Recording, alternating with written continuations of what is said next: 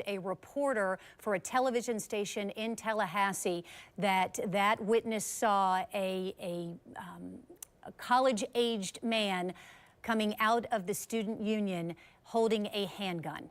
That is all we know. And then, of course, reports also coming into our newsroom that 4 people have been injured and rushed to the hospital. All right, I'm told that we have a student who actually comes from Jacksonville, who lives in an apartment in Tallahassee and is going to join us on the phone. Who am I talking to? Just give me your first name. This is Christina. Hi, Christina. So, were you on campus when this active shooter alert came out? I was not on campus. Me and my friend were actually heading to campus, and then we got the alert, so we decided to stay home. My friend's roommate was actually on campus at the student union. And have you heard from your friend? Yes, she just got home about 10 minutes ago. She told us she heard shots, and she just started running immediately. Well, had to jump in a random person's car. Did she tell you how many shots she heard?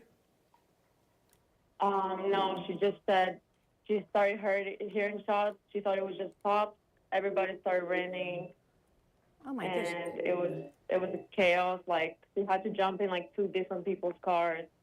Oh my goodness, Christina. I mean, what did you think when you heard that? I mean, this is a school where you attend. It's honestly, I don't know. It doesn't feel real. I don't know how I'm going to be able to go on campus again without being kind of scared for my safety. And same with my friends. It's just horrible. Have you heard from any other friends who are like you in shock? I've gotten multiple messages from people. Everybody's like, are you safe? Are you okay? People just being on campus and just, I don't know. I'm speechless, honestly. And Christina, could you tell us a little bit what's going on campus today? I mean, are you in the middle of exams? What's happening, in terms of the end of the semester? Yeah, so it's the end of the semester, so everybody's stressed. Everybody's trying to make it to class on time. I kind of like finish up last quizzes. I know that in the class that we were supposed to be at, there was a quiz going on and it got canceled, and apparently my classmates were going on the 4th floor to kind of hide. Oh my gosh. Are you still getting a lot of texts and phone calls from friends right now? Yes, from people from Jacksonville, people from back in my country. It's insane. Yeah. Have you gotten anything from the university before, to prepare you for this kind of thing? Because it's a reality in today's society. It is. Honestly, we get alerts from the university, but my friend's roommate that was on the scene said she didn't get an alert until after that was going on. Mm-hmm. Have you been receiving any alerts updating you, Christina, about what's going on? Yes. We've been receiving alerts every 2-3 minutes or so. Anything that says, that they have a suspect in custody and it's going to be okay, you can relax, I or will be still checking right now. Okay, can you tell us what the latest alert says? Yes. So go ahead and take your time. The latest one says, continue to shelter in place. Police have responded to an active shooter call at the student union. Stay alert for more information. So basically it's the same thing. Are you going to be hesitant to go back to campus, even though the fact remains that, you're about to approach finals here and the semester is about to end? I feel safe in my university on a day-to-day. This is kind of an unexpected situation. I trust that they have that under control. Obviously, as any other normal person, they will be scared in any other situation like this. But I believe that with time, it will be handled and everything will go back to normal eventually. Christina, can you, obviously, we don't want you to tell us exactly where you live, but can you tell us what you're seeing? Is there a heavy police presence and where you are in relation to the student union? So I'm by Pensacola Street, and there's still police passing by here and there. We hear police sirens. yeah, it's been at least 15 police cars that I've seen in the past 30 minutes passing by the street. And have you heard anything from your friends? Maybe even more. Have you heard anything from your friends about, anybody being hurt? Anything about a potential suspect already being in custody? Anything like that? People are saying, I'm not sure how accurate this is, but people are saying that one shooter out of the three, apparently there were three, got detained, that there were about 7 injuries and maybe even a few deaths. Okay, But I'm not sure how accurate this information is. right, and that's the really one thing that we've important got to say, point. because I've heard either 2 or 3 shooters, and at this point, nothing's been confirmed. But yeah, until we get official word from police, we don't know anything officially. Christina, you please stay safe. We're glad you're okay, and thank you so much for joining us in a very difficult time. We may be checking back with you. I do have a statement from Tallahassee Memorial Hospital. TMH is actively receiving, they say, and caring for patients related to an incident that's occurred at Florida State University. At this time, it goes on to say, details are still unfolding. We do not have specific information to share. However, we want to assure the community that our teams are fully mobilized and prepared to provide the highest level of care and support to all those affected. We remain in close coordination with emergency responders and public safety officials, and to ensure accurate information, we'll provide updates as soon as they are available. We ask for your patience and compassion during this difficult time. Also, WCTV TV there is saying that 4 people have been taken to Tallahassee Memorial with injuries, and they're not talking about the extent of those injuries, but that comes from a hospital spokesperson at TMH. And Jen, we just got a statement from Florida Senator Rick Scott. Yeah. And and he posted, in fact, online saying that he's praying for the safety of everyone at FSU and a swift recovery for those injured. My team has been in touch with local law enforcement and continues to monitor the situation. Students should continue to follow directions from school officials, and we know that the school is reporting and sending out alerts. In fact, you just heard from the student who was getting ready to walk onto campus, but then stayed home after she heard what was happening. Christina, who's from Jacksonville, and she said she's been getting these updates and these alerts, every few minutes from the school, and that they have specifically said that everybody needs to shelter in place. But as you mentioned, the Memorial Hospital there has suggested then to reporters on the ground that 4 people from the campus have been hurt. We also know that our crime and safety analyst, Tom Hackney, is also standing by for us. We will bring him to the conversation in just a few minutes. In the meantime, we are really asking anyone who has a student who attends the school, or maybe someone who works at the school, please contact us here at the station, because we know so many of our viewers probably have a student who is there or went there and wants to know exactly what's going on, as do we. This is very typical sadly, when there are shootings, particularly on campuses. Of course, the focus is to send everyone there and try to get a handle on exactly what's going on and to minimize that threat. And so as a result, there's very little information that's coming out of law enforcement, fire rescue. We've called them all. The university and anyone who's there to try to glean more information so we can give it to you. And the best way that we can really do that also is getting as many people who are there, like Christina, who called in, to tell us exactly what's going on so we can paint this picture for you. But again, the information that they are getting, there's a kids game. It's called Whisper Down the Lane.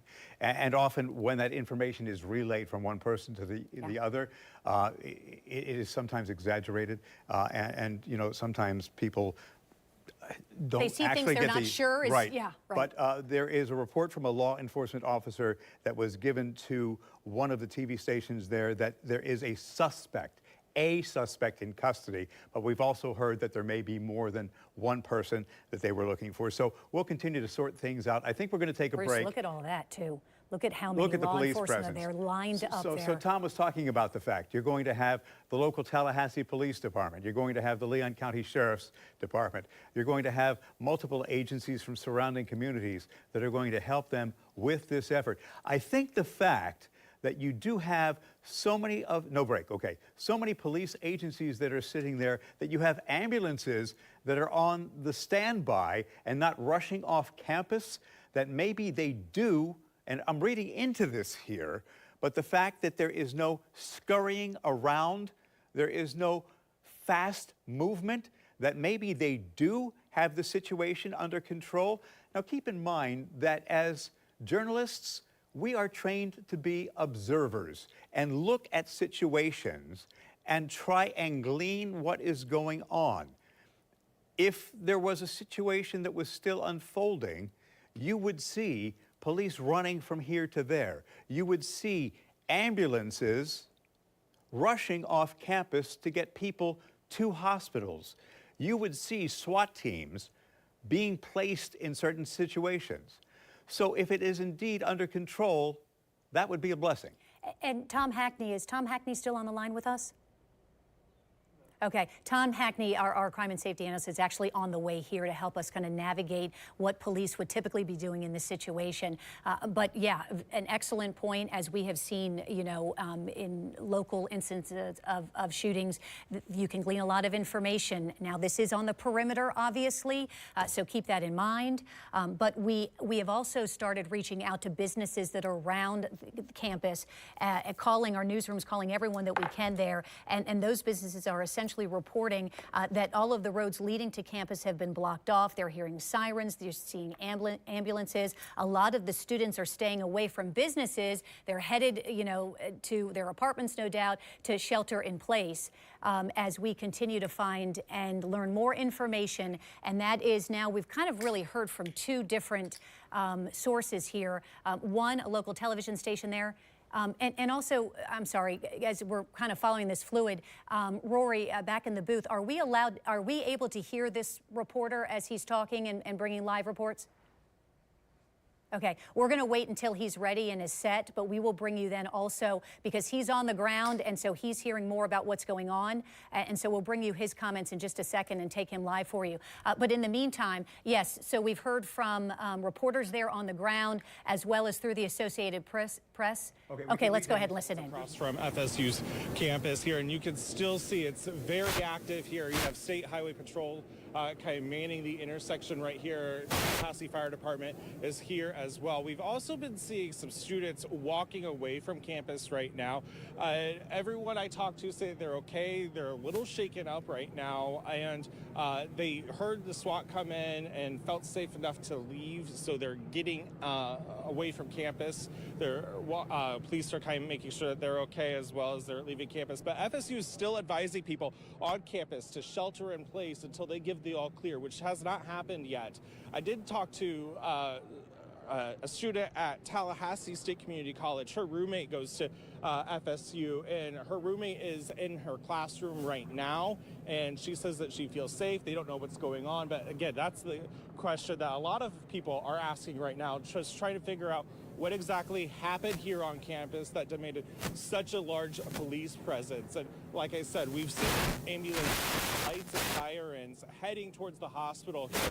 So we do know that there are victims. We just don't know the total victims yet, or if the shooter's one of them, or any of that right now. So we're working on getting those answers for you, and we'll have them as soon as we can. Back to you. For a live phoner. All right, so basically that reporter has much of the same information that we do. You know, the fact that there are reports of at least 4 students who may have been injured. Nothing has been confirmed. You know, at this point, there are reports that there may have been more than one shooter. Again, nothing confirmed from police. And the reason for that is this is still a very active investigation. He did say that the students are still being urged to shelter in place, and they have not given the all clear for the campus yet. Read that into what you may. The fact that they have not been given the all clear may mean that they do have the situation under control. They are waiting for that to come. But as you have seen from the Department of Transportation cameras that we've been privy to along Tennessee Street and Pensacola Street, which are the 2 main streets out of the campus at Tallahassee, you know, students are still leaving campus and doing what they can to get to safety. Those who were not able to shelter in place wherever they were while they were on the campus or anywhere near the student union. Yeah, I think that, you know, so much of what we can just tell you right now, based on what we're hearing from the reporters you heard, who really didn't have a whole lot of information, you know, again, the priority here is minimizing and, you know, just getting under control exactly what's happening on campus. But I think that, you know, that we're seeing people, you know, really kind of on the periphery here, kind of standing around waiting, no doubt, to try to figure out exactly what's going on. We know that 4 students or 4 people on campus, according to what we are hearing from the hospital, have been rushed to the hospital. We know also that a witness told a reporter there that they saw a college-age looking student or a person, man, I should say, I don't know that it's a student, walking out of the student union holding a handgun. So that's the only report we've had that would suggest one shooter. However, we are hearing these rumors, and again, at this point, they are just rumors, but you have to forgive us here. This is about just trying to get as much information as possible, and unfortunately, what ends up happening is people start talking, and you know, we're still trying to ferret out exactly what happened, but we know that 4 people have been taken to the hospital. One of the respected news agencies in the area that has direct access to 2 law enforcement sources with direct knowledge of the situation is reporting a suspect is in custody following that shooting at Florida State University. And I'm looking for another corroborating report to that, but that comes from 2 respected law enforcement sources at this time. And we're joined by Tom Hackney, our crime and safety analyst. The shelter-in-place warning is in effect. And even if they do have the reports of the active shooter in custody, Tom, they want to make sure that there may not be others at this time. They want to make sure that student safety is priority number 1.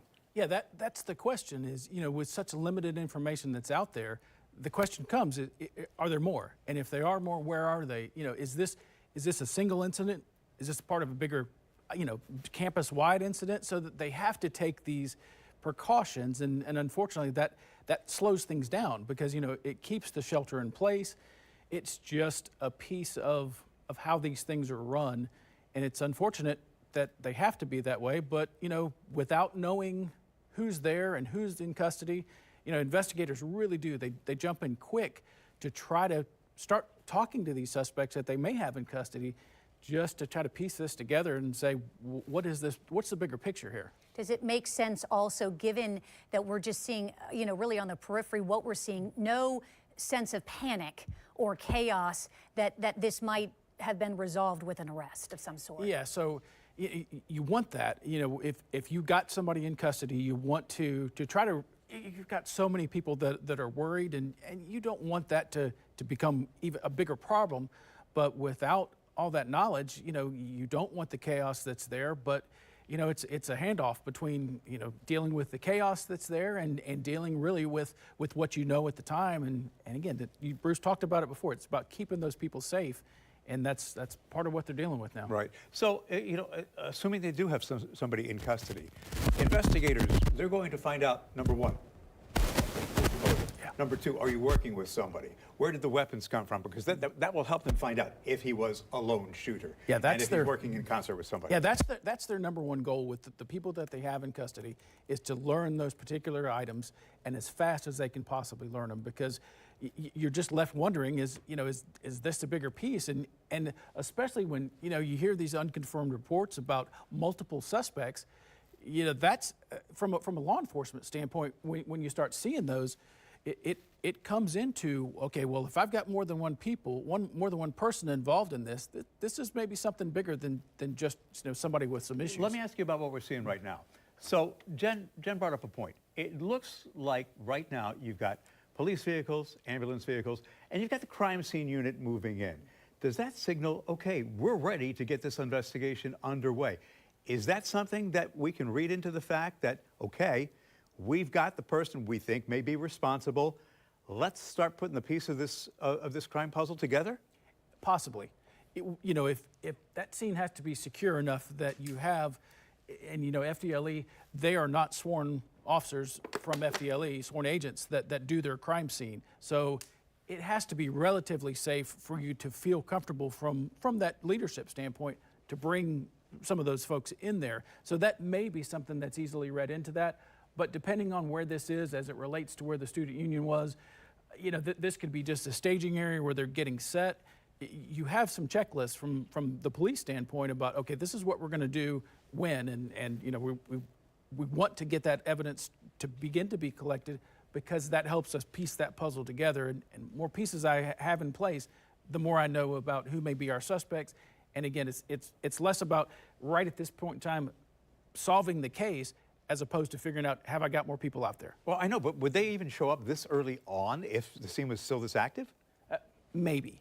You know, this is Tallahassee. This is where FDLE is headquartered. That's where their crime lab is. So you have those folks who are at work today. It's a normal work day. And then like, hey, get yourself together, get out there, stage up and be ready. So we're not waiting for you to get there. You're waiting on us. So it is entirely possible that if they're there and close to the proximity, that they may have some things from the internal standpoint are better in hand. So, Tom, bear with us here because we are, dipping into this live interview. Can we? Let's listen to this student. ANN, BANASIAK. And just look at me. So the camera's not there. And what year are you? I'm a freshman. Freshman. Oh wow.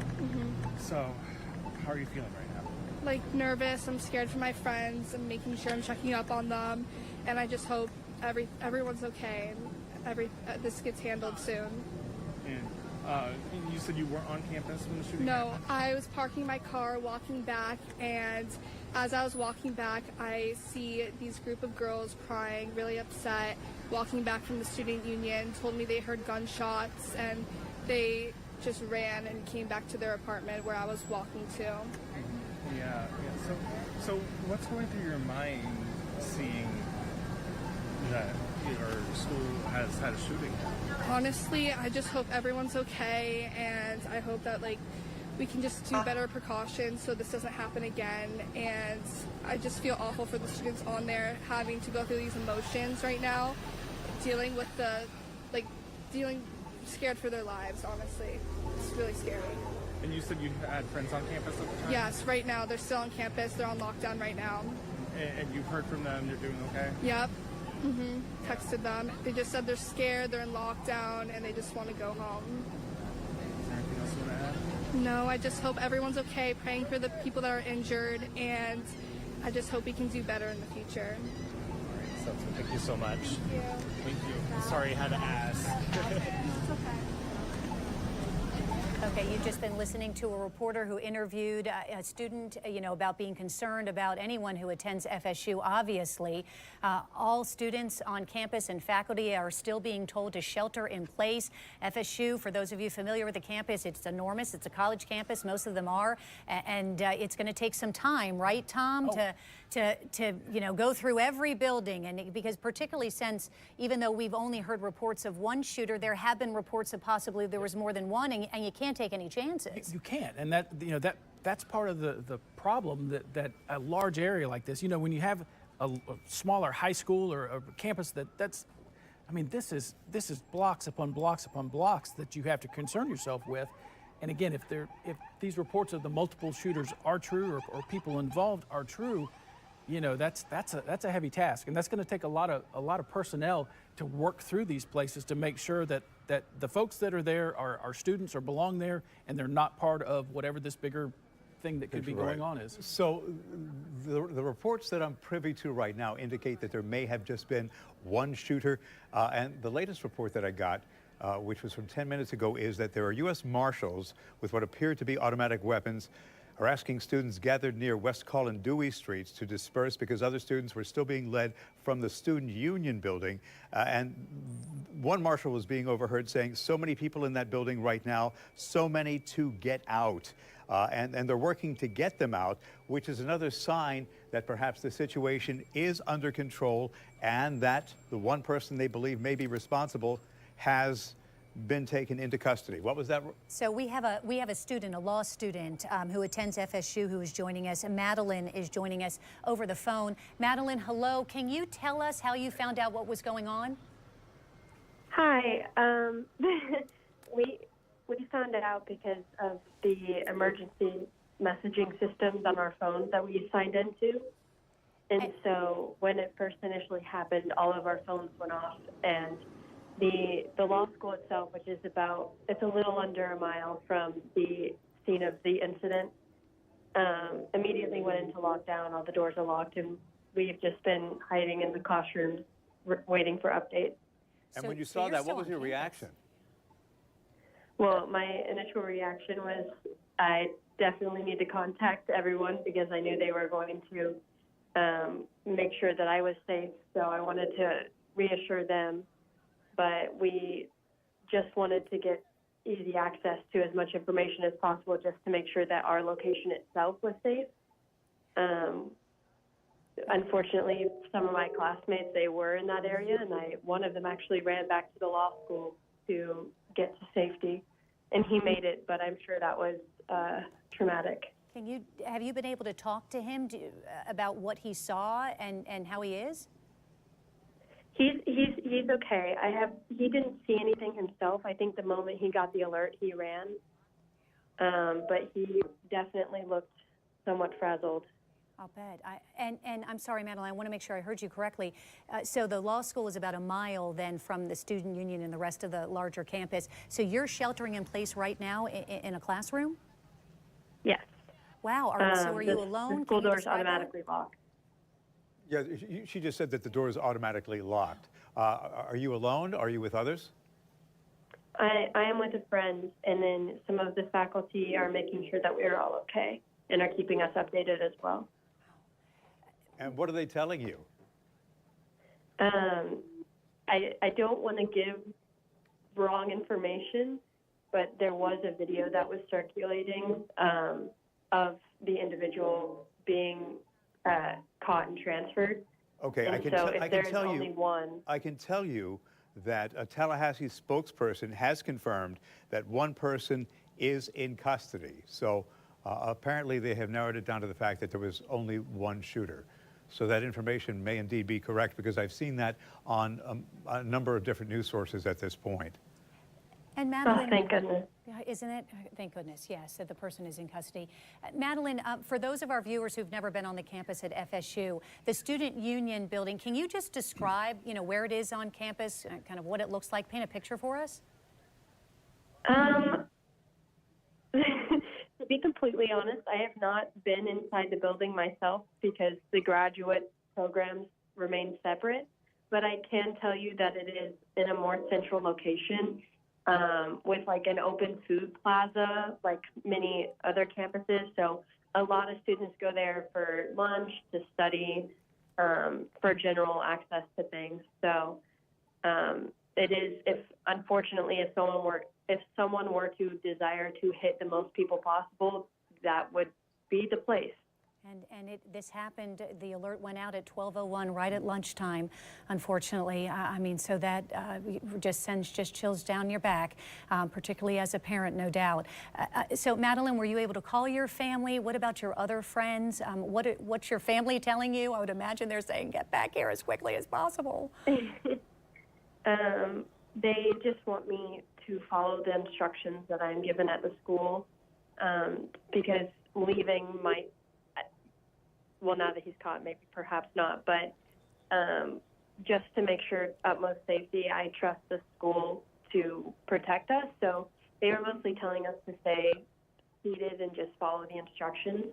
And then I did reach out to my other friends that were around campus, and everyone has reported back that they are safe. So that was incredibly reassuring for me. And Madeline, have you, just because of the day and age we live in, have you learned, been taught, how to respond in these kinds of situations? First and foremost, the thing that you're always told is to stay low, stay where you are, have access, if you can, to whatever is going on as quickly as possible, and to lock the doors wherever you are. That's predominantly what I have always been told. Running draws attention, so usually that's not recommended. But this has been usually the drills that I have been doing since high school back in Jacksonville. So unfortunately or unfortunately, due to the nature of the times, I did feel prepared for something like this. Well, we thank you for joining us, and we certainly hope that you stay safe and well, and we appreciate your time. and our prayers are with you. I have a statement from Governor Ron DeSantis, and he says our prayers are with our FSU family and state law enforcement actively responding. We also got word that FBI Jacksonville is assisting in the investigation. If somebody in the back can try and get hold of Amanda with FBI Jacksonville, perhaps we can get them on the phone. Also agreeing to join us is Bryce, who's an FSU student on campus, and he apparently left right when it happened. Bryce, can you tell us if you heard anything, saw anything when this all started to come down? Hey, can you hear me? Yes, we can, Bryce. Thank you so much for joining us. Number one, you're apparently safe. When Yes, you I heard am. whatever, when you got the alert, what was your reaction? Yeah, no, so this was the best day to forget my laptop because I was going to bring it to my ordinary differential equations class. But yeah, I was heading back home. I had just left campus, and that's when I got the alert on my phone. And what did you think? Did you believe it? I've had friends from Parkland, and this is just kind of the new normal. Oh, I'm so sad. That's sad. That's just so sad, Bryce. Where are you now? And have you been able to communicate with any of your friends or classmates? Yes, I'm currently home north of campus, and I've chatted with pretty much everyone that I know, FSU student-wise. I've also talked with some of my professors, and they all seem to be safe, but a lot of them are hunkered down and scared. Yeah, you know, we just talked to another FSU student, and the reaction was, you know, unfortunately, this is the new normal. Do you feel that way? Oh, gosh, yes. I remember when I went to Tampa Bay Tech back in 2018, 2019, after the Parkland shooting, we had a demonstration where everyone walked out, and we all realized, you know, as a culmination that this is just going to keep happening and nothing's going to get done about it. Is that frustrating to you that nothing's going to get done about it? Oh, gosh, yeah, definitely. What do you think needs to be done? It's difficult because I know myself and I know how to protect myself, but my hands are, if it makes sense, is that my life is not in the hands of the, you know, the government. It's in the hands of the shooter, but the shooter's life is in the hands of the government, is what it seems. Can you explain what you mean by that? Because this is how I think. I think the access to guns that we have right now is what's causing this, and I will say that like this, just straight like that, yeah. Bryce, could you, I asked this question of Madeline, and she'd not actually been in the student union building before. Could you explain, apparently that is a building where tons of kids would be, you know, getting lunch and whatnot. We know that the alert went out at around 12:01. Can you kind of set the scene for us a little bit, the student union building and that area around it? Right. So on any given day, you walk in from either the west, the east, or the south. There's stairways all across the area. That's where orientations are typically held. We have the main floor, which is going to have all the food courts and sitting areas. Down under, we have a bowling alley. There's a picture framing shop and a place to hang out at the bar. If you go to kind of like the seating area on the floor above the main floor, you get like a piano, more sitting areas. If you go to the top floor, that's where you start to get more of your auditorium space. Wow, so that's just a very popular area where a lot of students would be this time, you know, of the day. And you're ramping up for exams, or are you in the middle of the process? Oh my gosh, yes, I'm a meteorology student. So you're preparing for exams? Oh, absolutely. Yeah, it's been a difficult semester because another thing people forget is that FSU isn't just Tallahassee. People come here from all over Florida because of bright futures. So I'm from Tampa, you know. My family's from Tampa. I got people from Jacksonville, from Miami, from Fort Lauderdale, all over Orlando. And this isn't just affecting Tallahassee students. This is affecting Florida students. This is affecting Florida families. Yeah, I would imagine. Did family reached out to you? Explain that a little bit, how you were able to get in touch with them in that conversation. The second I got the alert, I went on my car and I had to call my dad. He's at work. He's at McDill. And I called him. I was like, hey, Dad, there's a shooter, but I'm safe. I'm leaving campus. I was actually scared to tell him that I was on campus because I didn't want him to freak out. It's finals time. Are you going to be afraid to go back and finish out the semester? Yes, and the point that I wanted to make earlier, which I forgot to, is that I was suffering through Haleen and Milton, and I feel like FSU hasn't done a very good job at, students recovering from this severe stress of natural disasters and now apparently human-caused disasters as well. Oh, Bryce, I'm so sorry. We so appreciate you taking the time. I know that this is very anxiety provoking for you, and we appreciate your candor and you taking the time to share, what you saw, what you're hearing. May I ask you before we let you go, have you received any more recent alerts from FSU that can help us kind of, tell our viewers at home what's going on campus? Yeah, I'll go take a look. The last one we got was at, I believe, 12:58 p.m. FSU alert, Tallahassee emergency message. Continue to shelter in place. Law enforcement is actively clearing rooms at the main campus. Yeah. So there are, if it makes you feel any better, confirmed reports that the shooter is in custody. And our crime and safety expert is Tom Hackney here. And he says, you know what, they may keep that shelter in place alert, in place for a little while, just to make sure, Bryce. Know that our thoughts and prayers are with you, and we thank you so much for spending some time. We certainly wish you the best and hope that things calm down for you, and hope that you get to finish your semester with some peace. Have a peaceful rest of the day, and I hope you get to get some rest here and relax your mind. Call your father again. He's going to want to hear your voice. Yeah, please, both Jen and I are parents to college students, him. so we understand your angst, and we've got some on our own. I have from the Tallahassee Democrat a witness statement. Will Schatz is an FSU senior. He was in the Strozier Library on campus around noon with friends. He actually saw people running. He ran with them exiting the back of the library at West Call and Dewey Streets. And he goes, I could have sworn I saw a cop running after somebody and screaming something when we ran out. And he said, then when I got out, I heard 7 to 8 gunshots. I'm not sure if that was the shooter shooting or if it was the cops, shooting at the shooter. He called his mom right away after he got out of the library to tell her he was okay and what happened. Since then, he said he saw 4 students loaded into ambulances and taken away first. Good boy for calling mom. Yeah.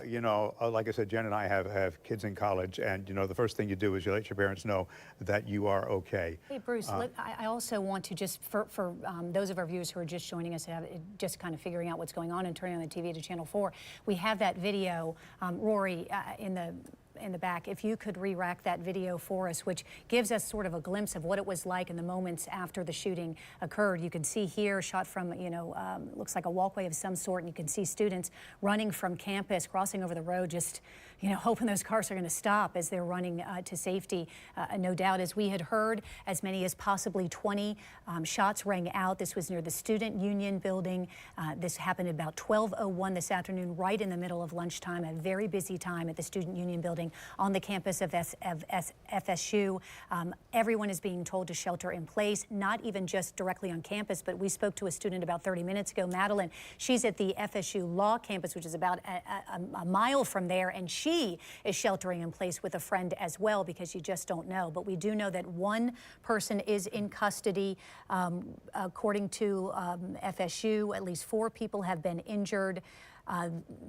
Citing hospital officials, I'm sorry, forgive me here, we're digesting all of this, it's being posted here, and that the hospital there, Memorial Healthcare, actively receiving and caring for patients from the shooting. We are hoping that is no longer the case, that it's just the 4 at this point, and we're waiting to find out more about their condition. So Tallahassee police, 2 informed sources say that the active shooter is in custody.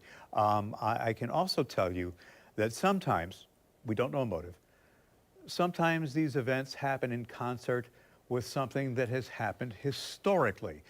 Tom brought up the point that if you look to history, I think it was 30 years ago today, there was the Oklahoma City bombing. Yeah, so, you know, law enforcement looks at this April window. It's usually from April 15th or so until maybe the 24th or 25th, because historically there's just a repeat of things that happen during this April time. And It's a trigger. It really is. And, you know, is it associated with tax day and, you know, some of the subversive groups? And you don't know. And I'm not trying to say that what happened in Tallahassee today is anything to do with any of those, but it's just awfully suspect that it's within this window that law enforcement kind of says, hey, this is a time that we need to be extra vigilant about what's going on. And then here, right at noon, we see what's happening. And, you know. So let me give some perspective here. It was that deadly blast that toppled American notions of safety, exposed anti-government rage, and unified a grieving city, Oklahoma City. And its lingering impacts were mixed. It was just after 9 o'clock, April 19th, 1995, that Jason Williamson was on the phone helping a customer work out the logistics of a complex cash withdrawal. At 24, his credit union in downtown Oklahoma City, his first real job, at his desk on the third floor of the Alfred P. Murrah Federal Building sat to the left of the teller windows. He was serving customers. As he spoke, he noticed lights flickering before the world suddenly went pitch black and quiet. All of a sudden, there was a deafening roar, this is his account, and the feeling that he was in free fall, plummeting into the earth. At 9:02 that day, 30 years ago, a 4,800-pound fertilizer bomb detonated in a Ryder truck parked outside the north entrance of Oklahoma City's federal building. The blast killed 168 people, 19 of whom were children, injuring more than 700, destroyed or damaged more than 300 buildings. Again, we're not saying this is tied to that, but as Tom pointed out, sometimes it acts as a trigger. Yeah, and it's interesting because it's International Violence Extremism Day, or also is today. It's today. So, again, you know, law enforcement, I guarantee you, law enforcement, that's top of the list of what they're thinking of over there. They'll look for any trigger. Just because, and, you know, we just put out that the FBI from Jacksonville is going over there, and without a doubt, that's on the forefront of their minds as they go to begin to investigate motives behind this, and maybe it is just one person, and maybe this is completely unrelated to anything that we've just talked about. But from a law enforcement standpoint, the association with Oklahoma City and the explosives, this, you know, Oklahoma City wasn't an active shooter. It was a bomb. It was a massive bomb that nearly took down an entire building. So that plays into the response in Tallahassee is you know, is there an explosive component to this if it is indeed related? All these things are just pieces that law enforcement thinks about, puts into place, and tries to react to without knowing Has true to, facts. as the investigation continues. Just one point, Rory, if you could please update our lower third also for our viewers who are just joining us, that chyron there, now that we have confirmed that a shooter is in custody. From two police sources there. Yes, if you could please update that for our viewers who are just joining us. Also, 4 people taken to the hospital as well. We are waiting to hear their condition. Tom, to your point, there may be some who have been following us now since we've been on the air for the last hour who are saying, what is taking so long, right? We're seeing these images on the outside that show essentially, you know, police, they're kind of diverting traffic, so to speak. Why is this taking so long? You know, you honestly, you want to try to get as much information out as possible, just because you have so many people sheltered in place, and it's quick and easy to forget. Hey, I tell these groups to shelter in place. Let me go worry about my issue that I'm dealing with here. And oh, wait a minute, I've got thousands of people sheltering in place. Information is key to coming out and sharing that information to let people know what to do, because I can guarantee you that across the country, across the state, there are thousands of parents who are shaking right now, wondering what's up with their kids. Are they okay?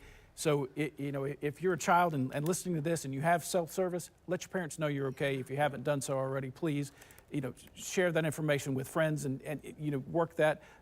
The systems will get overloaded. It just seems to always happen. So, you know, be patient with what you're doing. But law enforcement, I'm sure they're working right now to come up with a plan to release information about this.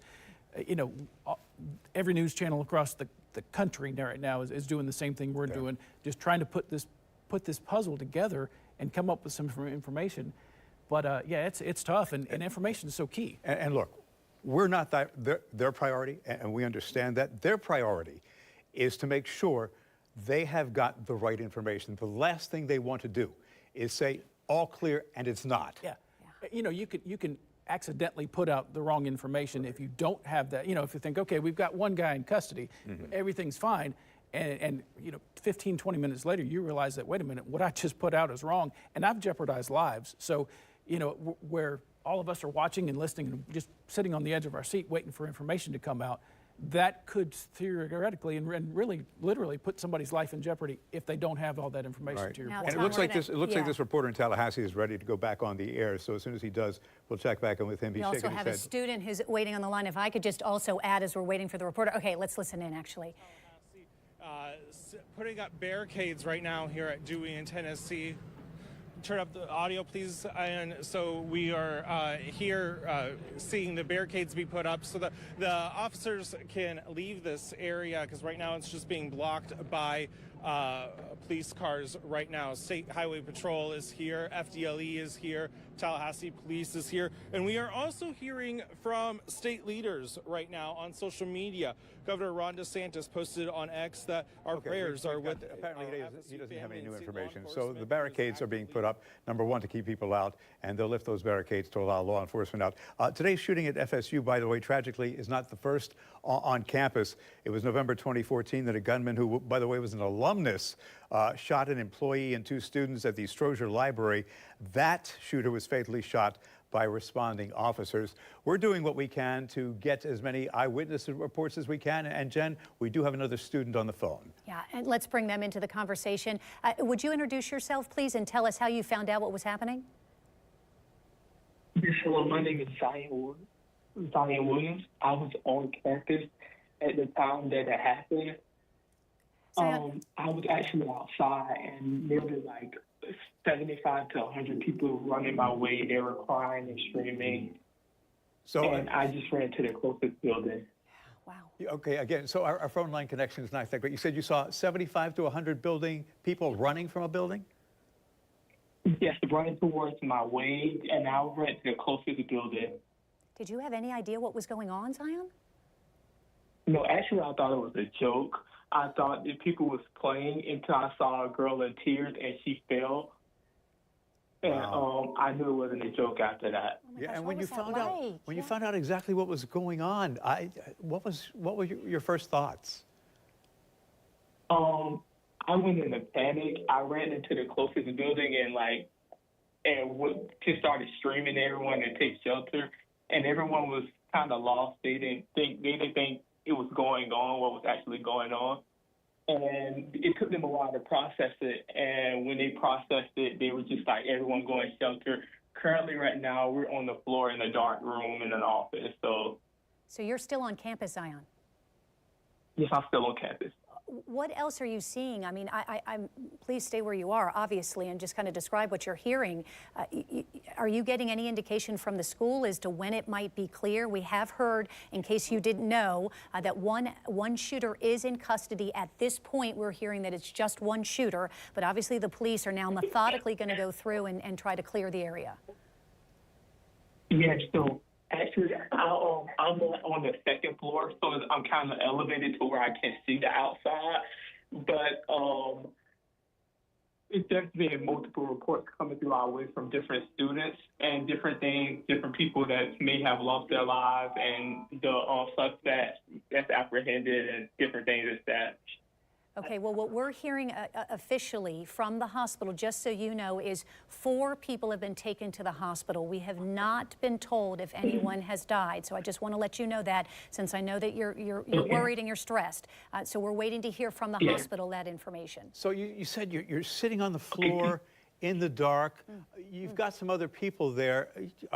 Are you at least getting some comfort from each other? Because that's got to be a very, very difficult emotional situation, Zion.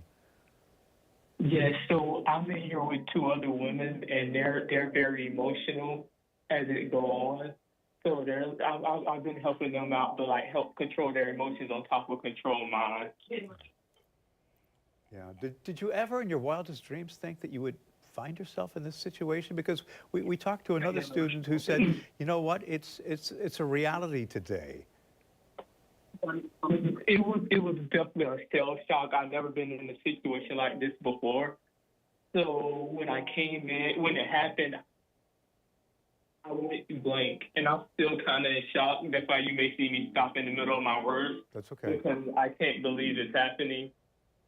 But Zion, you're So safe, which is great. It's different. Yeah, you're safe. Can you tell us a little bit about yourself? What year you're in at FSU, what you're studying, and where you're from? Yes, I'm a current junior, majoring in marketing, and I'm from Jacksonville, Florida. Okay, you're from Jacksonville. Oh, I'm so glad you're okay. Of Yeah. course. Have you talked to your family? How did they reach out to you? To walk us through that conversation. Yes, so my mom, I called her immediately after it happened, and I think she was in bad connection, but right after she called back after she heard the news, and I've been having a flood of family members call through to check in to see how I'm doing. All right, you want to just give your mom's first name, because she may be watching, and just say, hey, Mom, her first name, you're okay, it's Zion. Yes, hey Mom, I'm okay. Anything you want to tell Mom? It's fine. Anything you want to tell Mom, Zion? Just beyond that you're okay, just to assure her. Yes, I'm okay. I'm actually in the office right now, and I'm doing pretty good. So hopefully we'll be really soon. Okay, good. You know what? I got to tell you, Jen and I both have college-aged kids, so we know how important that, reassurance is for parents. So thank you so much for taking some time to chat with us, and we wish you the best. And we certainly hope that, you get the all clear soon and literally get out of the dark and get back to the safety of your home, and that you can find some peace tonight. And Zion, I know the two women that are there with you, if they want to talk with us and if they have a message to anyone that, that they would like to give through us, please let them know that we're happy to do that for them. We can only imagine how they're feeling and the anxiety that they're feeling right now. Are they also from the Jacksonville area or Northeast Florida?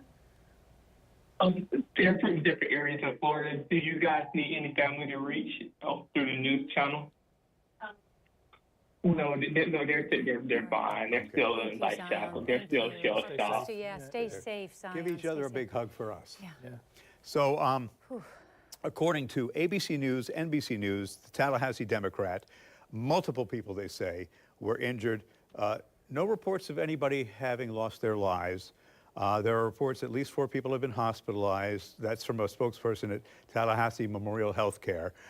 There are reports from 2 law enforcement sources. A suspect has been taken into custody. Just a little bit of history here. Just right after noon, at 12:01, the first alert about the active shooter came out. Tallahassee police declining to comment as to whether or not the suspect was a student at the university. And again, it may be a while before we even know anything about that person and the condition of that person as well. Was this a situation where this person, as we had heard from a reporter on the ground there who interviewed a witness who says they saw a college-aged looking man come out of the student union carrying a handgun. And Tom, I don't know, does handgun tell you anything? Is that a limit to how many shots could be fired? Because we initially heard it was 20. Maybe that was more than, when you hear one gunshot or multiple, that number can add up. Easily. And your mind as a and witness. one shot sound, it's frightening. People ask, how big the barrel was, and it was about this big when it's pointed at you. So, yeah, the fact that it maybe was a pistol, that if it's just the one magazine that's with the gun, that's going to limit the amount of damage and bullets that can fly. But, time and time again, we see that these folks that do this, they come ready, and they come with extra magazines, and they come with extra ammunition. And again, we're going to find out later about what happened here and what kind of preparation there might have been. But yeah, so if it's just a pistol, that's certainly better than coming with a knapsack full of ammunition or an automatic weapon, yeah. And an automatic weapon, yeah. But we also don't know, how many shots came from the gunman, how many came from police in response too. Right. Oh yeah. Trying to take the gunman down. Again, 30 years of experience with this. When the training came from Columbine and was really made to be an important piece of law enforcement training, the ability to address a threat and run towards the threat. From a police standpoint, it was emphasized, and we've seen some cases here in the past several years where that wasn't done, and the criticism that surrounds that, and rightfully so. Talking about Parkland. Oh, absolutely. You want to see law enforcement respond and address that threat. So you hear gunshots, and maybe some of those are law enforcement attempting to address them, and you just don't know. But when you hear people's shock, and they're just not ready in their brain to address hearing gunshots, because you hear reports later, oh, it sounded like firecrackers. Well, that's just what your brain does, and having some plan, and we've talked about this before with other things, having from a parent standpoint, having conversations with your kids, and you think, okay, it's elementary or high school. No, it runs into college age kids about what to do if something like this happens, and having a communications plan, having an exit plan that is in line with what is being taught in high schools to response. Do you run? No, and we heard that today. It's not a good idea to run, and you don't want to do that. You want to shelter in place when possible and work through that. And here in Zion Talk, you can sympathize with what that must actually be like, to be in a dark office, laying on the floor, and trying to filter in information about, is it safe? Am I safe where I am? And yeah, that's waiting for someone to somebody come tell and me. tell you You that don't it's know what's okay. going on in the outside world. Can you imagine? And afraid to just even peek your head up to look out the window, because what if someone is still on campus and they might see you and come after you? Oh my gosh, I can't even imagine. I just got a comment from Florida House Speaker Danny Perez. He says, look, we're thinking of everybody on campus, and he says, what happened is terrifying, and to your point, it is every parent's worst nightmare, not to mention to the students, but as a parent, who wonders, my kid's away at school, I want to know what's happening, and even if I hear from them, what's really going on in their mind and their heart. Are they safe? Are they scared? Are they frightened? Are they alone? Are they going to get out? Yeah, I want to just share real quick, and let's continue this conversation. So the last post on X by FSU, from what I can tell here, was at 1:01 this afternoon. Continue to shelter in place, says FSU. Police have responded to an active shooter. We now know that one shooter is in custody. Stay alert for more information. Persons in need of emergency assistance, call 911. All classes and university events, including athletic events, have been that were scheduled, have been canceled. Individuals not already on the main campus at this time should avoid coming to the Tallahassee main campus, which certainly makes sense, which is why we're seeing people leaving the campus and not anyone going towards the campus. And I would also imagine that number one, it's finals time, that any exams are going to be postponed, and number two, the university is going to make mental health services available to anybody who needs them, because this is just going to be have a devastating psychological impact. And even for people who may be watching right now, who have kids in campus, who have students in campus, if this is something that's weighing on you, and if it's something that's concerning you, don't be afraid to ask for help, because it is very disconcerting. We live in a day and age and time that so many things are going on and weighing on us. Don't be ashamed. Don't be afraid to ask for help. It is available. And now obviously we're in the mix of this, right? So paint a picture on what is likely happening on campus that we can't see from this vantage point, even though we've heard that that someone is in custody. I mean, this could take hours. Yes. Tom. And again, even if this was a small campus, it could take hours. But when you think about how many blocks the Florida State University campus encumbers, that's going to take multiple law enforcement agencies working through. We talked to Zion, who's in an office building somewhere. So, you've got to make yourself through that as a police officer, at clearing these places to make sure that there isn't some other gunman. And intelligence is key to this from the police standpoint. So as they learn it, they share that with those SWAT officers and the other officers who are going through. That, hey, we're really feeling like maybe there isn't another suspect, that you're pretty good. You just need to make sure these are safe. But again, these can take hours. Unfortunately, that this is not something that will be over in the next 10 minutes. And you just... Oh, they're going to be there for days. Yeah. And you'll notice they've put up, which we didn't see until just now, the blockades, because, for the investigators, we saw the FDLE crime scene trucks moving, and it's protecting the integrity of the crime scene. Right. So it starts... kind of swinging of that pendulum from the immediate life safety of apprehending a suspect and attending to the injured to now the prosecution and the investigation as to what's going to happen with the suspect and the integrity of the crime scene, the integrity of the case and the evidence. That all comes into play. And again, for the investigators who may be talking to that suspect to learn motive, to learn people who may have worked with, scouring social media looking for some reason. Right. Oh, without a doubt. And again, we talked a few minutes ago about the anniversary dates and where we are, and does that play a place into this? And again, I don't want to paint a picture of scaring people to hear this, but is this a piece of a bigger puzzle that may be going on around this time? And that's what, especially the FBI who does their counterterrorism and anti-terrorism stuff, that looks at to make some decisions about how can this little piece be plugged into something bigger. And unfortunately, just like we've heard from here, this is the reality of today and the reality of some of what we live in, and that's frightening. Yeah.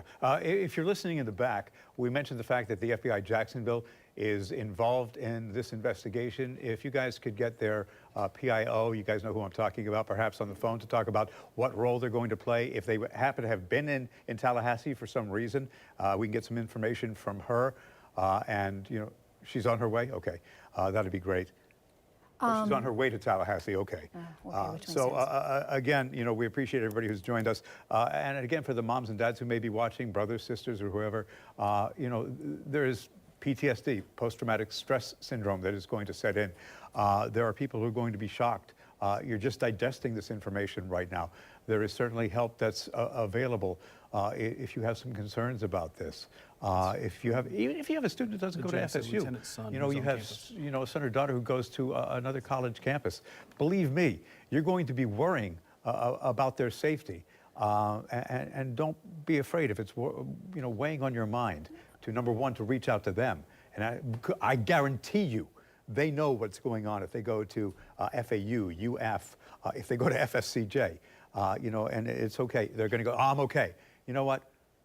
Make sure you talk to them. Get them to open up, because it's important. And I want to just, we are seeing, I know Tom has some video here. It's extremely disturbing. Are you talking about what's on X? No, it was sent to anyway. And we also heard a little bit from one of the students also about some of the videos that are circulating. I think that we have to understand that when we talk to a hospital, the hospital are talking about patients that are wounded that are coming on scene, right? Not necessarily those who may not be wounded and are still there. So read into that what you will. We just don't know at this point. But please don't rush to judgment based on what you're hearing until we can really kind of confirm exactly what has happened, because we know that a lot of our viewers have students who attend to FSU. Let me also warn you, I have seen some of the videos that are being posted. Some are graphic, some purportedly from students. They may very well be legitimate. Also, in this day and age of artificial intelligence, don't be fooled. You can't be guaranteed that exactly what you are seeing is real, okay? Make sure that they come from vetted sources, and you can be guaranteed that whatever you see here on our air is going to have been sourced, is going to come from legitimate sources, and it certainly won't be graphic. To the point of it, we're all talking as parents of college-age kids. I've, of course, immediately reached out to some dear friends who have a student who graduated recently from FSU and have a lot of connections over there in terms of existing students, and a relative there, Madeline, in fact, who joined us. The back and forth between husbands and wives. Have you talked to so-and-so? Have you talked to this one? Are they okay? I can't reach. Tom, for the viewer at home who has a student there who's trying to reach their student and can't reach them, what should they do? Yeah, that's such a tough thing because of that panic that you're feeling right now. It's repeated efforts to try to get that. And if you can't get your loved one, if you can't get your son or daughter, see if you can't get a friend group, somebody from their friend group who may know that, to try to verify where they are. I really recommend Life 360 or something like that.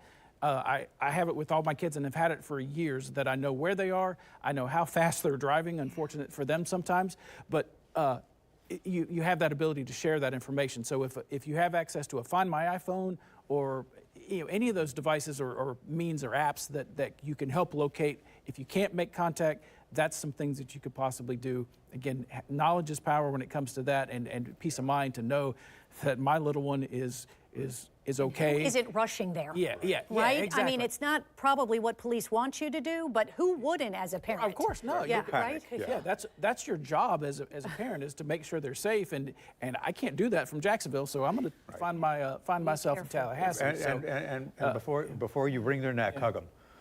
Yeah, for not being yes, in touch. please.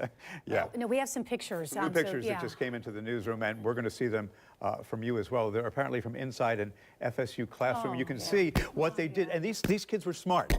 So what they did was they're like, okay, we've got to be safe. We were told to be on lockdown. What we want to do is make sure that anybody that may be out there is that they don't have access. What do we have at the ready that we can use? Oh, we have chairs here. We want to create a blockade. We want to make sure that anybody who may want to come and try and attack us can't get in. What do we have that can act as a barricade? Oh my gosh, Sean, Tom, it hits me. Yeah. Can you imagine that's your kid in there? Yeah. On the other side of that, and I can't. And, I just. Whew. And the panic. It's the unknown. Whew. It's the not knowing what's happening next. And you know, hey, lockdown. There's an active shooter on campus, and you know, this is. But they weren't panicked. Yeah. They had the presence of mind to do something. That's what I was about to say. Thank God they have the togetherness to get there and do what they can to help protect themselves. And again, goes back to have those conversations. Take opportunities like this and take this and have a conversation about, hey, if this happens, these are some things that you can do. And having a plan is so much better than having no plan at all. Right. And having covered a number of these, unfortunately, throughout the years, you know that there were probably some students who were panicked. And there are others who said, look, we have to remain level-headed. You know, we're here. We're going to do what we can to protect you. And then they took control of the situation. Well, you heard Zion. You know, him talking about trying to help the two ladies he was with who were emotional, obviously, and understandably so. But, you know, that's what it takes is help where you can, help blockade the door, help, you know, keep somebody from, you know, these things, you just see them time after time after time. And these are trigger points for people who really get panicky about these things. And again, rightfully so. And it's nice to know that there's folks out there like Zion who can help through that. And, you know, they may be panicked inside, but it's a controlled panic. Yeah, that's fine. But, you know, having the wherewithal to help somebody else, and we talk about today's age and all these things that we're faced with, I'm still, warms my heart to see that there's still somebody out there in today's age willing to do that, willing to step up. Let's also reset for just a minute for viewers who are just joining us, based on the information that we know that's confirmed if we can, right? An active shooter is in custody, right? Okay, that's the bottom line. We've got that from 2 police spokespeople, all right? So 12:01, alert goes out from FSU that there's an active shooter on campus. Students are told to lock down in place. Massive police presence. You've got Tallahassee police that respond. You've got the Leon County Sheriff's Office. U.S. Marshals is there. They basically set up a perimeter. You've got ambulances that respond. About an hour, 10 minutes later, you hear what Jen just told you. Yeah, right. And so, first of all, student union, witness who reported to a reporter on the scene that they saw a college-age man come out of the student union building with a handgun. Then an hour later, we hear that somebody is in custody. We also then start hearing reports confirmed through the Tallahassee Memorial Hospital that they have received 4 patients at the hospital. Does that mean that there are more who are wounded who have not been transported? We do not know that at this point. Then we hear from students. We've been reaching out to people that we know at FSU who called in. One of them told us that she was on her way to campus and then she saw a student running and heard from a student running, you know, essentially, don't go on campus. You know, a student panicked. Then we also heard from Zion just a few minutes ago who reports that he was walking on campus or towards campus and he saw 75 to 100 people running at him. Running out, right? Right, and he thought it was a joke at first. Right, and there are a lot of students who are on campus because they're taking exams. So we're getting reaction from a number of people, like this from Attorney General Pam Bondi, and she says the FBI is on the scene at Florida State, including FBI Jackson. We are in communication with agents on the ground. Our priority is the safety of everybody involved. We will keep updating as we learn more, praying for all. And again, they haven't sounded the all clear, but as Tom, our crime and safety expert, has pointed out, they're not going to give that all clear. They may have somebody, you know, in custody. They want to make sure that there's nobody else. Yeah. The FBI is on the scene at FSU, and Pam Bondi goes on to say, I am en route back to D.C. from our LA office, but we are getting updates on the situation on the plane. We will update you as we learn more. Governor DeSantis also posting, our prayers are with our FSU family, and state law enforcement is actively responding. From the Florida House Speaker, Danny Perez, also posted online, what we are watching unfold at FSU is terrifying and every parent's worst nightmare. We are continuing to monitor the news here in Tallahassee and urge everyone to pray for the students, the families, faculty, first responders, and all of those involved. Okay, a reminder to everybody in the back that we are going to take a break at the top of the hour. We do have to do a station ID, so if you'd be ready for that, I can do that at 2 o'clock. We're now hearing. We're not taking a break, okay.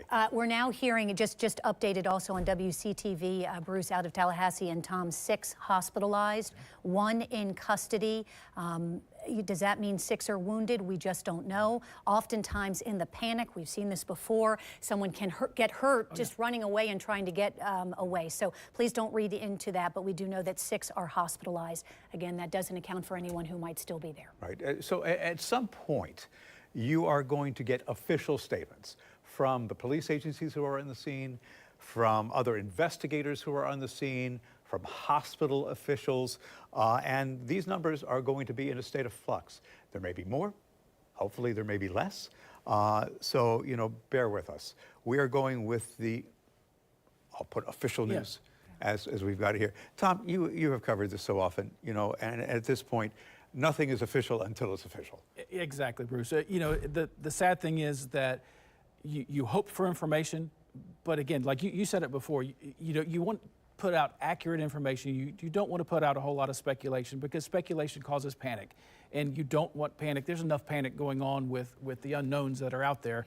But you know, law enforcement, again, will kind of shift from, are we actively shooting or actively searching for an active shooter, to, okay, here we are, we can slow this down just a little bit, begin the investigation, but start to feel comfortable about putting out statements about, you know, how many victims that you have, where the suspect is. If those are the critical things that, you know, we're almost to the 2-hour mark from ultimately where this happened.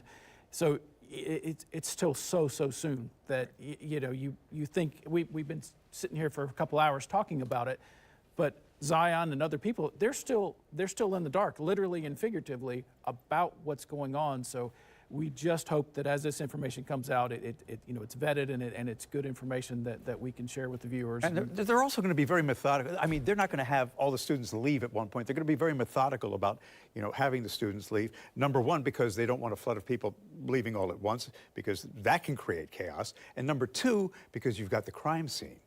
Again, we talked about that, about the integrity of the crime scene, and you want to preserve that. So as these teams are going around clearing the buildings, they are methodically doing that, but they're also allowing folks to leave and controlling that egress to get them off in an area in a way that they know is safe for the scene and safe for them. And again, not causing any more panic, not causing any other damage to the scene, to them, and getting them out safely, and then accounting for what they've done. That's another piece that you have to be so methodical about, that because you want to make sure that you're not leaving somebody sitting in an office waiting to hear from police, and it'd be 8 o'clock tonight and I've not heard anything, and here I still sit. So those are the things that law enforcement talks about as they prep for these kind of things. And how does this work then? Does this Tallahassee Police to Tallahassee, you know, or Leon County, you know, State Sheriff's Office to FBI? Does FBI eventually take this investigation over then? As we know, FBI Jacksonville is sending a representative out there. More than likely. Again, we associate it with what is happening today anniversary-wise and in this area. So I think you would probably see that lean more towards an FBI investigation. But, you know, the federal investigators, they rely very heavily on the local and the state investigators. So, you know, you've got FDLE on scene to help work through not only the evidence that's there, but, you know, the FBI has their own evidence collection and evidence processing teams that come together. It really is, it's rewarding to see how well these agencies work together. So, you know, their immediate concern isn't so much of, right now, let's figure out whose case this is, but let's all work together to interview witnesses that we have, to collect the evidence that we need to collect, And then as this progresses, hour by hour, we can get a better handle on that as to really whose case this is going to wind up being, and if the suspect is in custody, is he better as a federal suspect? Is he better tried at the state? And the state attorney's office from Leon County plays a part into this. The federal prosecutors, that they want to be involved in this too, and again, all of these wheels kind of work together. It's not like the TV crime shows, so the egos don't get in the way. So there'll be numbered jurisdictions. Somebody will take the lead, but for now, what's best for the investigation? Yes. It's 2 o'clock. You're watching WJXT TV Jacksonville. Tarek and Ashley pick up the coverage in just a minute. We interrupt this program for a breaking news alert from the local station.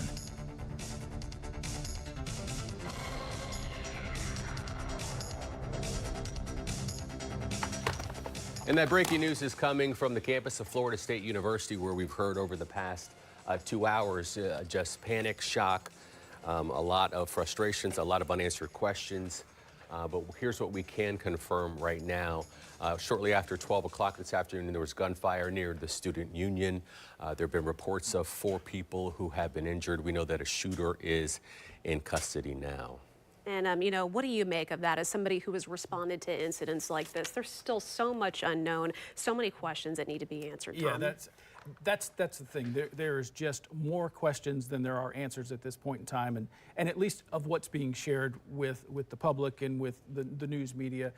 Law enforcement is working to get these answers for themselves, to make sure that from the inside of the law enforcement circle that they've got a real good grasp on what they're doing and who they're looking at.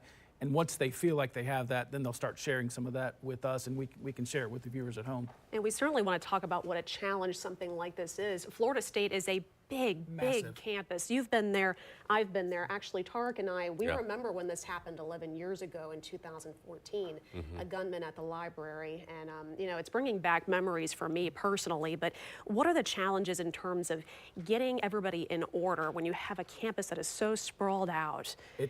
It's tough. I've got friends who I'm communicating with by text, and one of them just told me that one of their kids was escorted out of a closet from law enforcement just now. So those are some of the big hurdles. Is law enforcement. I'm working one section to follow up on this investigation, but a bigger piece, logistically wise, especially, is clearing the campus, getting some of these folks who you give that order, hunker down, stay where you are, and then you've got to come back and methodically move those folks out. So, you've got so many things happening at the same time. You've got the crime scene investigators who are there to worry about preserving the evidence. You've got medical staff who are working right now, I'm sure, to tend to the injured at the hospital.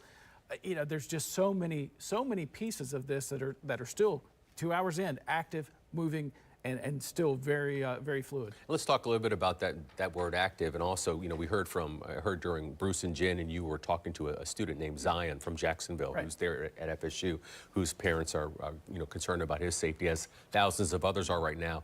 Do you imagine how long after they've cleared the scene, do they start the reunification process? And then if you could talk to us, like behind the scenes, is that also an evidence gathering moment? So as you're letting these folks go, as you're letting these people go from hunker down, the law enforcement officers who are there are looking for, what did you see? I need real briefly, did you see anything? Did you see a suspect? Did you see anybody with a gun? No, thank you. Did you see anybody? And so okay, come here. You saw something, stand over here. We're going to get your information. We're going to find out what you may have seen or may have known, and then send you on your way. Just to, again, work through with the witnesses are critical, and again, you have one suspect in custody. So is there more out there? The intelligence that can be gathered from that is so critical. And again, the closer you get into that student union, to the original scene, the talking to those individuals are critical. But you have to also keep in mind that, when you had, like Zion said, 75 to 100 people running away. So there's 75 to 100 potential witnesses that now could be a block or two away. So that's why it's so critical for law enforcement to do that quick triage, if you will. Do you know anything? Do you know anything? Tell me what you know, and then begin to use them as witnesses for intelligence gathering and for the investigation. Okay, as we continue to look at the live picture there of Tennessee Street, it's the image that we have right now, where you can see law enforcement officers blocking the roads in what is a very expansive, as we talked about, crime scene.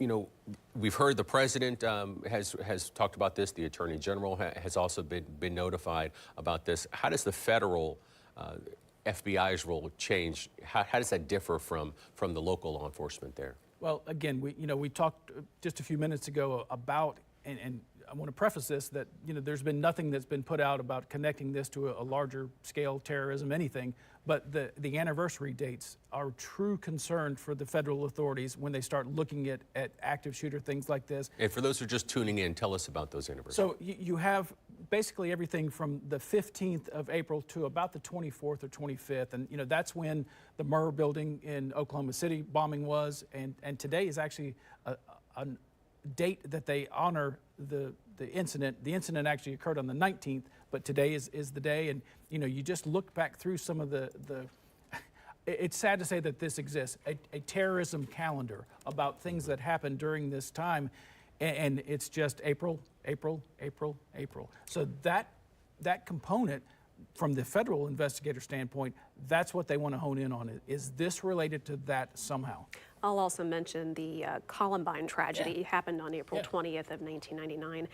From a law enforcement standpoint, it's so sad to think about how these things happen so often now, it seems like. How do you prepare? What is the training involved? When you hear that word, like Tarek said, active shooter, that response in that training, how does that kick in, and how do you describe it? Every law enforcement officer since Columbine, luckily, the focus of training has been on active shooter response. And it's even gotten sharper over the years, because initially it was like, okay, well, we're going to wait for 2 or 3 officers to get together and go in formation and address the threat. And honestly, that's not enough. When there are people dying, children dying, you shouldn't be waiting for anybody. You are, as sad as it could be at the loss of your life, you're paid to go protect those people. And that's what the training has evolved into.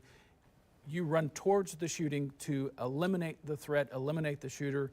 When we see that hasn't happened, it's very frustrating for me from a law enforcement standpoint when you see some of the videos from different locations where that hasn't happened. It's like, get in there. Get in there and solve that problem. Don't stand around, don't twiddle your thumbs, get in there and address it. So that's what the training really has turned into. And when those calls come into 911, when law enforcement gets the dispatch on their radio, that's initially what is. Get your behind in there and take care of this business right now. And that's a tough order sometimes. Right. Because from a police standpoint, I'm about to put my life on the line. That's what they're paying you to do. You'd best do it. Yeah, so right now, what we're able to report, 1 shooter in custody at FSU, at least 5 people injured. We've heard from the hospital, Tallahassee Democrat, also reporting that there are 6 patients. These numbers, it's just so early to know the injuries, the extent of the injuries, the fatalities, the number of shooters. I mean, we're only just barely almost 2 hours into this incident on its face. And you don't know. And, we talked earlier on the phone, and Zion had talked about 75 to 100 people running. And the unfortunate side of that is people can get injured with running. If you lose your balance with 75 people running behind you, there's about 75 people that are about to run over top of you, and those can cause traumatic injuries as well. So we don't know that that's not some of what's being treated at the hospital. You just, again, all this turns into a bit of a speculation, but the information will come out hopefully sooner than later, that we can get a better picture, viewers can get a better picture about truly what happened and where it goes from here. And once a situation like this is mitigated, where you were on lockdown, what's the process for getting out of lockdown? I can imagine it could take hours, because you certainly don't want to compromise the integrity of the investigation or hinder any evidence, so to speak. Can you speak to that, Tom? Yeah, so that's a big piece of that, like I talked about. You want to make sure that you're not just dismissing a room full of witnesses that can have active, good intelligence about who the suspect is, maybe what they were doing ahead of time. So, to have a law enforcement agency or officers go in and just open the door and say, okay, y'all get out of here, we're done.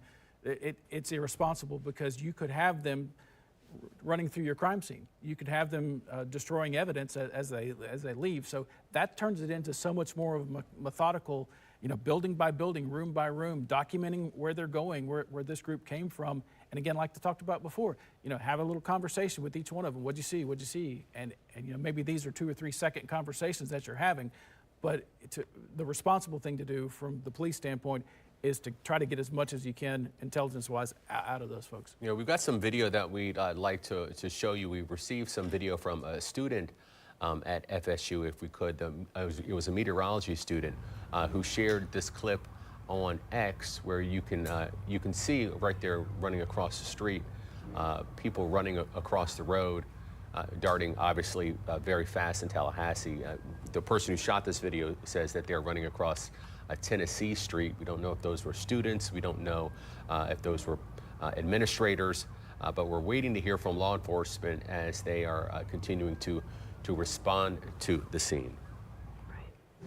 And here's video of emergency vehicles right there on scene. This is from earlier today, and you can see what a large presence it was. It was earlier, but it is something we are keeping an eye on. We see state troopers. We know that federal agencies are there on the ground. One thing that keeps coming back to me personally is because I actually went to Florida State when the shooting in 2014 happened. So this is bringing back memories for me, very sad ones. I just remember talking to students and talking to faculty, and I wonder how many of them are still at Florida State, most likely, postgraduate students or professors perhaps, but I can imagine the wounds that are being reopened, just the thought that, that this has happened before. Yeah, that unfortunately in the climate in the state of America right now, there are teachers and administrators who have been through this, who have been through the training, obviously, as well. In fact, personally, my daughter's teacher was there in Parkland. Oh. And, so that's something that she can relate to my daughter in school here in the local area. But all of these administrators and people, unfortunately, have become so not used to them, but unfortunately, it's a sad reality of the world we live in now. Yeah, it's just something that's always there as a potential. And you have to think of the thousands of students that may be at Florida State University now. Could there be any student there that had experienced a school shooting somewhere in the area that they lived in? Could there be Parkland kids that are going to FSU now? And you just hear, you don't want to be callous to this, but the kids nowadays, they're having these drills in elementary school. Yeah. They are our kids. Mm-hmm. And it's great. I'm happy that they're doing that, because again, having some plan is better than having no plan. But it's just, it really breaks my heart to think that you have to discuss with elementary school aged kids, hey, this is what happens when somebody comes in this building with a gun wanting to kill you. Right. And that just tears me up that exists, and it doesn't go away, and it's just sad. It is. Tarek, our children are around the same age. Yeah. Have they come to you and talked to you about what Tom was talking about? I know my son. I think the kids are growing up in a different generation right now. For us, it would have been completely, I don't know, just unexpected. But for this generation of kids who are in schools right now, this is something that they're dealing with on a daily basis. If we could, we want to show you some video now of police sweeping outside of an apartment complex, if we could, here near the FSU campus. This is video that was sent in by someone whose daughter attends FSU. And as you can imagine, there's going to be just hundreds of videos that are going to be resurfacing, showing before, the after, and the during of this incident. And I think that's a good point, because when we think back to, say, when Columbine happened, these things weren't part of everyday life.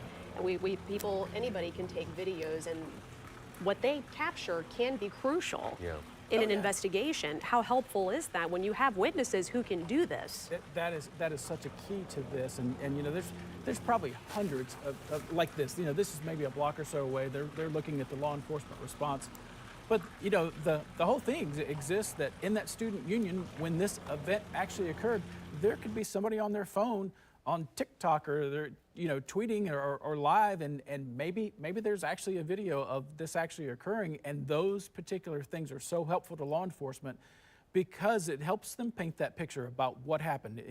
Did this start as a result of words between somebody, or what was said immediately prior to the shooting? Those particular seconds of video, it really could change the complexion of this investigation. So, if somebody has those and they want to share them with law enforcement, they truly need to do that. Make sure that those videos are preserved, and in some means share them with law enforcement, because what you have on that camera, it could really mean a difference. Yeah, we're hoping. It appears as if the situation is over, the active part. Would you agree? Have you seen anything from the images or heard more about? Yeah, I would tend to think that if they still felt, if law enforcement authorities over there still felt like this was an active shooter, where somebody's still an active threat to somebody, that information would be put out and shared. But the last I think we talked to somebody on the phone, I think they had gotten, it was 45 minutes since the last update from the FSU authorities. So I would tend to think that if there really was this active, hey, wait a minute, you better get on the ground because this could still be happening, I think we would hear that, and there'd be some evidence of that. And I really haven't seen anything that gives me that feel. So. All right, we do have a young lady on the phone named Laurel Day. I think I heard her name correctly. Laurel, can you hear us? Hi, hello. Hi, Laurel. Can you tell us who you are, your background? You are a student. Okay.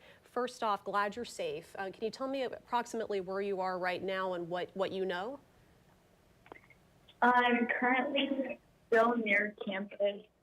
I am near a restaurant called Sweet Shop and a apartment complex that took us in when they saw us standing outside. So can you tell me where you were when this all started? I was straight out of class going to hang out on Landis Green in my hammock. Then I was there for about 30 minutes reading a book.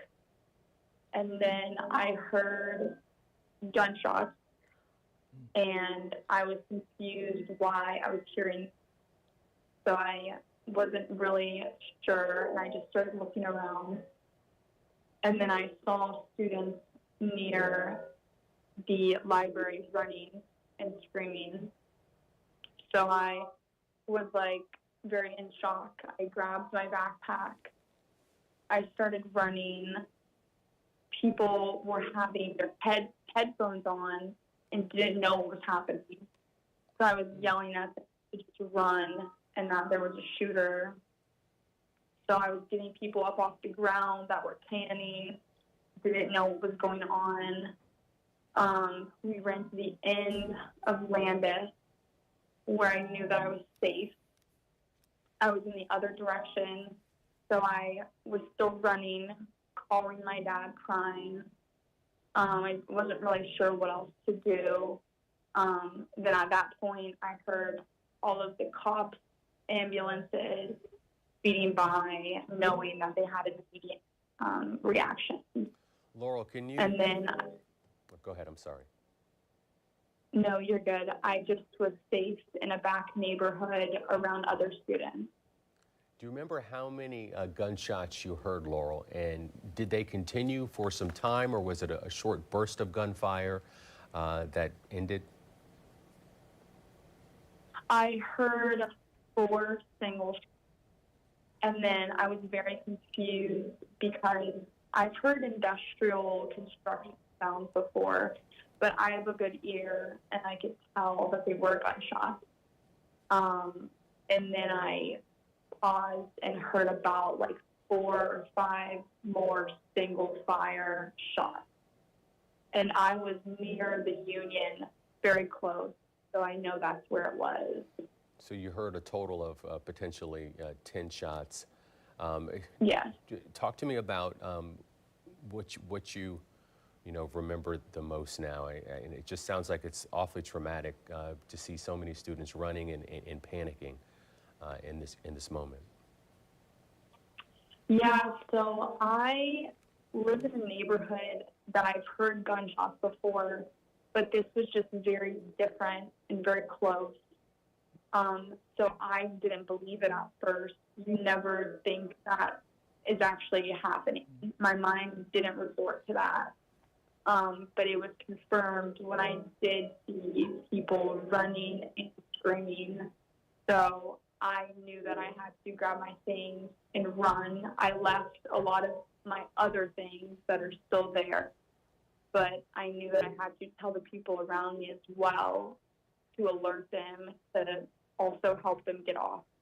I can't imagine how terrifying that must have been, Laurel. We're so grateful you're safe. Have you been able to get in touch with friends of yours, those in your inner circle? Have you been able to get into contact with people who were important to you? Yeah. So I am very thankful that FSU has an incredible response and communication with students. Within 1 minute, the text went out to all students, and I was getting calls from family and friends. I was able to let them know that I was safe, and they talked me down to calm me down. And then I'm still near campus, just safe with other cops and students around me in a locked building. So within 1 minute, you got this alert from Florida State University, which is remarkable timing. How long would you say was it until you saw the first sign of law enforcement, and what area of campus were they focusing on? Once I was running off of the screen in the opposite direction of campus, I started crying and calling my dad, realizing what was happening. I immediately heard law enforcement and cops speeding by. I tried to call 911 immediately when I started running, but it wasn't working, I'm assuming, because everyone was calling. But I'm thankful how fast I heard law enforcement speeding by us. It was within 30 seconds. Wow. That's incredible. Laurel, are you still hearing anything from FSU? When's the last update that you got from the college? The last update that I got from the college was at 1 o'clock, saying to continue to shelter, that enforcement is clearing rooms, sure that places are safe. So I haven't heard any other news other than hearsay, which I don't want to believe. So I'm just trying to stay in this apartment with other people and wait to hear from FSU themselves about any updates. However, I do see out my window students leaving campus in groups, but assuming buildings are being cleared. What's the body language of the people that you're seeing when they're out your window? What's their demeanor? Are they moving fast? Are they moving slow? Can you kind of just paint the picture for us? I was watching large groups of students walking out. I mean, pretty slow. I'm sure they're shaken up, and I don't know what building they came from, but they're all wearing maroon FSU stuff. So it might be like the College of Nursing or something, but I know that they are all safe with law enforcement, so they are a little shaken up, but walking out at a good pace.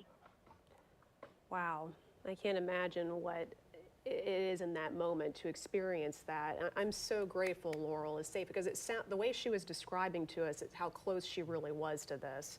Yeah, very, very close to it. And Laurel, you know, we just thank you for calling in, and we wish you the best. How are your parents handling it? Where are you from originally? I'm born and raised in Jacksonville, Florida. Okay. So I was in contact with my parents that I am safe immediately to let them know they didn't need to worry. And that's, you know, obviously, that's great. Are they coming to see you? Are you hearing from other parents? And have you heard about any kind of reunification location or any efforts? Or yeah. is it just, you have, what can you tell us about that? Yes. So I've been outside of the building for 10 minutes and I saw cops that were helping escort traffic and people that were frantic about people inside campus still.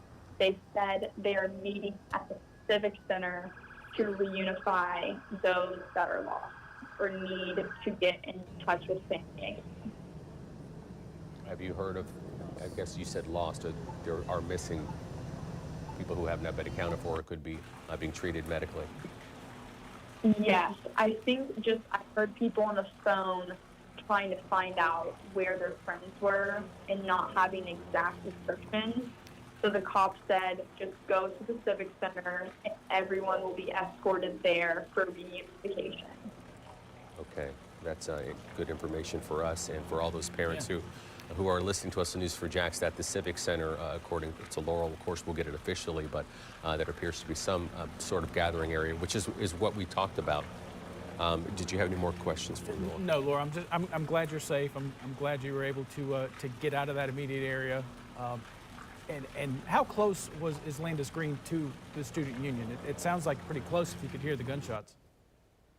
Landis Green is very close to the student union. It's probably like a 1 minute walk from the seat.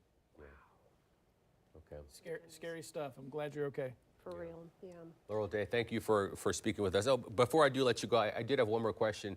At your time there at the school, did you take part in training for this kind of situation? And if so, could you just explain to us like what kind of drills you may have done at FSU to prepare for a tragic event like this? Currently, I'm a part-time student, so I only have one person class, but I've never had active shooter training. But I do know FSU have really good regulations. When I talked to someone that was in the union, they brought them to a safe classroom without windows and then were escorted out with a cop safely. Wow. Okay, Laurel, thank you for speaking with us. Yes, thank you so much. I'm glad you're safe, and please stay safe. Thank you so much. Thank you so much. Have a good. Thank you, darling. Of course, all the nation is Now, watching this now. Yeah, and I think Laurel really painted a picture for us how close she was. And what really stood out to me was that response she mentioned. I'm sure that's music to your ears, having been in this position before. Love to hear that. And from two standpoints. One, that information is so critical to get out. You know, Laurel even talked about it. She saw people with their headphones, and you know, people are in their own little world sometimes. And where Laurel heard 10 gunshots, somebody else was listening to music and never heard a thing, and looks around and sees a lot of people running, and that's to get those text messages out so fast from the college that can save lives. And you know, whether it played a part in saving lives today, we'll certainly see that in the immediate future here. But that's incredible to have that so fast, and then law enforcement coming out with a quick response. You know. We talked about FSU being a large campus, but you know they have their own police department. The FSU police are right there on campus and are, I'm absolutely positive, staffed like they need to be. And so a quick response, it's the difference sometimes between living and dying. Yeah. President Donald Trump was informed about the shooting. Here is what the president said just recently.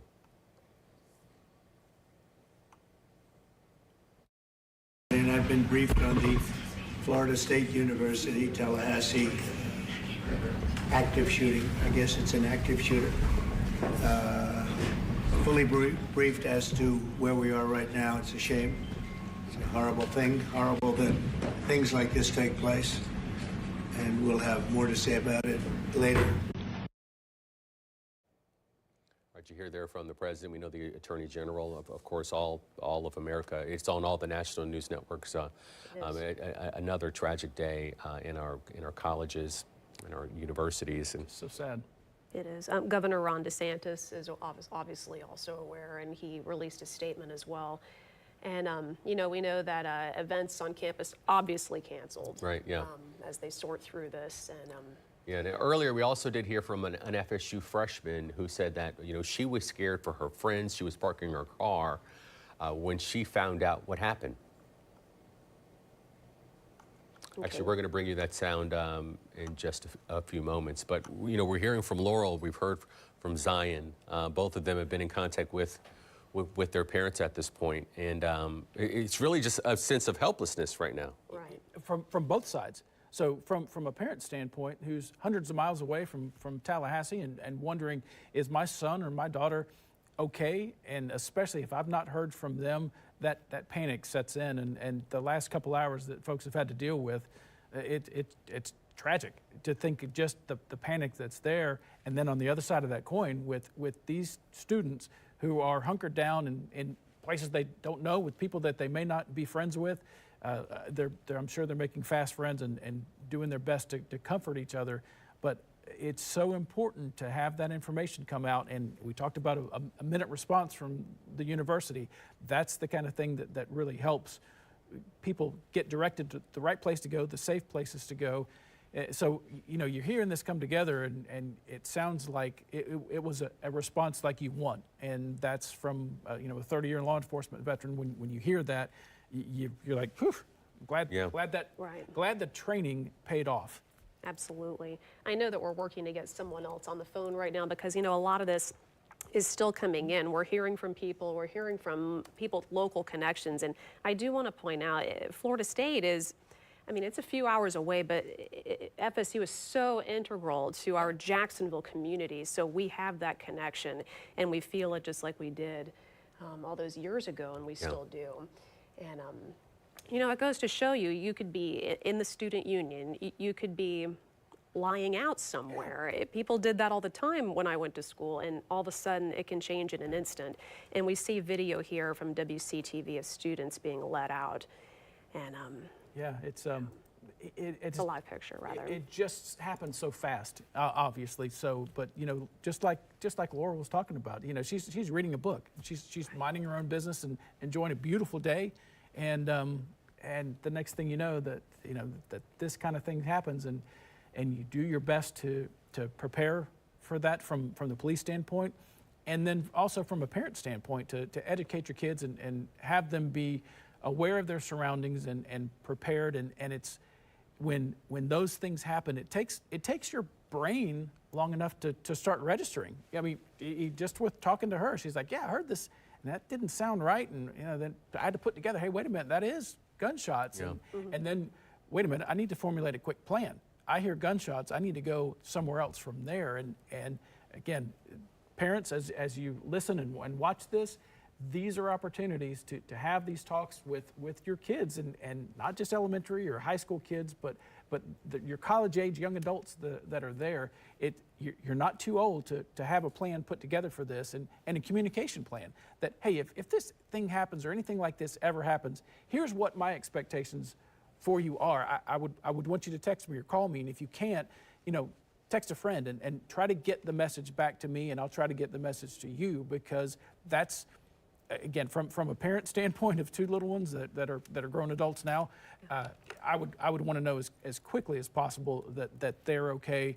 And again, from the student standpoint, they look for comfort from their parents, and that line of communication they can have with their parents could be the thing that gives them solace and comfort as they're sitting in a dark classroom with chairs in front of a door, hoping for the best. Yeah, and the campus, as we've said earlier, the Florida State University, it is a huge campus. I'm looking up online, you know, more than 500 acres of land. So when we talk about our elementary schools, and there's been, you know, substantial crackdowns been put in place to kind of secure your elementary schools, but to secure an entire college campus it just seems like it would be virtually very hard to do. It would be so difficult because, you know, each one of the disciplines has their own headquarters and own classrooms and own buildings, and it would just be logistically a nightmare to try to secure that many blocks of location. And what are you going to check everybody that comes in and comes out? It's sad that we live in this world that we have to think about how can we secure a college, you know, higher learning and try to limit who comes in and goes out. It's sad, but you know, these kind of things, when they happen, that's what that's what the conversation kind of turns to is how can you protect them? How can you protect the innocent from somebody who's set out to do something like this? Thank you so much, Tom. And our producer is telling us that there is a student who is on the line who does not want to be identified. Completely understand. This is a vulnerable situation. Can you hear me? Hey, yes, I can hear you. Okay. I understand you don't want to be identified. Completely understand. Can you just walk us through where you were when this happened, when you realized something was going on? Yes, ma'am. So I was taking an exam at our testing center, which is the stadium, and about halfway through my exam, they came on the intercoms and were like, "This is an active emergency. Everyone stay put, seek shelter." And one of the testing proctors announced that we were safe and we didn't need to go anywhere. So I raised my hand and asked what was going on, and I don't really think he was sure what was going on. No one came in to talk to him. So he was just like, "It's okay, just finish your test, you're safe." So I finished my test. We obviously can't have phones in the testing center. Everything has to be powered off. So I walked out. We weren't allowed to leave the building, but we were allowed to leave that room. So I walked out into the other room and turned on my phone, and that's when all the texts started flooding in and the calls, everyone asking me if I'm okay. And that's when I was kind of able to piece together what had happened.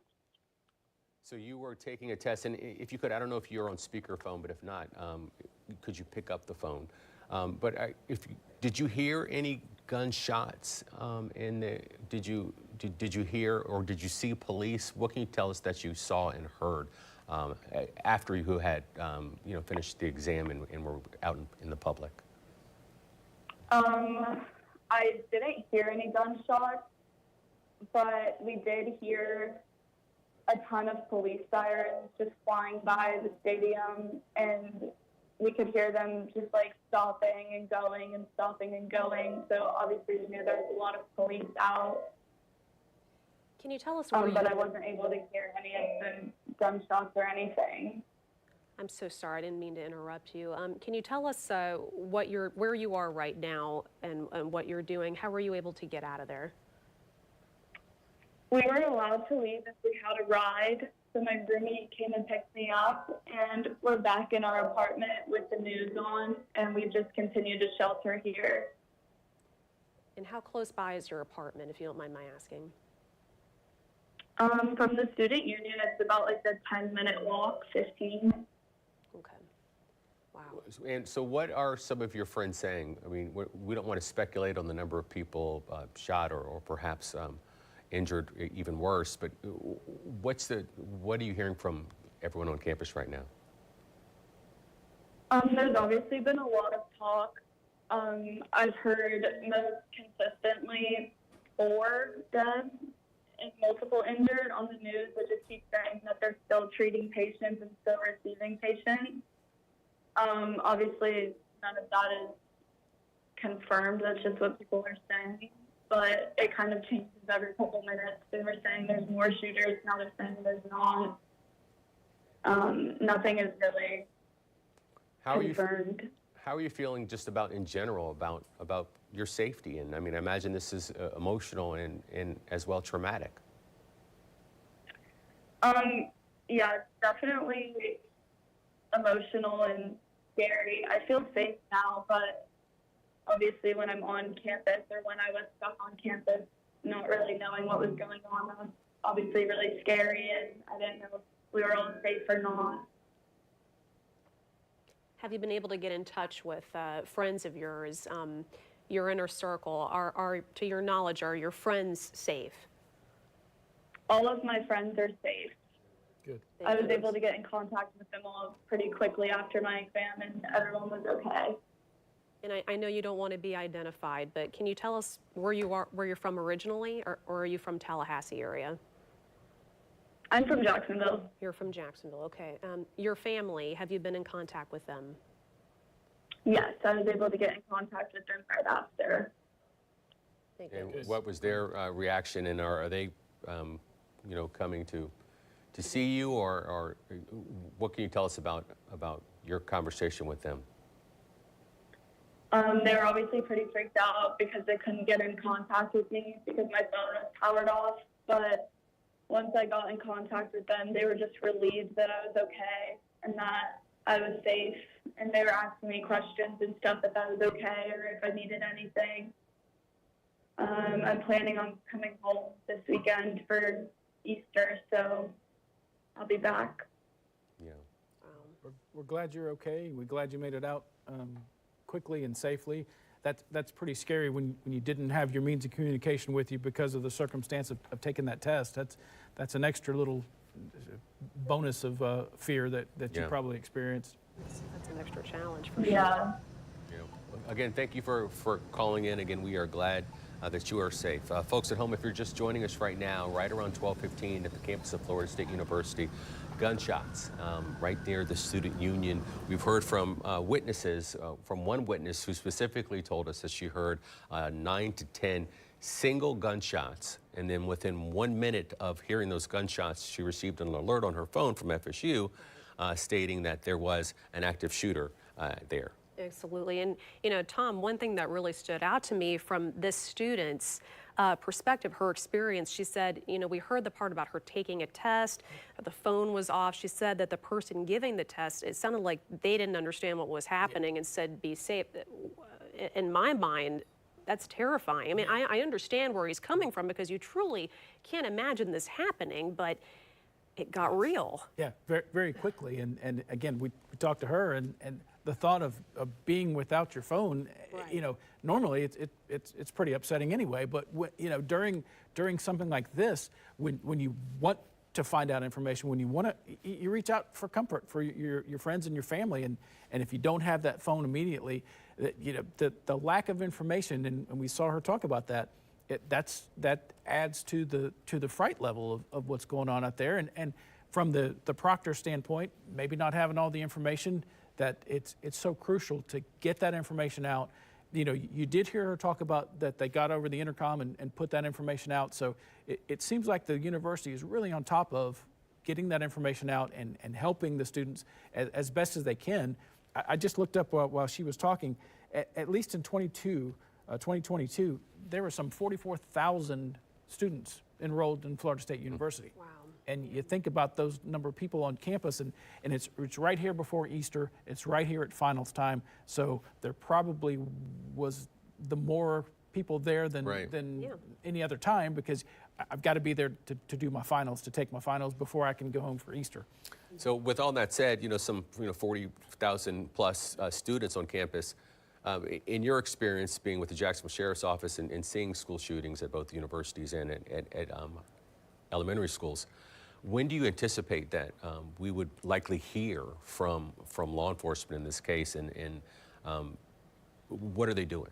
Right now, they are working to try to figure out as much as they can to ensure that there isn't some secondary suspect. And you know, we're 2+ hours, almost 3 hours into it now, so they've probably ascertained that pretty well by now, working through the crime scene. You know, some of these videos that we've seen that have been offline that we're not going to show the viewers because A, they're unverified, and B, they're pretty graphic. You know, if any of those have any volition, that there's a lot to do from an evidence collection standpoint and dealing with that, and that's where their focus is going to be. They have somebody in custody, they have somebody who's alive, and the efforts to try to gain intelligence from them about a motive. You know, is this related to somehow these anniversary dates for the terrorism? Is this an isolated thing? You know, what caused this to happen today? The timing was pretty interesting, right there around noon. You know, that it wasn't just at some random time. That, you know, did the time play a factor in here? So all these pieces are what law enforcement's putting together. Logistically, still, like we talked about, they're still working to clear, you know, acres upon acres of campus to get folks out of there, and again, try to paint that picture about what happened and where they go from here. For sure. And earlier we heard from an FSU freshman who says she was scared for her friends. She said she was parking her car when she found out what happened. We did hear from the student. I hope that, like, we can just do better precautions so this doesn't happen again. And I just feel awful for the students on there having to go through these emotions right now, dealing with scared for their lives, honestly. It's really scary. And you said you had friends on campus at the time? Yes, right now they're still on campus. They're on lockdown right now. And you've heard from them, they're doing okay? Yep. Texted them. They just said they're scared, they're in lockdown, and they just want to go home. Is there anything else you want to add? No, I just hope everyone's okay, praying for the people that are injured, and I just hope we can do better in the future. Go ahead. Yeah, and Tom, when that time comes in the investigation where we find out about the perpetrator, a lot's going to go into looking at their background, looking at their social media, their web browser history. They're going to find out a lot. Without a doubt. And it's not just what happened at noon. They want to know what led up to this. They really want to paint a timeline of where this person was over the last week and the last 24 hours before this happened. They're going to look to see where they acquired that firearm from. The federal authority, we talked about the FBI being there, having those federal authorities in hand and on scene to help them determine maybe where that gun came from, how they became accessible to that shooter.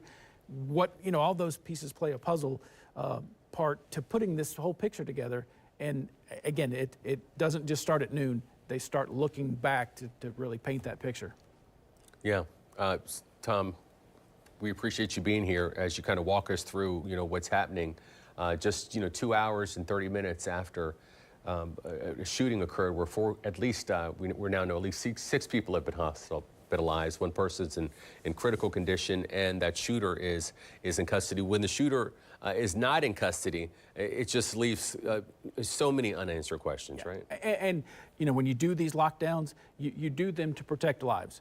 And without knowing how many suspects there are, and if that suspect is still on foot somewhere on campus and still poses an immediate threat to life, those are the truly panicky times, because you don't know what's going to happen next. And now as things slow down a little bit, it turns more into that investigation and into the focus about how we can put this together to really get an idea why, who, how, and these are the kind of things. But that immediate, until they get a suspect, until they release that information, yeah, those are absolutely frightening times. And far too often in these kind of situations, the suspect ends up being shot by police or potentially taking their own life. Right, and so those are all things that law enforcement has to immediately put together.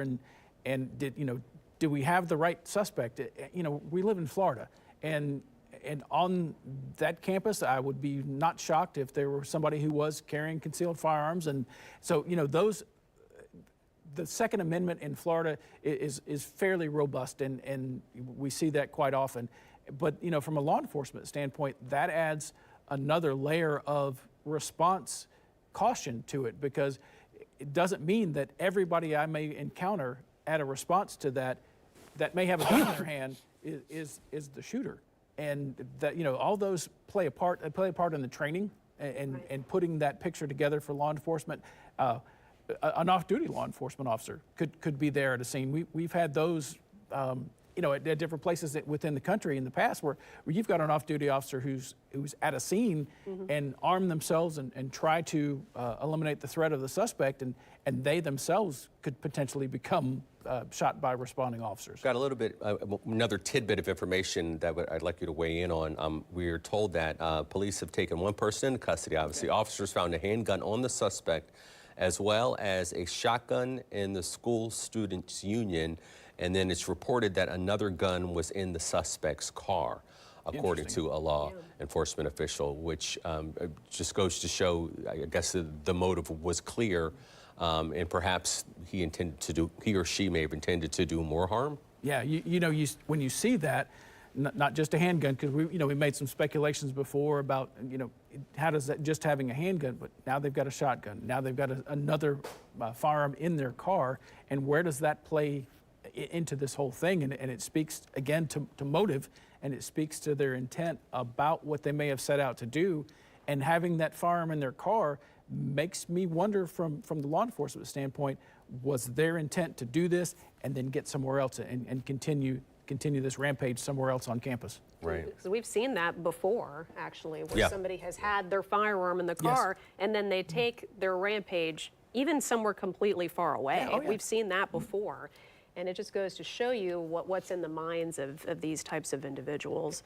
And you truly don't know, and that unknowing is what makes that immediate law enforcement response it's so difficult because of that. Because here's this person who has this gun in their car, and you don't know that their intent right then is to get to their car and get away. You have to assume that maybe that's what some of it is, but you also have incidents before where somebody is going to either fight to the death, that they know that they're probably going to be shot by responding officers, and that's part of their plan. So all these pieces really play an active part in the law enforcement training leading up to this, because they're all contingencies that you have to think about. And an investigation into motive, that can take months and months, can't it? That is something that you may not know for a very long time based on how secretive that person may have been. If the suspect in this does not want to have his motives be known and cleverly covered his trails about what he was doing, you may have to really, really dig deep. And the deep dives come to talking to his family members, talking to his friends, and looking at, you talked about his internet history. What has he searched? What, or he or she has searched leading up to this? And that's just so many pieces of active investigation that have to go on. Right now, they're looking at the bigger picture, and then, as time goes on, you'll hone down into more of these things to try to really paint a picture. And again, with the idea behind it, prosecuting this person for this event. Yeah, right now we know at least 6 people have been hospitalized, and we heard from that witness saying that she heard single gunshots. So many times we've heard in these school shootings, unfortunately, that these gunmen have had semi-automatic weapons when a lot more damage could have been done. Yeah, so you don't want to be thankful that your gunman only had a pistol, but in some respects you almost want to be, because of what could have been. A large capacity magazine on a higher powered rifle can certainly do more damage, and just by sheer number of alone. You put a 30-round magazine in a longer rifle, and you have maybe a couple of those with you, that's a lot of people, that's a lot of lead that flies around and can do so much damage. Whereas a pistol, it kind of coincides with the number of shots that we heard her talk about, that maybe that's what that was coming from, a single magazine and a pistol, or around those numbers. It kind of jives with what she was saying. So yeah, it certainly, as tragic as it is, you have to think about, when you start learning this extra information that comes out, just how much worse that could be if more guns had been involved. And we know that prosecuting, they say in custody, so I think it's safe to assume this individual is alive. The prosecution aspect of it is going to be really emotional too. Of course, we're going to learn the details as to how many, all the details that everyone at home wants to know. We're going to get that information. Yeah, and confirmed, but yeah, and this is affecting all colleges and universities in the state of Florida and beyond. We just got a statement from the University of North Florida, where we hear Dr. Moaz Lamian saying that our hearts go out to the community as they navigate the tragic events. Many of us have family, friends, and colleagues who attend or work at FSU. I urge you to offer support and check on them during this difficult time. And UNF counseling services are available for anyone who needs assistance. So that it just goes, Florida and our colleges and universities and our schools, it's all interconnected. And we even heard from several students who are from Jacksonville who were there. That are there. Tallahassee is really in our backyard. It is. When you think about it, it's just a couple hours to the west of us, and so many folks to have kids that go there, and I've got friends whose kids attend FSU, and it's just, there are so many scars from this. And you talk about the number of people in the hospital now, and I love to hear the talk about the mental health aspect of this, because those scars are not just physical. That these kids, and I call them kids, young adults that are at Florida State University are dealing with this, that's terrifying. And that is not something that, because tomorrow's a Friday, that goes away. And you hear about the post-traumatic issues that come with this, and truly one of the first callers we talked about how she would not feel safe going back into the student union again because of that. And you just have to take that into account, that not all scars are visible. Absolutely. And, we know that the school announced all Florida State Athletics home events through Sunday, April 20th have been canceled. So further updates on events scheduled for next week will be communicated when available. So that is something we will keep an eye on. Also, Attorney General Pam Bondi has said this: the FBI is on scene at Florida State. We are in communication with agents on the ground there. Our priority is the safety of everyone involved. We will keep updating as we learn more and praying for all. And we've also heard from FBI Director Kash Patel, who has a statement that reads, "My team and I have been briefed on the tragic shooting at FSU, and our FBI Jacksonville team is on the ground assisting. We will provide full support to local law enforcement as needed. Please keep the FSU community in your prayers." FBI Director Dan Bongino said this: the FBI is on scene at FSU. I am en route back to D.C. from our LA office, but we are getting updates on the situation on the plane. We'll update you as we learn more. And also a statement from Governor Ron DeSantis on X: our prayers are with FSU's family, and state law enforcement is actively responding. And we've also heard a statement from Florida Senator Rick Scott. He posted on X saying, "Praying for the safety of everyone at FSU and a swift recovery for those injured. My team has been in touch with local law enforcement and continues to monitor the situation. Students should continue to follow directions from school officials." And a statement from Senator Ashley Moody on X, where she writes, "My office has already been in contact with school leadership about the tragic reporting on the campus. I'm praying for the safety of the students, faculty, and all first responders involved." And Florida Senator Ben Albritton says, "From our vantage point here in the Senate, we can see and hear many first responder vehicles rushing into FSU. Grateful for their courage, praying for the entire FSU community." Well said. Yeah, and we want to show you some pictures from inside now, an FSU classroom from a student on campus. They're still on lockdown, but if you take a close look at these pictures, this is what students are being taught to do, and this kind of action is something that can save lives. Would you agree, Tom? Oh, without a doubt. And this is using what you have available, and sometimes that's all you have. And this particular thing, to blockade a door with, you look around, I've got desks, and maybe those are mounted to the floor. Well, I've got a whole bunch of chairs, so let's block the door with chairs. And the resourcefulness of the students there, that shows, and working together, that shows as well. So I'm happy to see that. And whether or not you've ever received any kind of training with this, in the world we live in, there probably has been some kind of school training that you've had to react to these school shootings, but this is the kind of thing that you want to see, and it's good to see that they came together. It is. It's a sobering picture, though. It's to the reality of what it's like to be a student or just in a situation like this. And, just creating that one barrier can do so much, because that could buy you just enough time. Yeah. Or for someone else to respond. Seconds matter in some of these cases that we see. And, of course, law enforcement, as they build training out, they look at every one of these shootings. And is there something we can learn from this to not only train our response, but as we start to do the training in schools, high schools, elementary schools, colleges, what can we learn from it? And, these kind of particular pictures you see are, you're the put what you can between you and harm's way. And is that completely impenetrable? No, but that certainly would slow somebody down who may have that will to get in that room and pile. And they might go in another room. Right, exactly. Right, exactly, yeah. and save all those people's in that lives room. Yeah. It's phenomenal training in action. We've heard that the school acted very quickly as well. We spoke with a student who said within 1 minute of hearing those 10 gunshots that she received this active alert. And also we had that other piece of information that we were sharing, that the gunman had a shotgun and then a gun inside of his vehicle. That gunman is in custody right now. Police are interviewing him or her.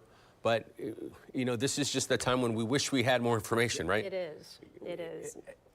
We await law enforcement to release something, so we kind of paint a picture of it. And having been on both sides of this, now sitting here with us, you know, trying to educate viewers about maybe what's happening there, but from that backside, you know, you have to balance that. You have to balance the need for the public to know, and that's sometimes easy to forget. I've got so many moving parts for an investigation to make sure that people are safe, that people are being evacuated safely, that all the evidence is being taken care of, that living victims at a hospital are being interviewed. And wait a minute, I need to make sure that information is being pushed out to the public, because there are 44,000 students who have loved ones somewhere, and you hope they all know that their loved one is okay. But I have to assume that somewhere between all the chaos and all the testing, if my loved one was in there taking a test and they had to put their phone up and they had to evacuate without grabbing their phone, I can't make contact with my son or my daughter, and that's frightening. So, you know, all this is important upon the agencies to put this information out as soon as possible. And I have to assume that somewhere in that decision tree that they're going through, that's coming up, I would hope, soon. Right. And so we know that we've heard from the witnesses that it was their understanding that law enforcement were clearing all the rooms on campus. Is it safe to say that almost every aspect of that campus is also under some type of video surveillance in today's world? I would assume so. And again, that's another. So everything that we talk about with clearing the campus and video surveillance, and then, you know, somebody to vet, talking to each one of these people that are being evacuated, there's a law enforcement officer, federal agent, police officer somewhere that is assigned to that task. And you start thinking about how many tasks that there are there involved. They all play a potentially critical role into establishing a true vision about how this came to be. And logistically wise, having done that, those are tough things to do, tough things to manage, and especially at a scale like this, and especially at a multiple acre campus of a university that has building upon building upon building. And yeah, that's a daunting task for anybody, for sure. Yeah, it is. I guess heartening to know that we're only hearing now at least 6 people hospitalized, and we haven't heard any official confirmation of any fatalities. So that's. And I just we're hoping hope that stays the same. I hope that, yeah, I was just about to say the same thing. I hope that stays to be the course. And, you know, for those people who are laying injured in a hospital now, you know, all the best to them and to the medical staff to you know, guide their hands in the right place to make sure that they receive the best medical care that they possibly can, and not turn this, you know, the Easter weekend into more of a tragedy than this has made it with the true loss of life. It's bad enough to have 6 people injured, but hopefully we keep with that 0 number for fatalities here, at least for now. We do want to just pass along some information from some journalists there in Tallahassee. The Tallahassee Democrat is reporting that a news conference on the campus of FSU shooting will take place at 4 p.m. at the university's Augustus Turnbull Conference Center. They've also updated their alerts page. So we've been waiting to hear, you know, when potentially that we can hear from law enforcement. That's right in the timeline. You think some 4 hours after the incident occurred that they feel as if they can present the public with what they can. Yeah, that timeline kind of rings true as you take a breath, realize what you've got, put that information together. And again, as much as we from the media want to put out accurate information and are working to vet it, on the other side of that coin, law enforcement wants to make sure that what they release, that in turn comes to us to get released, is accurate, is factual, and is not leaving room for any more speculation, and it's providing the answers that they can, all the while protecting the sanctity of that investigation. Again, this isn't somebody who, from all appearances, has taken their own life or been shot by police. that this is somebody that the concerns there are with the prosecution as well. So, you know, in cases where your suspect shooter may actually be dead, some of those are issues that don't come to the immediate forefront because you don't worry with that prosecution. Here on this side of this and this incident, at least from what we know now, it appears that is something that they would certainly want to concern themselves with. And again, that plays over not only to the information they release, but also the collection of evidence and making sure that's processed and with great methodical care to prepare itself for an eventual trial. Yeah.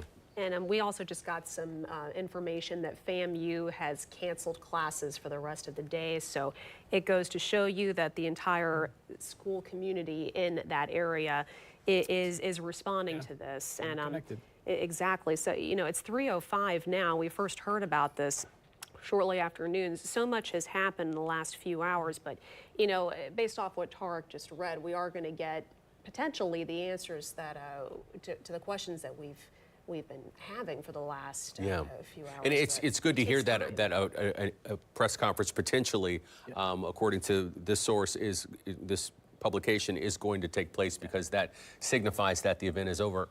However, we know that these students are still being told to actively stay in place, and that's just from the investigative standpoint. We also know that the university is going to start providing some health care and mental counseling and other support services. All of those teams are now on campus. Yeah, it's just so important right now.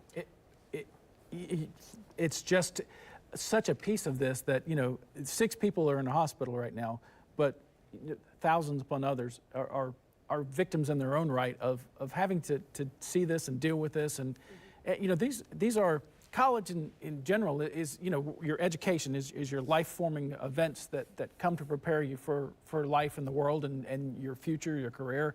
And when you sprinkle it with this, you know, you just want to make sure that isn't ignored and you know, just, hey, best to you. You know, try to pan that out yourself when, you know, it's such a critical piece to not forget. And I remember from when this happened in 2014, you know, I did go to Tallahassee for that, and right away that night they had a vigil. And I remember that the shooting itself happened at the library. It was a few minutes after midnight, which even then that's an anomaly at midnight. But regardless, I was just so struck by the Florida State community. Those kids were really there for each other. Every person we talked to was so kind and so compassionate, thinking about their fellow students, their fellow faculty. And I was just amazed by just that camaraderie of that school community. And I'm certain it's just like that, but we're going to see more of that, you know, as everybody still processes what's happened today. Yeah, a very tragic day. Here we are, April the 17th. For those who are just joining us now, right around noon, a shooting occurred at Florida State University near the student union, where at least 10 shots from a single shots, which is significant. And we've seen these images of students hugging one another and consoling one another. And you imagine behind the scenes, there were so many students who were on their phones, trying to contact loved ones or friends or classmates and are unable, unfortunately, to reach them. We pointed out that we can report at least 6 have been hospitalized. We are hoping that number remains the same, and we know that the shooter has been taken into custody and is alive, which is, you know, as a police officer responding to an active shooter situation, and you already hear that someone's been shot, I can only imagine the level of restraint that you must have at that split second when you know that he's already shot someone, and he has a gun, and you say put it down, and he complies. Well, that's part of the training, and that's part of the preparation. That, you know, it's easy to paint these pictures of you know, shoot happy cops when they see this, but you know, you see this today, and maybe it'll come out with a better story about, you know, body camera, potentially the body camera of the apprehension, and you get a true picture for that. But I can tell you that the law enforcement response and the current training is to run in, address the threat, and if that threat is still there, to eliminate that threat, because every second that you don't another person could die. And you know, we look at these videos of other school shootings and other mass casualty shootings like this, and you see the videos that come out days, months, weeks later, and it just makes you cringe when you see when there's been a lack of law enforcement response that's adequate, because every second that ticks by, that's another opportunity for another lost life. And again, that's part of the mindset of officers these days, part of the response training, and honestly part of the expectation that when this happens, get in there and you take care of it. And we simply don't know. Yeah, true. We don't know. He or she could have surrendered. Surrendered, yeah, right. And again, you talked about the restraint, and that takes a pretty large level to know that, you know, I may have had to run through injured people to get to confront the suspect, and all that plays a part with your response. And you know, let's not forget the first responders who have to deal with these things as well. That's some tough things, and I always tried to make sure from the JSO standpoint that when we had these incidents like this, that from the mental health awareness, that we didn't forget our first responders, and not just the police officers, the EMTs and the paramedics and the firefighters that have to come to these scenes and deal with these large scale tragedies like this. It plays on everybody. Yeah, and you know, speaking here locally, we've heard Sheriff T.K. Waters, we've heard Fire Chief Keith Powers talking about that support system and the mental health resources that are available for our local first responders. Certainly, we hope that's the case throughout, especially in a situation like this. You know, once we do learn more about this individual who is in custody for this, it's going to be interesting to see what we do find out, what their connection is. Maybe they were a student or a former student, somebody completely unconnected. We've seen that before as well. So there's still so much to learn, and we want to point out that we're not going to put information out there unless we know that it is confirmed. And but we do know, again, though, if you're just joining us, at least one shooter in custody and several people hospitalized. Yeah, you're looking at live pictures of areas, traffic cameras from around Florida State University, where, as you can only imagine, all the people in those cars know exactly what's happening in their city of Tallahassee. And we also have a new statement, Ashley, if you would read that. Yes, we received a statement from the president of the University of North Florida right here in Jacksonville. It reads, "Our hearts go out to the Florida State University community as they navigate the tragic events at their student union today. Many of us have family, friends, and colleagues who attend or work at FSU. I urge you to offer your support and check on them during this difficult time. I reached out to FSU President McCullough to assure him we are here to help the FSU community in any way we can.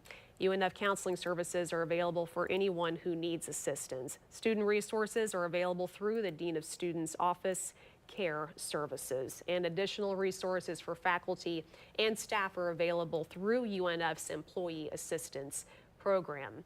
The Jacksonville Sheriff's Office also released a statement. This is the first time I'm seeing this, saying, "Although we are not in the same city, the Jacksonville community is deeply connected to Florida State University. The men and women of JSO stand with the FSU shooting victims, students, teachers, administrators, and loved ones. This incident of senseless violence, a tragedy for all Floridians, cries out for justice. As our law enforcement colleagues conduct their investigation, our agency stands ready to support and assist." And we also have one from Mayor Donna Deegan. Yeah, Mayor Donna Deegan saying, "I'm heartbroken to see the tragedy unfolding at FSU today. As an alum who also has had a child at Florida State, my heart goes out to all the families and students terrorized by this senseless act of violence. I'm continuing to monitor the news out of Tallahassee, and my prayers are with everyone there." And from the Florida House, Speaker Danny Perez on X writing, "What we are watching unfold at FSU is terrifying and every parent's worst nightmare. We're continuing to monitor the news here in Tallahassee and urge everyone to pray for the students, families, faculty, and first responders who are all involved." And a statement from FDLE. FDLE is actively engaged in the incident on FSU's campus and will update the public with more information as soon as possible. And Tallahassee Memorial Hospital released a statement. TMH is actively receiving and caring for patients related to an incident that has occurred at Florida State University. At this time, details are still unfolding. We do not have specific information to share. However, we want to assure the community that our teams are fully mobilized and prepared to provide the highest level of care and support to all those affected. We remain in close coordination with emergency responders and public safety officials.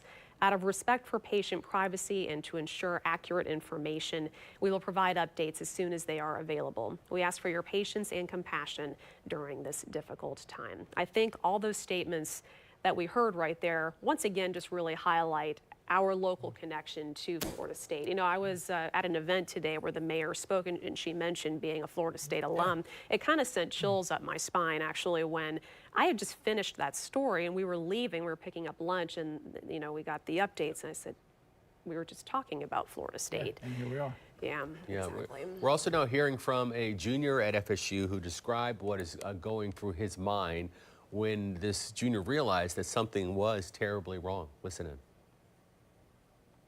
Just sitting down doing my work, and the alarm goes off. And first, you're thinking it's just a fire alarm. It sounds a little different, though.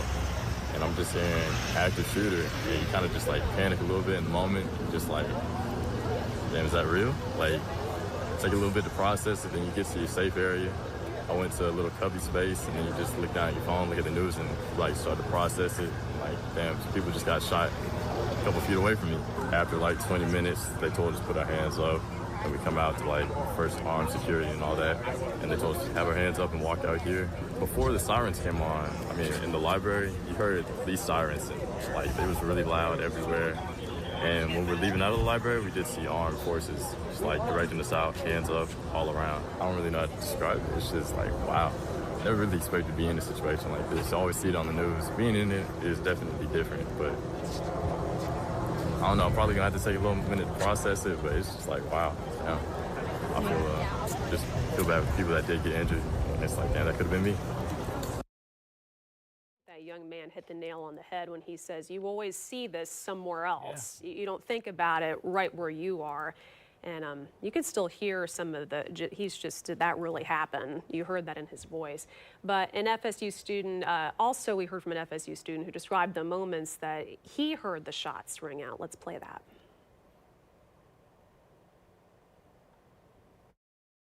The shots rang out, and we were like, is that construction going on, or what was happening? And so we got up, looked out the window, and I remember looking outside and hearing 5 more shots go off. And I was like, what's going on? So I saw kids running away from the student union, and I walked away from the window. Then I walked back to the window and heard 6, 7 more shots ring out. And at that point, we were like, okay, there's a shooting going on. I was completely in shock. I didn't think this could happen at Florida State. I mean, we're a pretty safe campus, but yeah, this was just like unheard of to me. I never had been in a school shooting before, active shooter. This is like first time for me, and I was honestly in shock. My hands were shaking. Just adrenaline kicked in, and I really didn't know what to do. I started tearing up. Just like I was scared, to be honest. Wow, the way these students are describing this, you know, it's just, you know, he talked about tears and adrenaline, and you know, you try to place yourself in their shoes, and it's just baffling. Yeah, we know that the university now, they've been asking their students and staff to call their loved ones as soon as possible to update them on their status, because as a parent, as a friend, as a family member, anyone who's got somebody at FSU wants to know right now, are they okay? Yeah, if you haven't done that, if you're listening to this and haven't made contact with your loved ones, your parents, friends, do that now and let them know it's okay and that you're okay. And there's the speculation is what comes in, and the not knowing from the loved one's standpoint, because you could be hundreds of miles away from Tallahassee and have a loved one there, and like, I haven't talked to him, I've not been able to get through to him. So, you know, now hopefully we're in enough time after that phones aren't as jammed, or the ability to make contact exists. Do it. Pick up that phone, let them know. And obviously, you know, a lot of parents may be wanting to get there as quickly as they can. You know, there is a reunification that is a process, and it takes time because it does have to be coordinated and also orderly. You've seen this before, too. Yeah, because again, you can't just let this just happen willy-nilly. You actually have to have some control over this, and again, you start talking about hundreds to potentially thousands of students that you're trying to reunite with loved ones. So that brings up parking issues. That brings up logistical issues. I mean, you've got to think I-10 both ways are probably going to be pretty crowded as it goes there, because everyone wants to get there, and normally for Easter weekend anyway, get their loved ones, and this just puts lights a fire under that you want to have it happen soon, because as a loved one, as a parent, you want to put your arms around your little one's neck and hold them and provide them the comfort that they need. You hear this young man talking about just how the adrenaline and tearing up, and that fright, although fades, it's still right there for them. So, we talked about the enormous size of Florida State University, being on more than 450 acres. Just looking into their police force that they have there, pretty robust. 83 sworn law enforcement officers there at Florida State. And, they unfortunately have the advantage in the fact that they've been through this before, at least some of them on the force. How do you think that could have played into today's response, having a school shooting? It was back in 2014? It was 2014. And then have another one some 11 years later. Yeah, you hope when these things happen that they never happen again.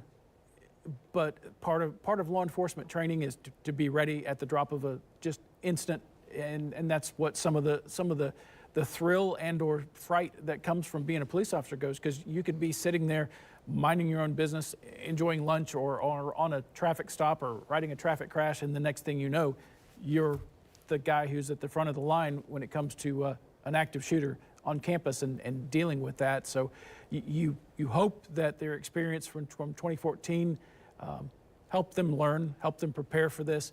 And I encourage anyone who wears a badge to learn from these incidents, not just in Florida, not just in Tallahassee or the city that you live in, but when these things happen, think about what your response would be, think about how you would address that, and think about the steps that you would need to take if you're the one at the front of the pack when it comes to addressing an issue like this. And that's what law enforcement officers get in the business for. That's what the public honestly expects of them, and hopefully today we see some good results from that. Yeah. We do know that we have another young lady who is on the phone right now, Miss Kaylee Schultz. I understand, Kaylee, that you were an intern for us. I'm sorry we didn't have a chance to work together. Can you hear me okay? Yes. Yes, ma'am. Hey, thank you so much for calling in. I'm sorry, go ahead. Thank you so much for checking in. I was an intern with you guys over the summer in the sports team, and I just got so much love even from you guys and just people checking in and praying for me. So I really appreciate you guys checking in and just letting me call the station. Oh, that is so sweet. First off, thank God you're safe. My goodness. Can you tell us where you are right now and when you realized that something was happening today? Yes, I had a little bit of a different experience from other students you've talked to. I actually wasn't on campus. I live a little bit ways away from campus, but I heard the news first on text from FSU, like FSU alert, active shooter, and just immediately when you see that, it's very shocking and something that you don't expect to hear on your Thursday. So immediately my phone was just blowing up with messages from different people, and then me wanting to check in on friends and people that I'm really close to who I know would be very nearby campus. So that's just a very surreal and scary feeling, just to feel the need to have to check on people's safety like that. You don't expect that to happen, but it did. And immediately I saw that the shooter was in the student union, and typically on Thursdays I will go to the gym and then to the union to do my homework. And today I decided not to because I was working on something at home. And so it just immediately felt to me like that could have been me there. Like that fully was so close to home. And I was just thanking God that I wasn't there and that the circumstances played out differently. But it just, it hits really close to home. It's something that you just don't expect that you will go through. Does it, you know, as far as going back to school, that's got to be something that you're just thinking about it differently now, like sitting in class and just all the things that you take for granted as far as safety. Yes, it is very scary to just think of, oh, I thought I was totally safe and it's totally normal to just be sitting in my class, but now I kind of have in the back of my mind that this could happen, and friends were texting me saying, like, I'm okay. Thankfully, my friends are okay, but they were like, we are locked down in our classroom. We heard this scary alarm. Or people who were in the Union who fully heard the shots and saw the shooter, and just the trauma from that situation. It does just make you think about your situations and just where you are very differently. You just don't, you take that for granted of just like, oh, okay, I'm safe and this is normal, but this just really makes you think about that in a different way. Yeah. Well, Kaylee, we are glad that you're okay. I'm sure that your loved ones have checked on you and you're checking on yours as well. We appreciate you speaking with us here on News for Jackson during such a tragic time. Thank you so much, Thank you Kaylee. so much. And be safe. I appreciate you guys. Thank you. Thank you so much. And I do want to mention that FSU has sent out another alert. I'm just going to read the whole thing. It says, law enforcement has neutralized the threat. Please avoid the Student Union, Bellamy, HCB classroom building, Rivetta A and B, Moore Auditorium, Shaw, Pepper, Hecht House, and Caraway, as they are still considered an active crime scene.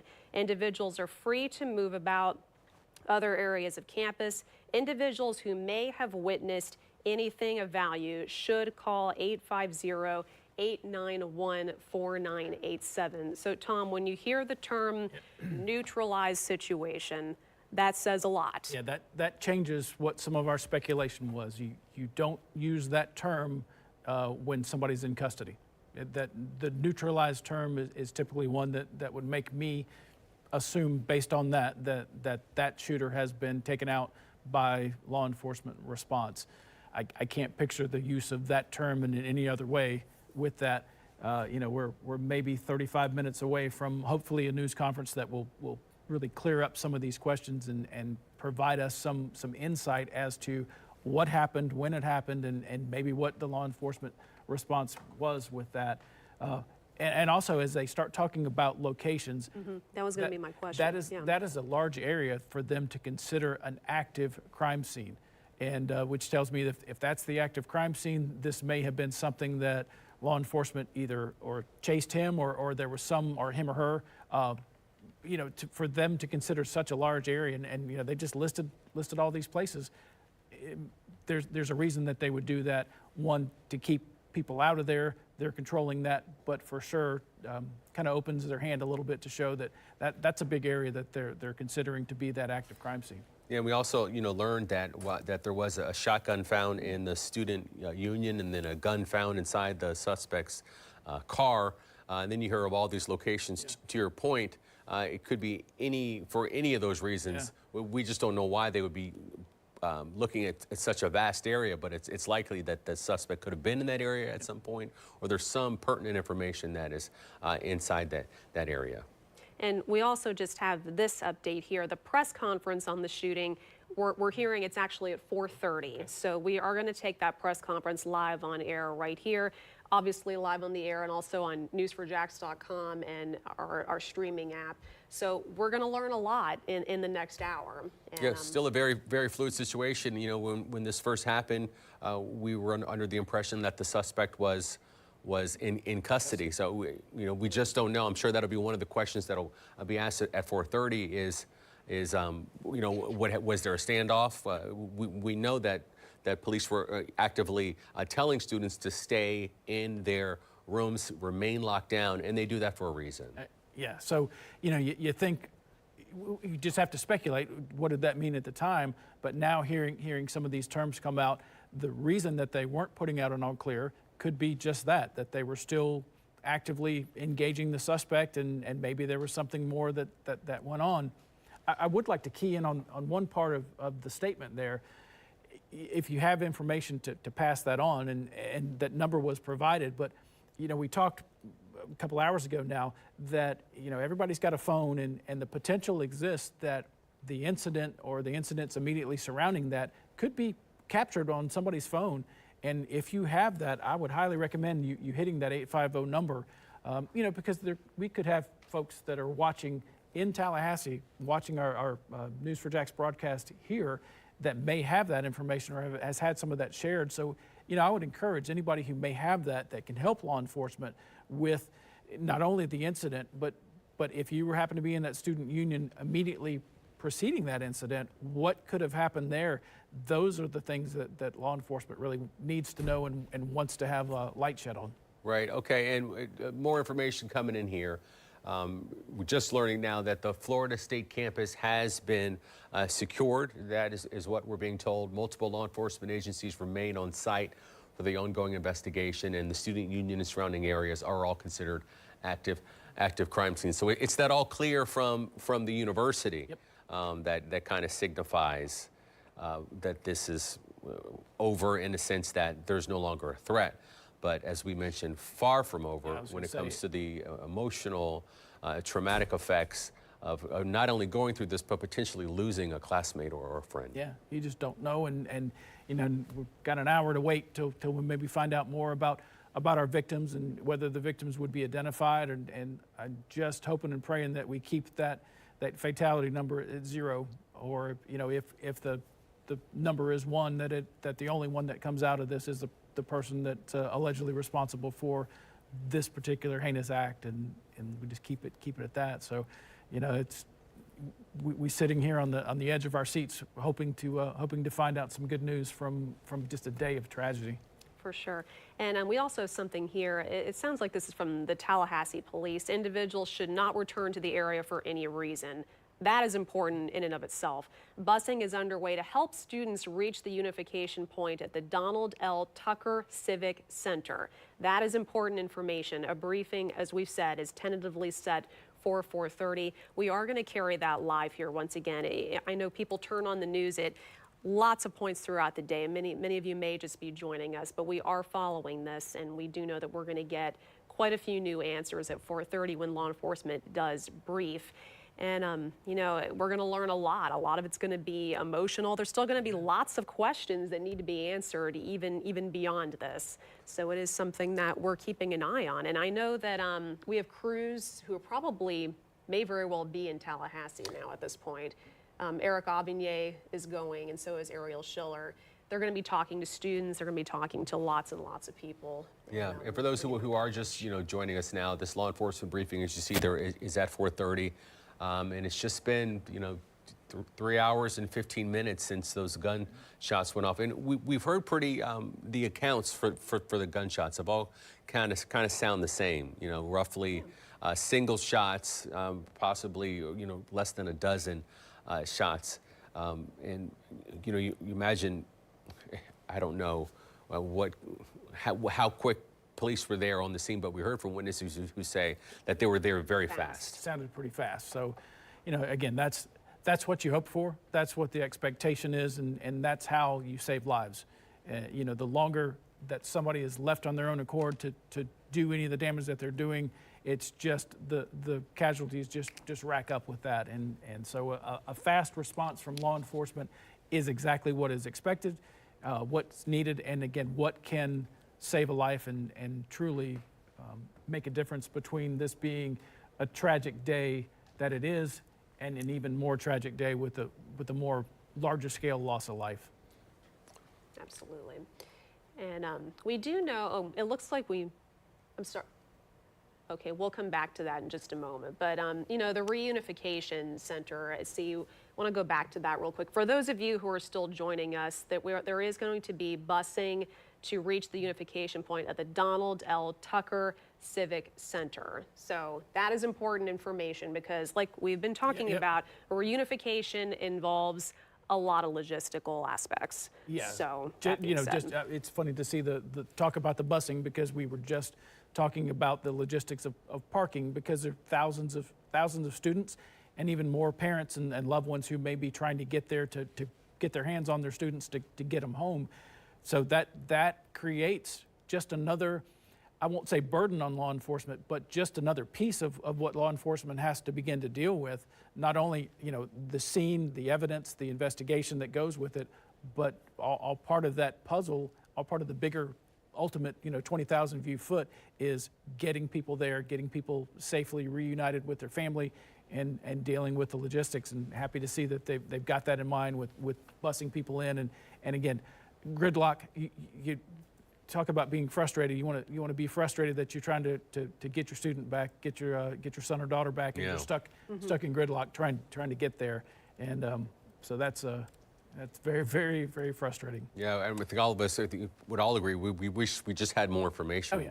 We wish that we knew more from Tallahassee, but it's still such a large campus. Police are still doing their due diligence, and there's a lot of investigating that they have to do before they're able to come out to the public and essentially speak to all the country, because unfortunately this is yet another school shooting. Yeah. I'm going to look at some of the statistics of school shootings, but I mean, there's just been so many and in such a short amount of time, and it just makes you numb. It just makes you numb to the reality that, it's not necessarily safe in the places that we go. And it's incredibly hard to secure large areas, especially campuses like Florida State University. Yeah. Ashley, you talked before about elementary schools and efforts to secure them and have guardians and armed police officers and other the gates and the ability to limit the ingress and egress. But how do you do that? In Tallahassee or in Gainesville or Orlando at the University of Central Florida, these aren't places that are designed to have one way in and one way out. And you want there to be safety and you want there to be security, but it's so hard to predict and prevent something like this just because of the nature of it. But you talked about being numb to it, and you just can't be. From a parent standpoint, from a law enforcement standpoint, you have to be ready for this either by a preparation of some kind of plan, be it from talking to your students, talking to your children about it, or from the law enforcement standpoint about being ready when that 911 call comes in. You'd better have the training, because now when that call comes in, that's not the time to start. I mean, it's happened here in Jacksonville. I can think of 3 times. Yeah. The first one being in 1990, if I'm not mistaken. And that was a very different world back then. And it really wasn't even that long ago, if you think about it. And the GMAC shooting is what you're talking about. And there was a police officer who was actually an academy instructor of mine whose wife was murdered in that. And that was right around the same time that I was getting hired on and going through the police academy. And so that really touched home about how those things happen in your community. And Jacksonville, Tallahassee, these are small towns. They are. Maybe big landmass wise, but small towns, and you see how those tragedies really strike home. My phone has been burning up with friends who have kids that go to Florida State University, and you just have to have a broken heart for our country when we have to talk about, you're numb to a school shooting. We shouldn't be. We shouldn't have to be. And yet, here we are.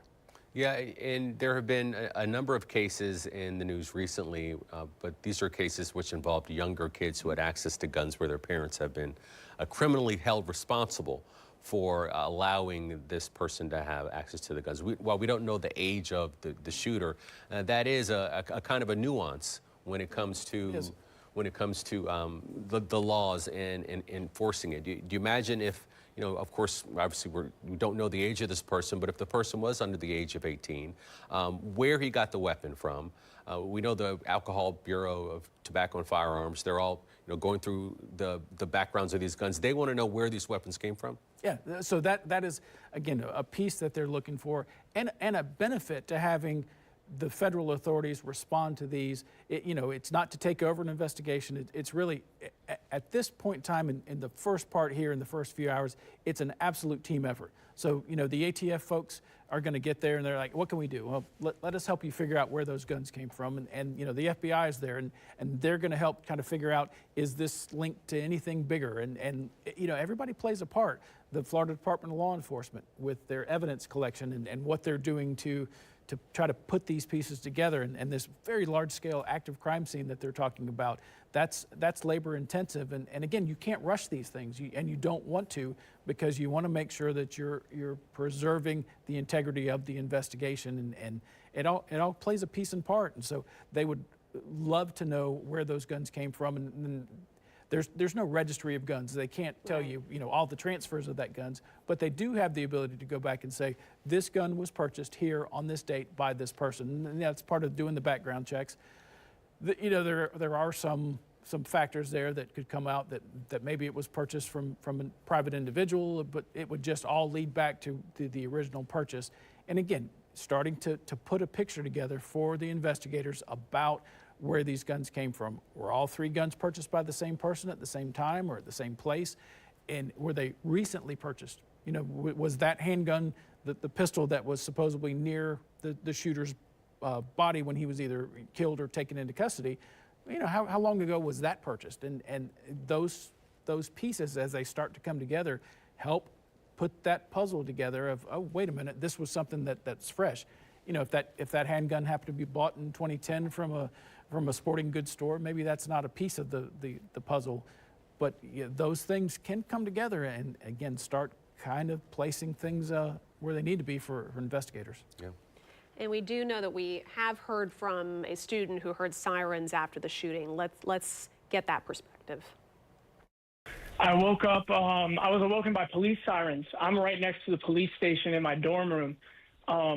And I was awoken by the police sirens. And so, I wake up and then all of a sudden these loud, blaring, like deafening sounds from the speakers in the dorms, they start going off and they start telling us, life-threatening emergency. And so, we start freaking out, in the rooms here. And then we get a text that there's an active shooter. And I mean, it was a shaking, a really scary event. Scary event indeed. I can't imagine what it was like for that young man. Yeah, and I think the witness that we heard who was the closest who spoke with us was the young lady who says that she was right next to the student hall. Laurel, yeah. And actually heard that gunfire, distinctly. And she said she had a good ear and she knew precisely what that was. And then within minutes, everything started to happen. The last young man we heard there on not that we spoke to, but was on there, surreal, and that's kind of what happens with these things is there's that surreal nature of like, wait a minute, is that sounds like construction noise, and you have to kind of register that wait a minute, that's not a construction noise, that's not firecrackers, or why would there be firecrackers at noon on a Thursday? And you start putting those things together and those things become surreal, and hopefully you've got enough wherewithal to go where you need to go and not freeze, and I talk about it, sound like a broken record, but having some kind of plan is better than having no plan at all, and it takes times like this to capitalize on that. Hey, we better have a plan. Let me talk to my loved ones, put this together, and really give them something for their brains to register as act. When you hear this, you need to act. When these things happen, you need to react. And speaking of acting and reacting, you have that plan, you have that preparation, but if you're in the situation where you're the victim with your back to the wall, are you supposed to, do you fight back? Well, so some of that, is flee if it's safe, and unfortunately there is no rubber stamp to say every time do this, every time do that. What you're talking about, if you're in that student union and your back's against the wall and what's happening is a shooting going on between you and that door, sometimes get down, get out of the sight as best as you can. It all is just relevant to whatever the circumstances are, and sometimes the fleeing is the best thing to do, but you have to do that safely. But we talked about as my kids grew up, they were a little bit younger with malls. When we were at the mall, I said, if something ever happened at the mall, please realize that every one of these stores in the mall has a back door that leads to a hallway. And if something happened, go through that store, go through the back, and again, have a plan. So that is leaving the area. But again, you have you have to have your head on a swivel, and you have to have some awareness of your surroundings to be ready for that. And you know, that again, it talks about the kind of world we live in, that you have to have a plan for these things, but sometimes you do, and just like these folks have talked about today, I can't believe this happened, that I was involved in a mass shooting, and yet he was. That's the reality of it. Yeah, and now we have also some new video, which is actually showing students in that moment that Tom was talking about, you know, evacuating through the hallways, realizing that they are involved in an active shooting situation. And this is the scene, Tommy, and hands let's up. just, Very surreal. yeah, let's just, if we could just listen in, if we could just turn up the sound a little bit, let's just listen.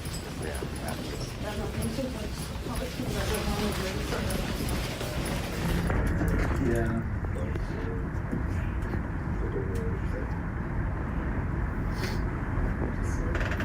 Okay, from that video, you just really got the sense, just from the deafening silence and the hands up and them walking out.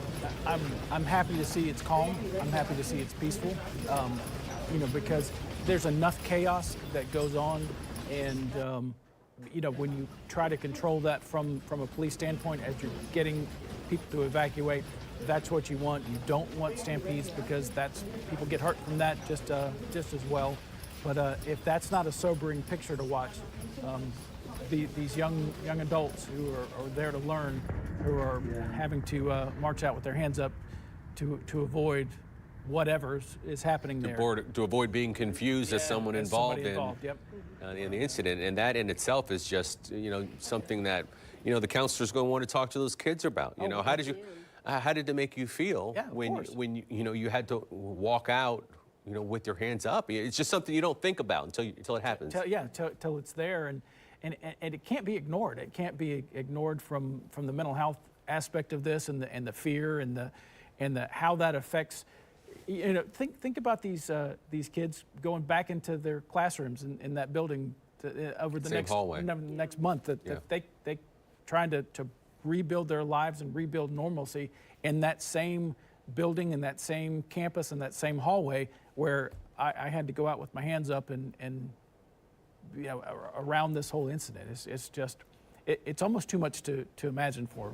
It is. That's a lot to process in reality of all this. We do have a statement from Congressman John Rutherford, who of course is our former sheriff here in Jacksonville. My former boss. Your former boss. He said, "I am praying for the safety of all students and faculty at FSU, as well as the first responders on the scene. My thoughts and prayers are with those injured as we learn more." And, you know, having been the sheriff of Jacksonville, he has seen a lot of, you know, traumatic things that people in our community have experienced. So I imagine through that lens, this is hard.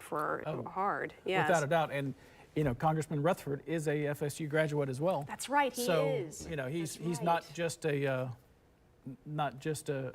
former sheriff and a congressman, but he's also an alum and done that and been there in Tallahassee and spent the time there. So, you know, his picture is fairly broad when it comes to all that, but narrow with that connection to, again, FSU being in our backyard, and there he is. Yeah, another statement coming in from Representative Aaron Bean, who says, "Praying for the safety of everyone at Florida State University, including the officers and first responders on the scene."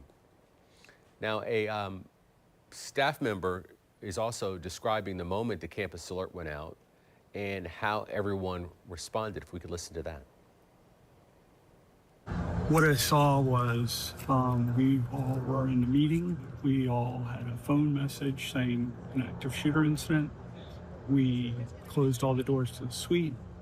We got my people into a safe room, and then went out and started clearing people out of bathrooms and other rooms to try and get them into a central place.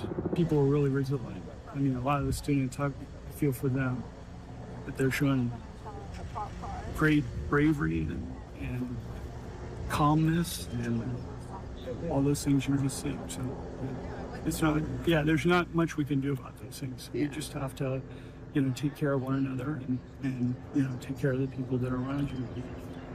And again, keep moving forward, because I don't think anybody wants to leave anyone alone or behind. So keep moving and not let things like this get in the way of it. And I think that is the first staff member we've heard from since we've been on air. So interesting perspective there, him talking about just thinking about those students and everything that they've been through and are still going through. Let's hear now from a student. Her name is Celeste, and she described what she saw as complete chaos. It was just chaos. Everyone was like, there's like a shooter and stuff.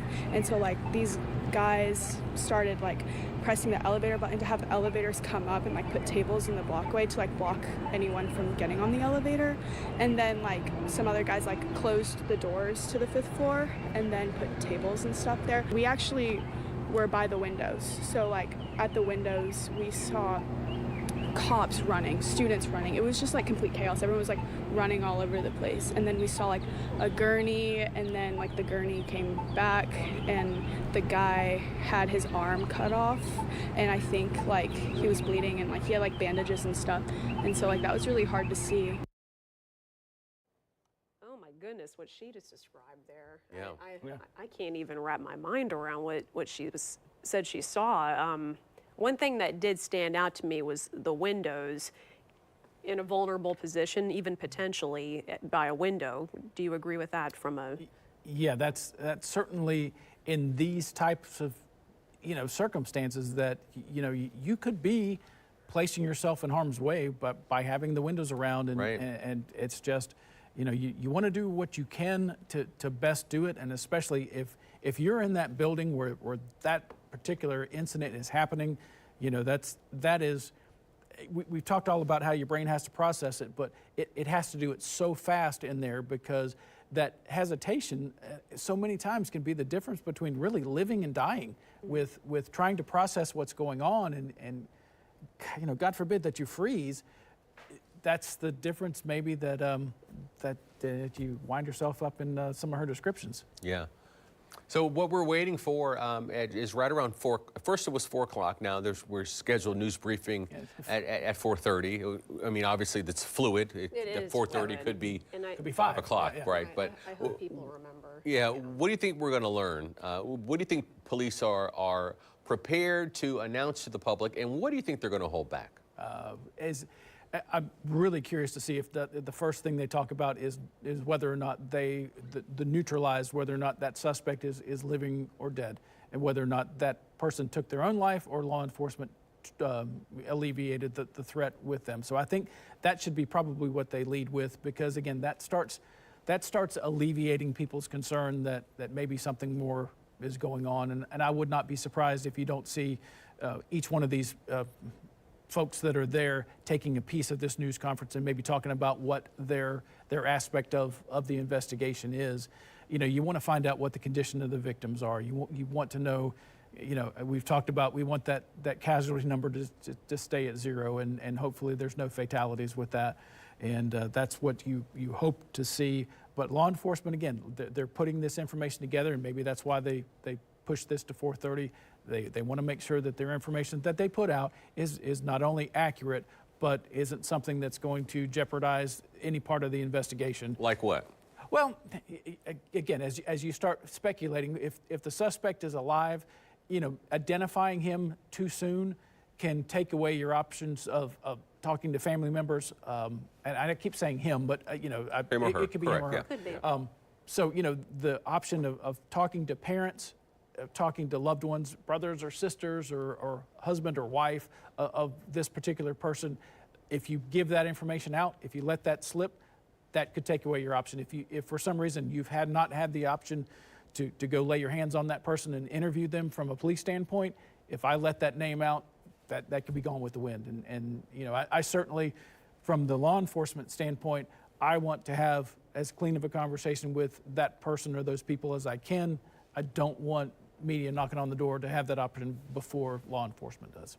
For sure. And I imagine once we learn, they very well could already be doing this. They could be at this person's house for all we know. I would not be surprised if that hasn't happened within the last 2 hours, even before we're talking about it now. Mm-hmm. Again, you want to you take your lead investigators to work that and to try to put this picture together as fast as you can with the best information that you can. And again, looking back at what led up to this, what are the circumstances today, the 2 hours immediately preceding the shooting at noon, where was this person, where did they go? They obviously, we know they had a car because they've identified the fact that they had a gun in the car. So, you know, where did that car come from?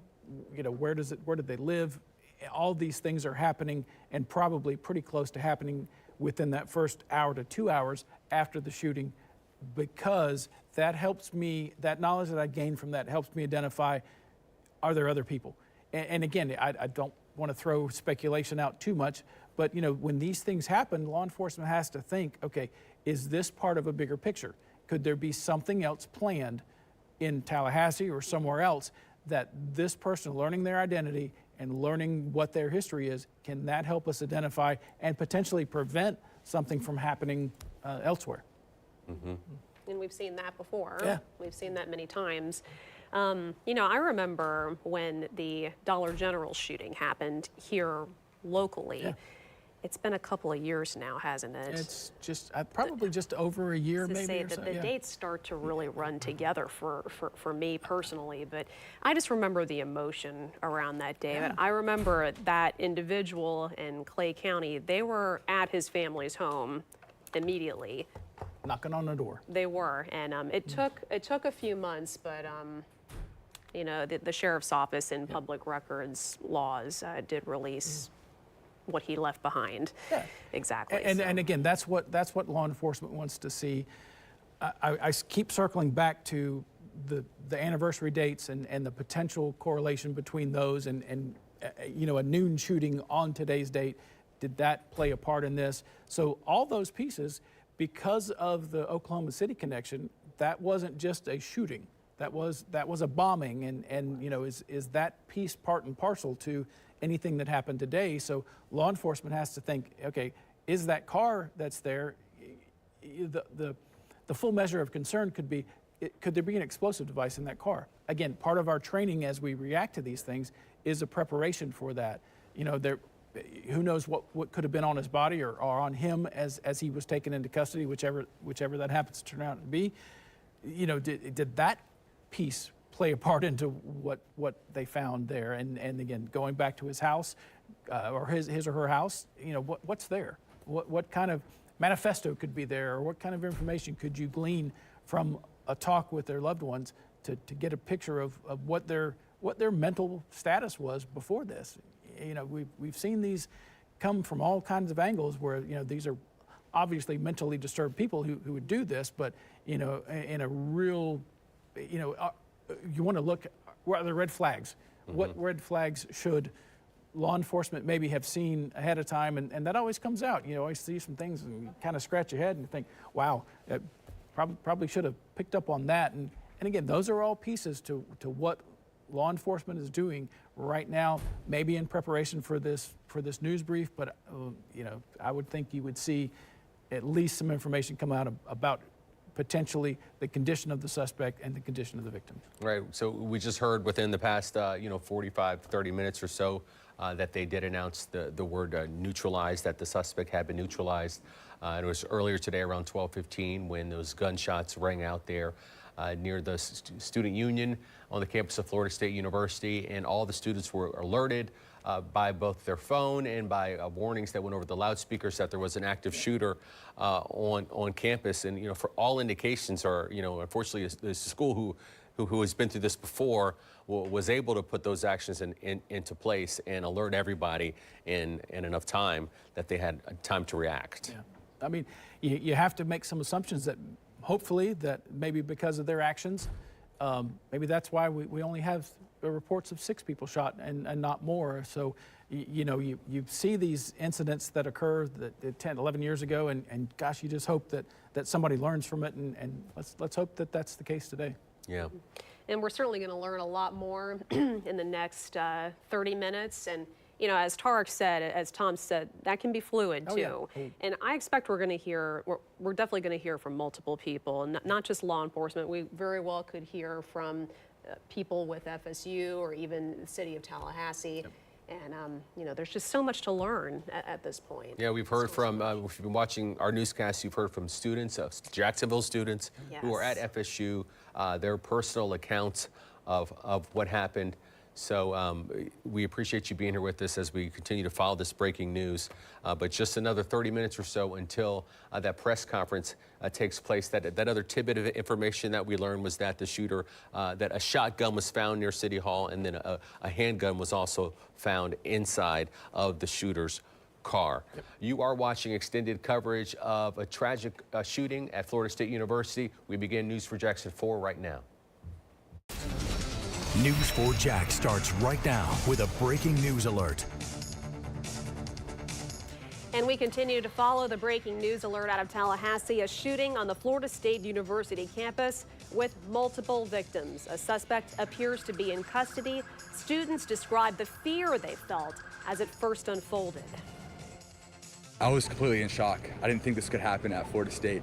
I mean, we're a pretty safe campus, but yeah, this is just like unheard of to me. I never have been in a school shooting before, active shooter. This is like first time for me, and I was honestly in shock. My hands were shaking, just adrenaline kicked in, and I really didn't know what to do. I started tearing up, just like I was scared, to be honest. All right, we're expecting a news conference soon, but we're getting some new information about the suspect. I'm just hearing in my ear that that one suspect is been neutralized. We heard that from FSU.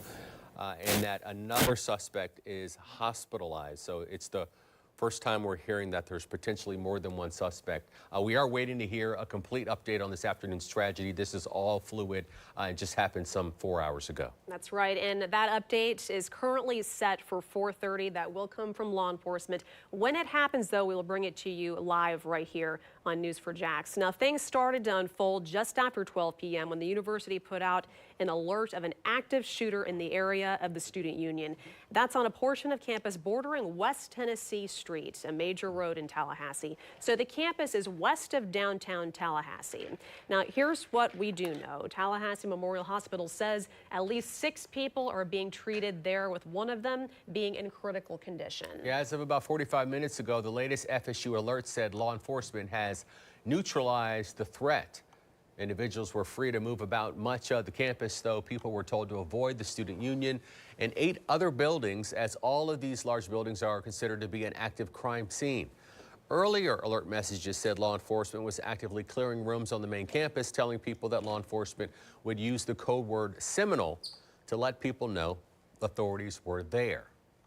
Take a look at this video showing students evacuating the building from the way that they're walking through the hallway. You can only imagine that they're doing this under the guidance of law enforcement as they have secured their campus earlier today. And we have crews covering this story from Jacksonville and crews on their way to Tallahassee. We begin, though, with reporter Eric Avigné, who is on his way to FSU right now. Eric?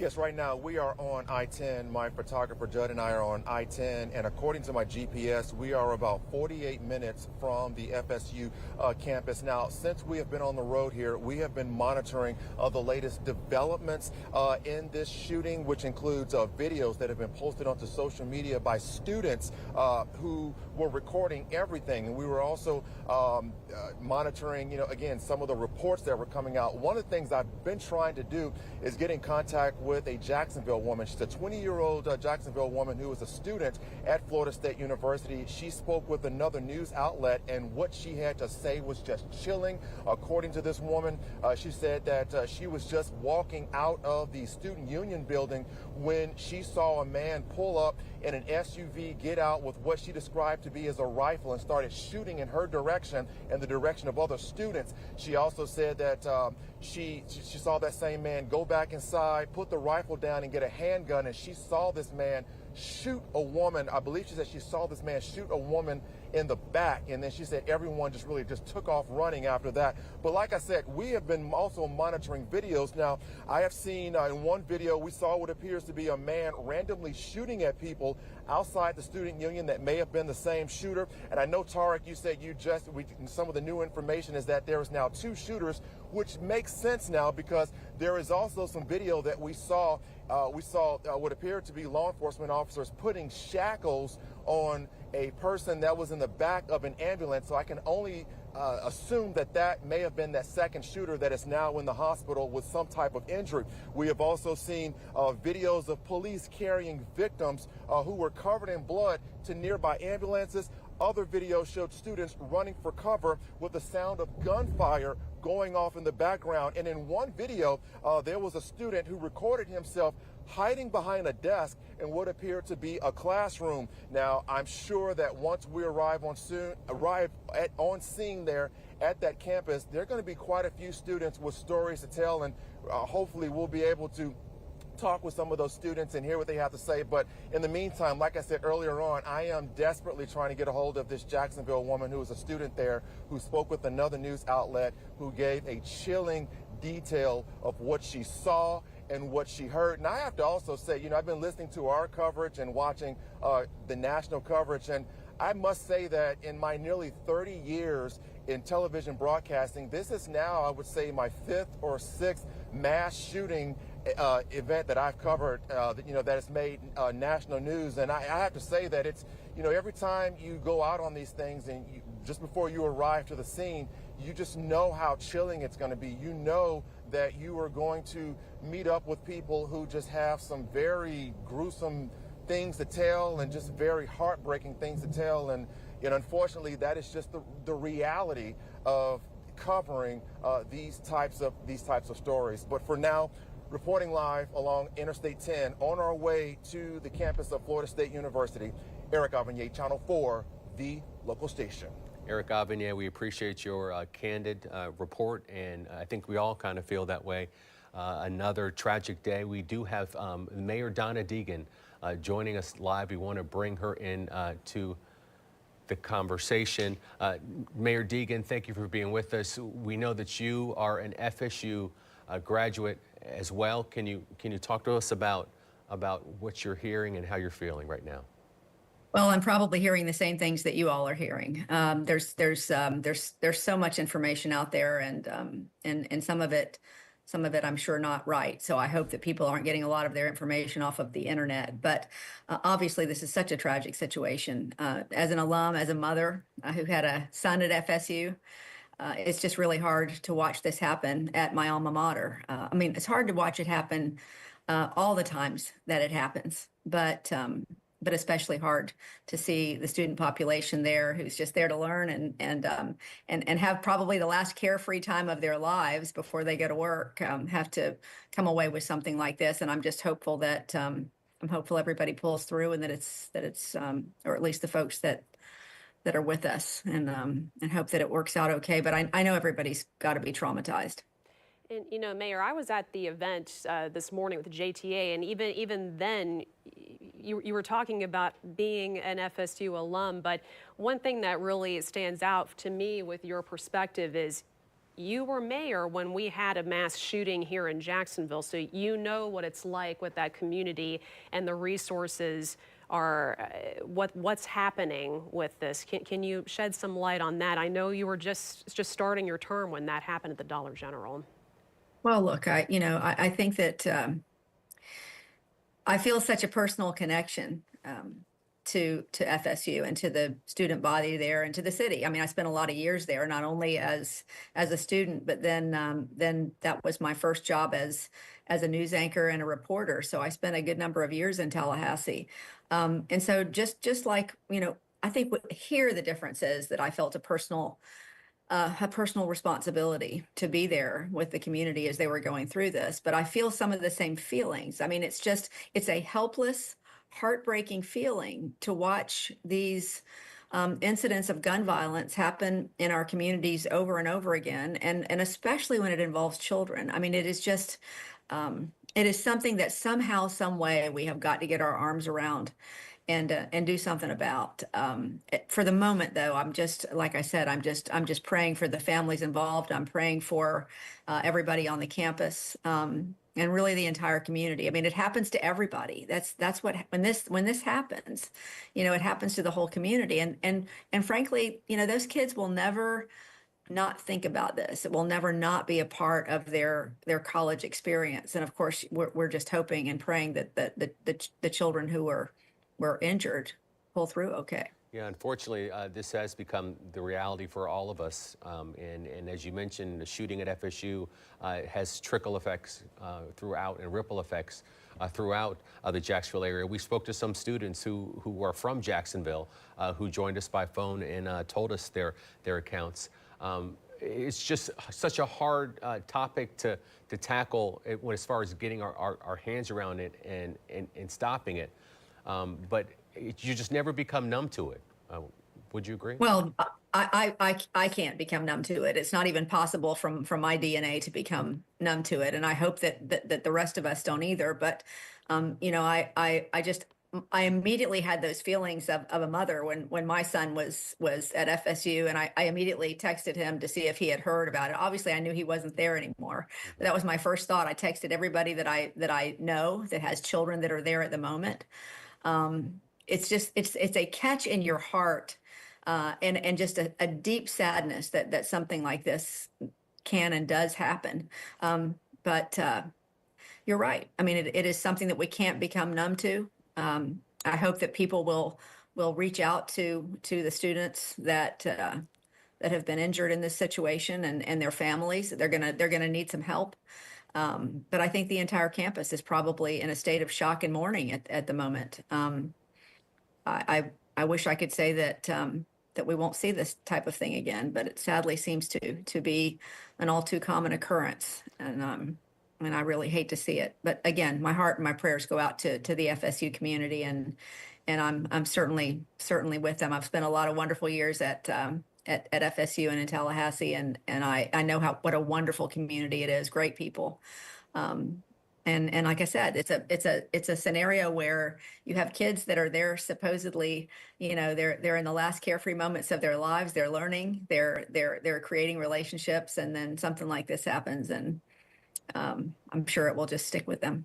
Yeah, and just one more question for you. We really do appreciate you being with us and understand how emotional it is. 2014, there was another shooting there, a mass shooting. Yeah. And the community came together. Talk to me about the FSU community and what you anticipate will occur after all the facts are known and this community of FSU and all the other communities around it are attempting to heal. Well, as I said, it's a wonderful community, and especially the FSU community within Tallahassee is a wonderful community. And I've already seen. I shared one post from Madison Social, which is a social gathering point that a lot of the kids go to, just saying that we're sorry for everyone who's hurting physically and who's hurting emotionally. And I thought, what a perfect thing to say. But it's organizations around the campus that'll all come together and throw their arms around everybody. There's an FSU professor whose mantra is always, and they put it on a T-shirt at Madison Social that says, "Be kind always." You know, I remember they created a special T-shirt the last time this happened. I mean, it's the types of things that we do as community when we come together to try to let people know that we understand this is an awful thing that we will try to never let happen again, and we love you. And that's really what you're going to see from so many organizations around the campus. That's just who they are in Tallahassee, and they'll get through it, and they'll get through it together. But it will leave everybody with a scar. Mayor Donna Deegan, we appreciate your time as always. Thank you so much. Thank you. As we continue our coverage, we want to go now to Ariel Schiller, who is on her way to Tallahassee. And Ariel, a bit about this is an area that's Yeah, that's right, Tarek. I lived in Tallahassee for about 10 months. I worked at the ABC affiliate there as the weekend anchor reporter. So it is a special place in my heart as well, similar to what Mayor Deegan was saying just a few minutes ago. And Tallahassee is truly, it's a college town. I mean, but besides FSU, there's also FAMU that's right down the road. And then, of course, we have the Capitol that's there. So there's a lot that goes on that is driven by the universities that are there. We know, in addition to FSU, that are canceling classes for the rest of the week, FAMU also canceled classes for the rest of the day. And we really just know that there's a lot of law enforcement on campus right now too. There's FSU police, and in addition to FSU police, there's Tallahassee police, there's Leon County Sheriff's Office, there's Florida Department of Law Enforcement, there's Jacksonville FBI. So there's a lot that's going on there, but we know that the FSU is just a big economic driver for Tallahassee, and that a lot of the students are what help make the city thrive. So we've obviously been seeing the heartbreaking accounts that have been coming out of this situation, and we are on I-10 right now. We're about an hour and some change away from Tallahassee, but I knew when I saw this news, I decided to call our managers and say, hey, I really want to go and be a part of this coverage because of my connection there. But we are on our way, and we hope to bring more updates as they continue. So for now, reporting live in the mobile newsroom, Ariel Schiller, Channel 4, the local station. Ariel, thank you so much. And we will be getting Ariel's updates once she is there. Hope she stays safe as well. You are watching extended coverage here on News4JAX. Yeah, just 15 minutes away from a briefing from Tallahassee with the latest from investigators there. News4JAX at 4 o'clock. We'll continue right after the break.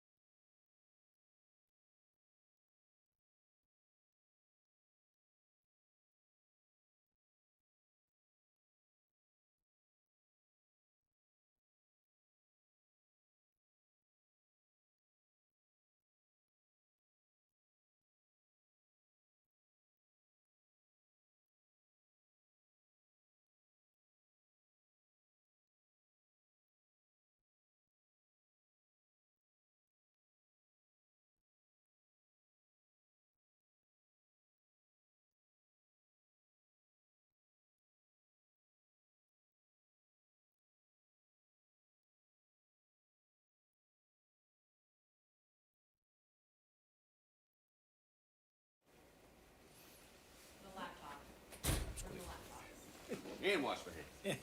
Sure.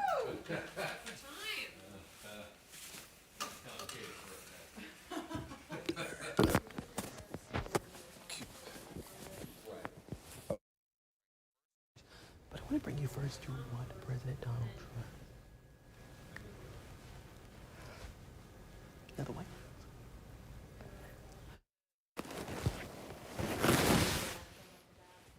I think the press conference did two.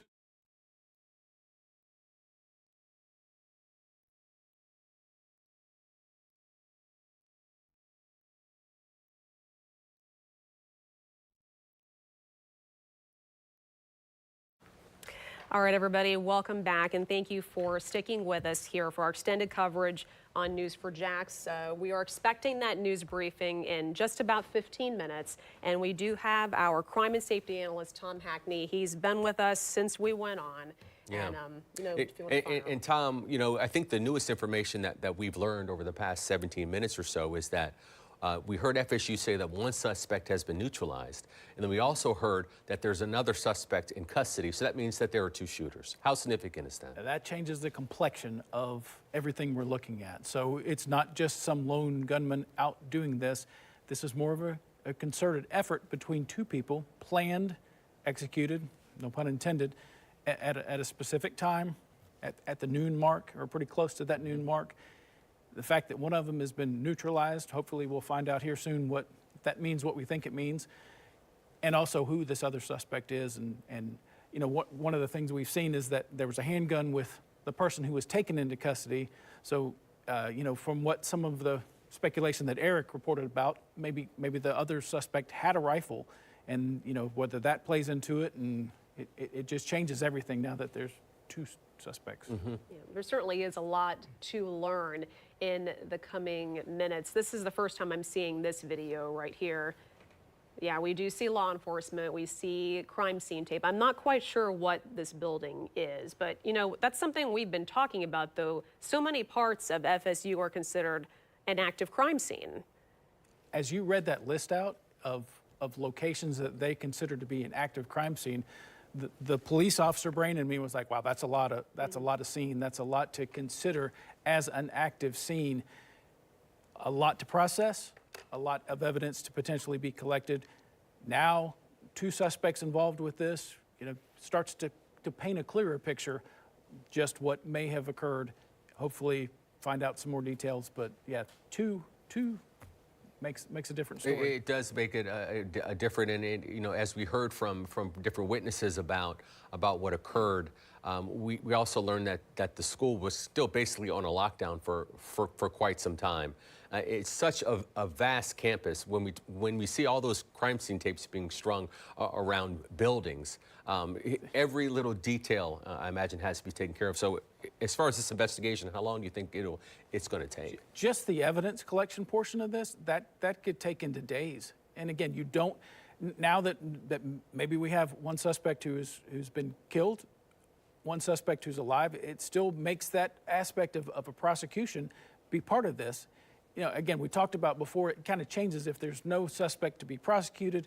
Doesn't change so much, but when you actually have a trial that you would concern yourself with, you need to make sure that every I is dotted and every T is crossed exactly as it should be, and that could take days, honestly. And this definitely brings more perspective, because at first we kept hearing in custody, and you know, typically we see a lone incident, so then we heard neutralized, and now we're hearing, now it makes more sense. Yeah, it makes more sense that there's 2 of them, but it just brings in that speculation back to, wow, that in order to do this, you've now had 2 people get together, and where there's 2, are there 3? You know, is this a bigger plot of some sort, or a bigger planned event that they've gone to? Gotta wonder. Yeah, of course, we don't know, but we do know that a shotgun was found inside the student union, and that another handgun was found in the vehicle of the suspect. So investigators definitely have their hands full. But you know, and we just saw the video again of those students walking out with their hands up, and it's just such a sobering moment. You talked about the mental anguish. We heard from the mayor at the top of the 4 o'clock. I mean, as she described it, this leaves a scar. Oh, yeah, and we talked before, again, about, you know, you have physical scars and you have folks in the hospital getting treatment now, but you have another very large segment of that college, of that campus, who have scars too, and those scars don't fade very fast, and it pleases me to hear that there is a concern about the mental health and the survivors and the things that go on there, and you just have to hope that comes to fruition. Yeah, we've heard mental health experts will be there and even at UNF. Yeah. I mean, at other colleges around. So to say, we could have students at UNF who have friends and loved ones who Correct. Just highlights once again the close aspect of this community and that community as well. Without a doubt. Well, Tom, we certainly do appreciate you being with us. Don't go too far. Don't go anywhere. We do definitely want to speak to you as we learn more from this investigation. We do want to bring in, all afternoon we've been, talking with Florida State students on the phone, some of who are from Jacksonville.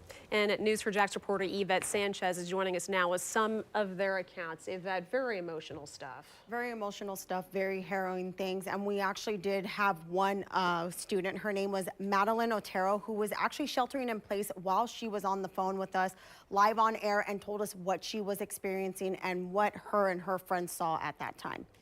Well, my initial reaction was I definitely need to contact everyone because I knew they were going to make sure that I was safe. So I wanted to reassure them, but we just wanted to get easy access to as much information as possible just to make sure that our location itself was safe. Unfortunately, some of my classmates, they were in that area, and one of them actually ran back to the law school to get to safety, and he made it, but I'm sure that was traumatic. He's okay. He didn't see anything himself. I think the moment he got the alert, he ran, but he definitely looked somewhat frazzled. I am with a friend, and then some of the faculty are making sure that we're all okay. To be completely honest, I have not been inside the building myself because the graduate programs remain separate, but I can tell you that it is in a more central location with like an open food plaza, like many other campuses. So a lot of students go there for lunch, to study, for general access to things. So it is, unfortunately, if someone were to desire to hit the most people possible, that would be the place.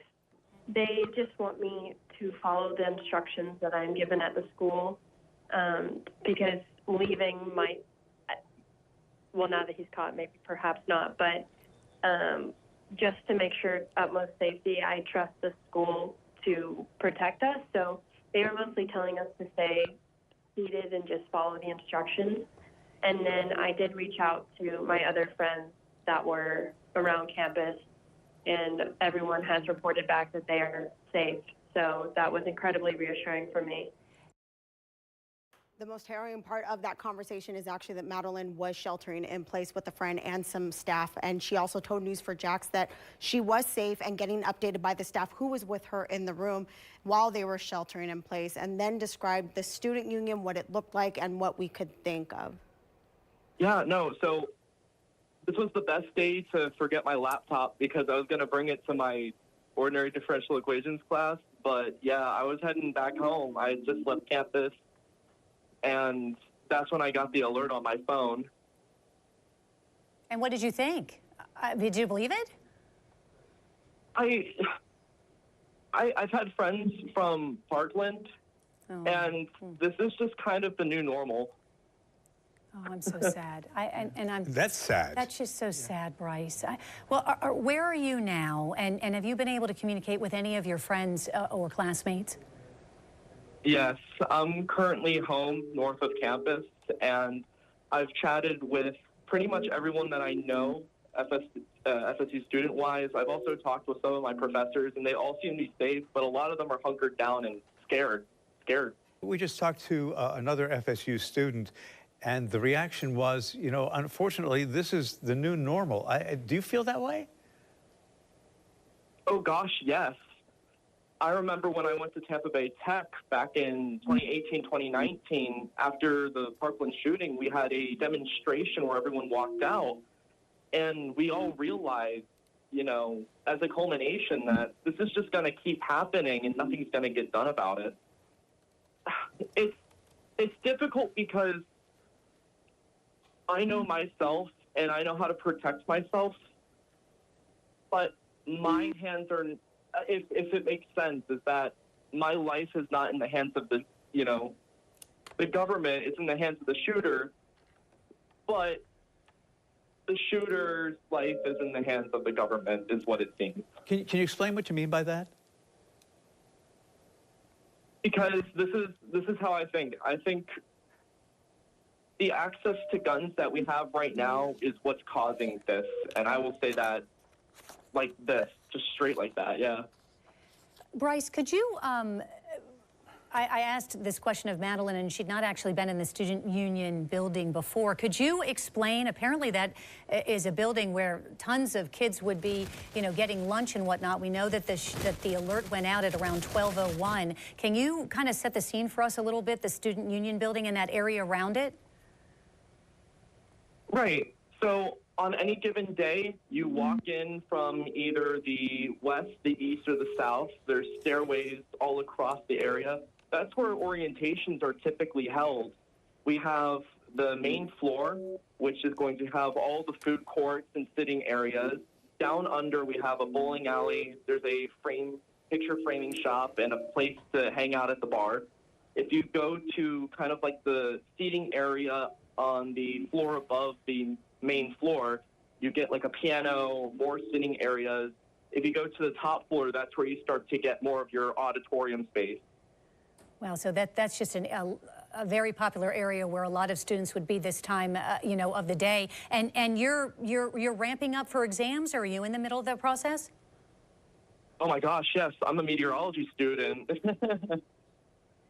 So you're preparing for exams? Oh, absolutely. Yeah, it's been a difficult semester because another thing people forget is that FSU isn't just Tallahassee. People come here from all over Florida because of bright futures. So I'm from Tampa, you know.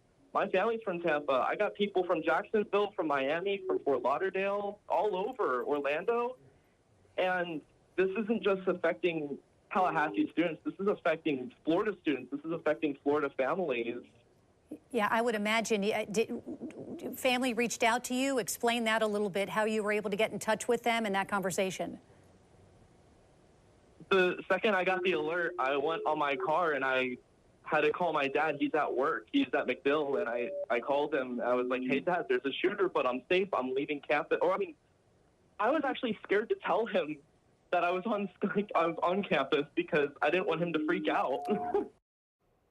And that was actually Bryce Lovelace, and I'll be sharing more of these stories and phone conversations we had with more FSU students later and throughout the evening newscasts. All right, Yvette, thank you. We want to take you live now to Florida State University, where in just a few moments we are expected to hear from law enforcement there potentially, and potentially members of the administration there on the campus of Florida State University.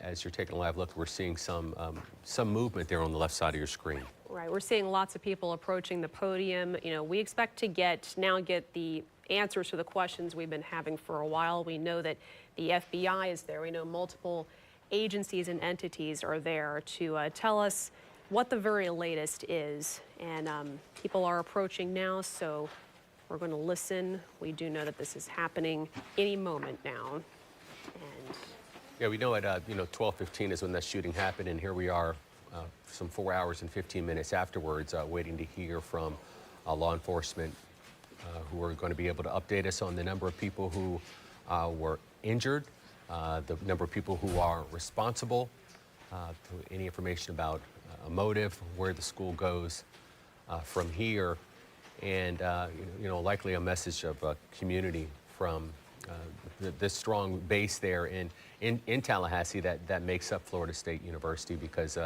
this shooting, Ashley, as we've been talking about, is not only affected this school, but students all across the state of Florida. Absolutely. So many of people here in our community, people in my life, I know people in your life too, have connections to Florida State. So this is truly, not just a Tallahassee issue. This is a Florida issue. This is a nationwide issue. And My name is Jason Trumbauer, and I'm the Chief of Police at Florida State University. All Florida State University classes and business operations on the main campus in Tallahassee are canceled through Friday, April 18th. Essential employees should check with their supervisors for further reporting instructions. All FSU athletic events in Tallahassee are canceled through Sunday. At approximately 11:50 a.m. Thursday, April 17th, a gunman opened fire on the main campus of Florida State University in Tallahassee, shooting multiple individuals in the vicinity of the Student Union building. FSU police responded immediately, engaged, neutralized, and apprehended the shooter. 2 victims are deceased, and 5 individuals have been transported to a local hospital with gunshot wounds. The shooter has also been transported to a local hospital. The 2 deceased are not students. The shooter is believed to be a current FSU student. I do not have additional information on the shooter's identity at this time. Students who need assistance can go to the Donald L. Tucker Center, where the university is providing counseling, health care, and other support services.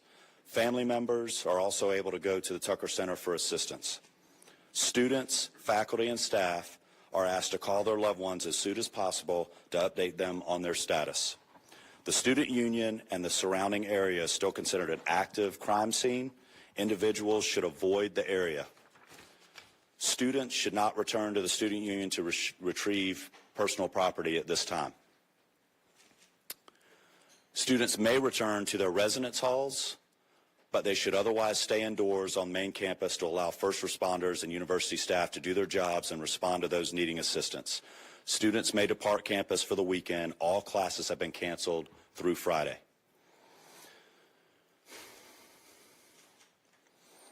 Before I turn this over to Chief Revel, I want to thank all the brave men and women of the FSU PD, for responding immediately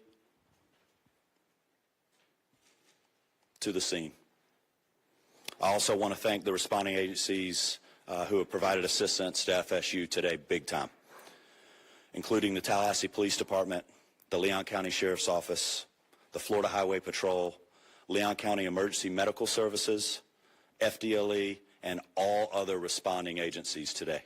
We really appreciate your support. That's all the information I have at this time. We'll have additional update for you later today. Chief Revel. Good afternoon. I am Chief Revel with the Tallahassee Police Department.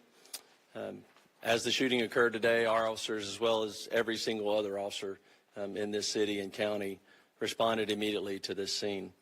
Once on scene and once we began working through what was occurring and what we were working, in consultation with FSU, Tallahassee Police Department was asked to take lead on this. So we will be the lead for this investigation in both the officer involved shooting portion of this as well as the homicide portion of this.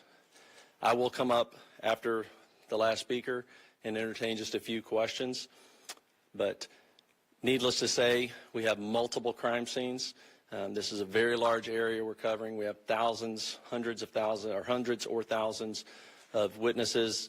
And again, this is an active, ongoing investigation. So the information that we will be allowed to release right now may be fairly limited. I'll answer what I can at that time.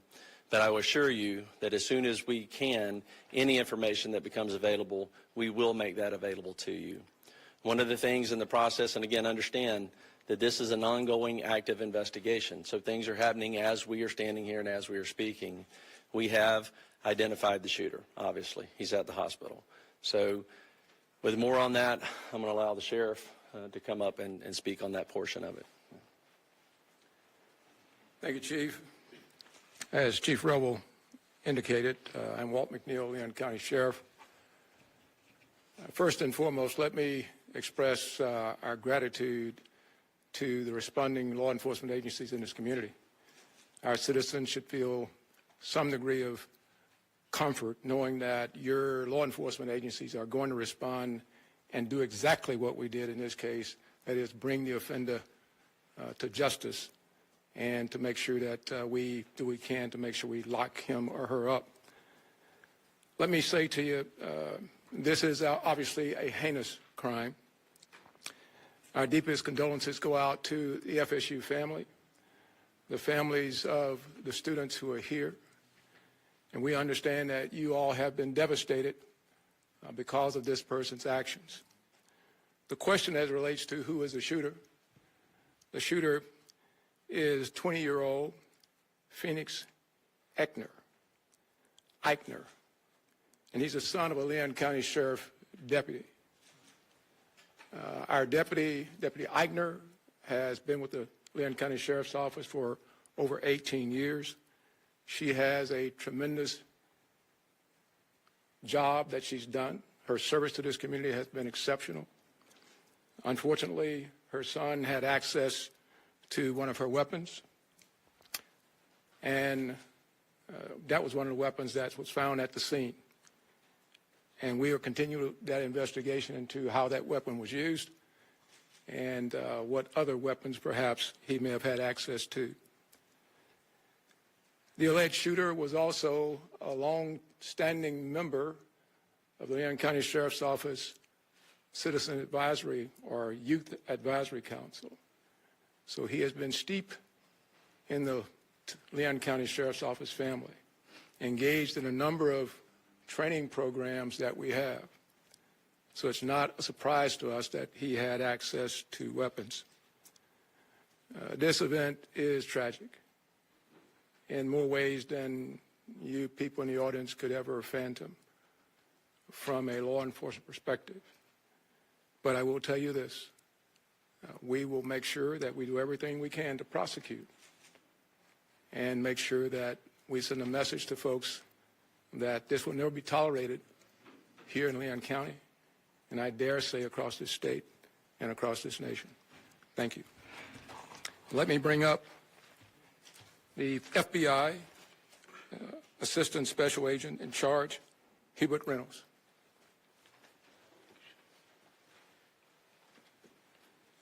Good afternoon. My name is Hubert Reynolds, and I'm the Acting Special Agent in Charge of the Jacksonville Field Office. I want to echo those standing with me what a horrific crime this is, and we stand with you fully. We have an office here in Tallahassee, and we are fully engaged with providing any resources that we can bring to bear to help with this investigation moving forward. We've established a digital tips media line where you can upload photos, videos prior to and during the incident. If you were there from social media, please upload all of that. I will give you now the website address. You can upload any tips to www.fbi.gov/FSU shooting. Again, that's www.fbi.gov/FSU shooting. I want to assure you that we are going to bring every available resource to be able to help the community and the local people here. Thank you.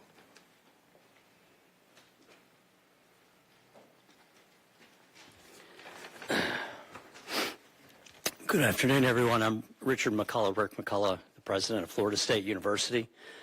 This is a tragic day for Florida State University. We're absolutely heartbroken by the violence that occurred on our campus earlier today. 2 have died. 5 other innocents are being treated for their injuries. We're working to support the victims, their families, and everyone affected by this traumatic event. I just returned from the hospital where the First Lady and I met some of our students who are the victims. Our hearts go out to our students and the victims of this terrible tragedy. I have to say that our law enforcement, our FSU police officers, are absolute heroes in this regard. The call went out, someone called it in, and immediately they responded to the scene and immediately neutralized the suspect and prevented this from being a bigger tragedy. I want to thank them so much for what they do to try to keep our students safe. I want to thank all the law enforcement partners, FSU Police, Tallahassee Police, Leon County Sheriff's Department, Florida Highway Patrol, and the Florida Department Law Enforcement, and all other responding agencies for their rapid and courageous response. I want to thank everybody that came out to visit with the students and to help us and to be here today for this press conference. And I appreciate so much the support that you're all providing to our university and to our students. We're fully cooperating with the investigation, and we defer to law enforcement as they continue their work. I'd also like to thank all the healthcare providers at Tallahassee Memorial Hospital. They're treating and providing outstanding care to our victims. Right now, our top priority is safety and well-being for all the people and our campus. As it was said, classes are canceled. On the main campus today and tomorrow, and all FSU athletics events on Tallahassee are canceled through Sunday. We also want to tell you that counseling and psychological services are available to students, faculty, and staff, and anyone that needs that should call 850-644-2003. We're also providing support for faculty and staff through our employee assistance program. And so if you need any help, please reach out. We'll continue to communicate with the campus community as we know more. This is a deeply emotional time, but we're all here to support each other. We're going to do everything we can to support our community. We're a strong and united community, and we're family. And so we'll take care of all of you. And we'll get through this together. Thank you.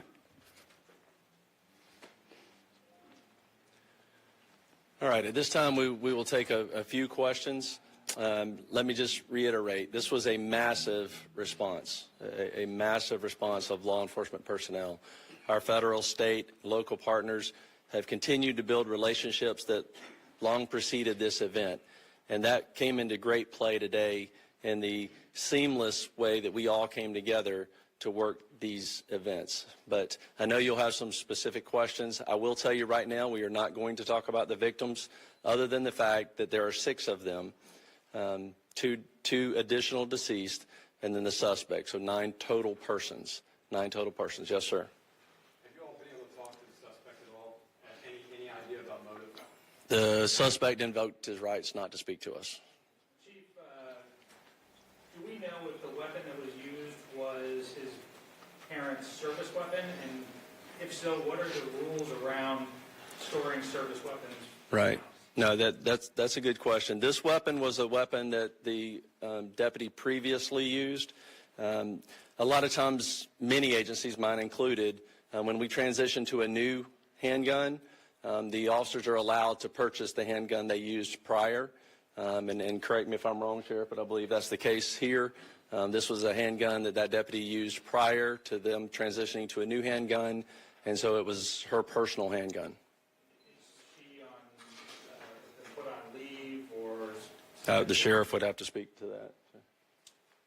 We will do a thorough investigation to look at all aspects of it. There's no cause right now that we're aware of that would require her to be placed on any kind of suspension or otherwise. Yes, ma'am. We've been hearing stuff that it was a deputy who was a school resource officer. Is that true? That is correct. Yes. Chief, those injured, those killed, or any of those members of law enforcement? I'm sorry? Anyone who died in the shooting or was injured in the shooting, were any of them members of law enforcement, whether it be the... No, they were not. They were not. Yes, sir. When law enforcement arrived, did the suspects engage with them, or did he surrender immediately? No, they challenged him and ended up shooting. He did not comply with commands and was shot. Did he fire officers? I do not believe he fired at officers. We've heard that Phoenix may be autistic. Are you able to confirm that detail? I do not have that detail. I'm sorry? We're not releasing any of the victim information at this time. Was the officer aware of any behavioral conditions or concerns or threats prior to this incident? We were not. How quickly did officers arrive on scene from the 911 call to when they engaged the suspect? We will get you that information. I don't have that currently. I assume that would be a question that was asked, but I mean, it was almost immediately. That FSU, obviously this is their campus and they patrol it very well. So they were on scene almost immediately, engaged almost immediately, and then everyone else, again, was a massive, very quick response. I know you said that the 2 deceased were not students. Do we know of those 5 that were injured or any of them students? Again, we're not releasing any information on the students on the victims at this point. Specifically, what firearm did he use? I'm sorry? What kind of firearm was he using? It was a handgun. What kind of handgun? I don't know what type of handgun that was. It was probably a 40. I don't know. Yeah. Chief, I heard reported that a shotgun was also recovered on campus. Was that used in the shooting? We do know that he had a shotgun with him. We have not confirmed anyone was shot with a shotgun at this point. But again, that could change as we, again, there are hundreds and hundreds of witnesses, and as we piece all of this back together, information will come to light that we may not have at this point. So I do not believe so at this point. We'll take one more question. Will body cam footage of radio dispatch or any logs be released in the near future? I'm sorry, say again. Will there be any body cam footage or radio dispatch logs or incident reports being released anytime soon? We will work with the state attorney's office, which we always do, in pulling together all the information, all the investigative evidence from this case. And in collaboration with State Attorney Campbell, we will make that determination. Obviously, after the case is over, we will certainly, it all becomes available at that point. But as to what we can and will release at that point, like I said before, we're very open, transparent on these things. Again, the officers did an incredible job. But again, some of this is very horrific. This is a horrific incident. And so we will, again, collaborate with the state attorney's office and determine which of that evidence could be released or will not be released. But again, I'll let you know that as soon as we make that determination. So thank you all very much. Appreciate you being here. And just let me reiterate what's already been said. The collaboration between all of the agencies, the federal, the state, the local, all of our first responders, our EMS personnel, our fire department, again, just a massive response, immediate treatment to the victims that were there, the transport of them. Again, it was a very seamless response to this tragedy. And that goes to the training that we all do repeatedly, individually as agencies and together. The incident command came together very, very quickly. And again, I could not be more proud of the response and more horrified at the act. So thank you very much. Can you please just real quick verify again one more time the number of people injured and dead? Our number was 8. I heard you say 9. Sure. Total number of 9. That includes the suspect. So there are 6 victims that are injured, 2 victims that are dead, and 1 suspect. And that's let me just reiterate this because I'm not sure we said this. We have no reason to believe at this point that he did not act alone. So there is no further threat to our community at this point. So thank you very much. Described as a horrific incident, we just learned that the son of a well-respected Leon County deputy opened fire on Florida State University students and administrators with his mother's handgun, killing 2 people who were not students. I want to bring Tom Hackney back into the conversation. You know, I heard a collective from you. I heard when that detail came out, you said, wow. We were not expecting that. That was a wow.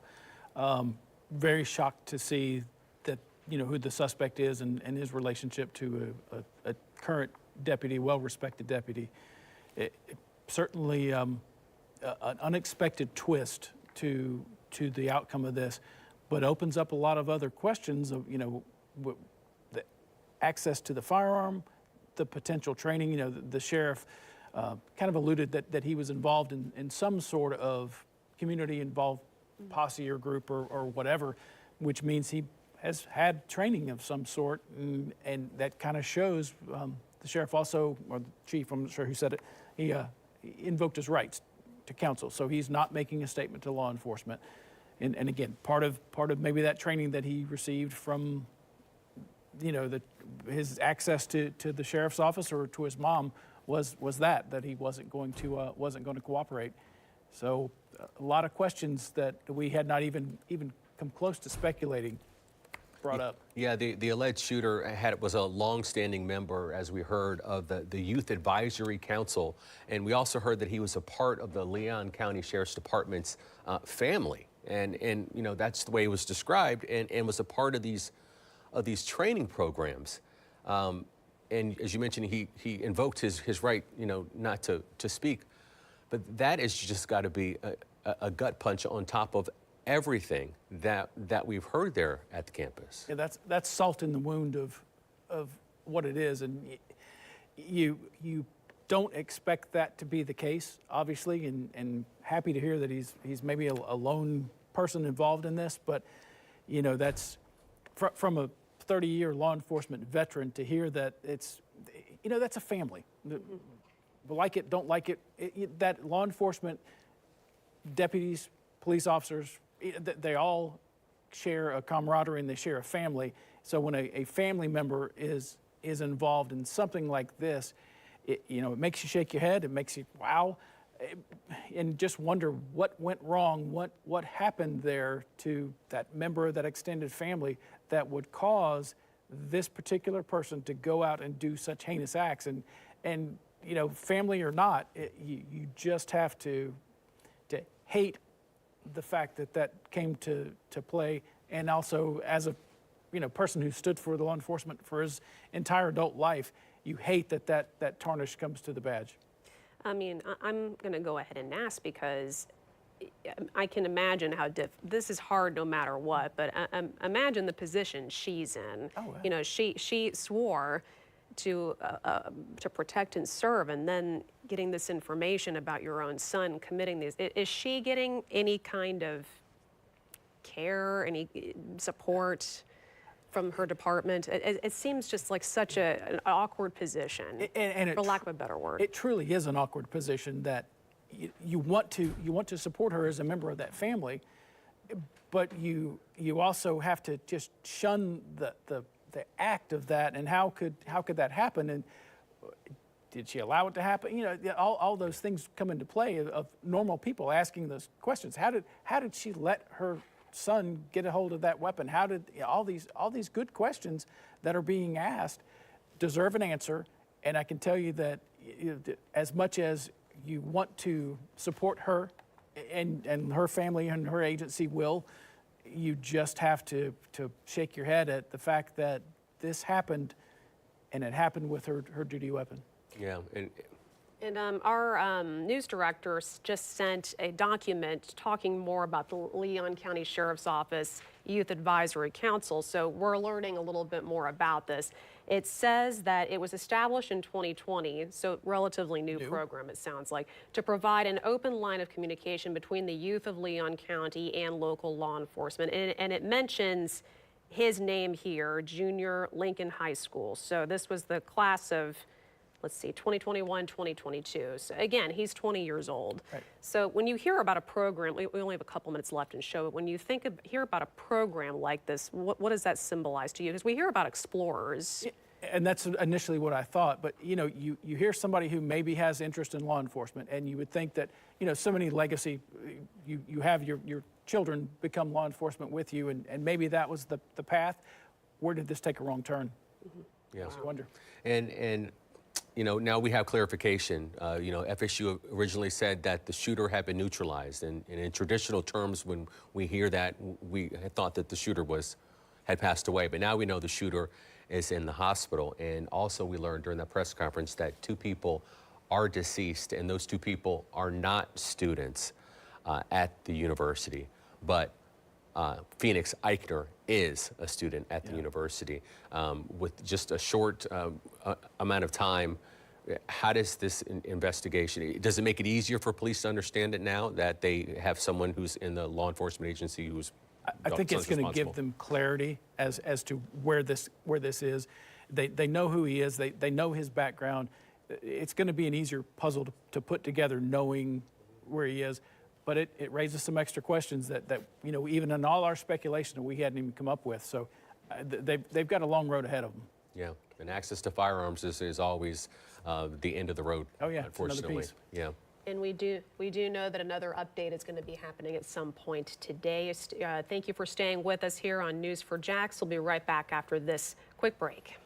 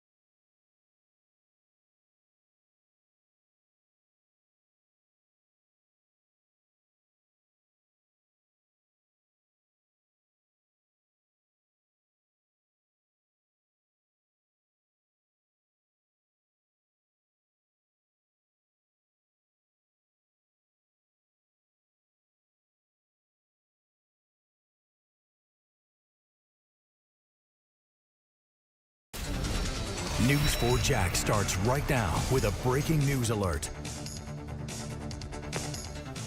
Breaking now at 5, a look at the campus of Florida State University in Tallahassee, where we just got an update from police. A shooting on campus has left at least 2 dead and 5 injured. The gunman is a student at the university. The two students, not Florida State University students, though. This is some new video of students being evacuated from inside one of the buildings. One student recalling the moments after the shooting.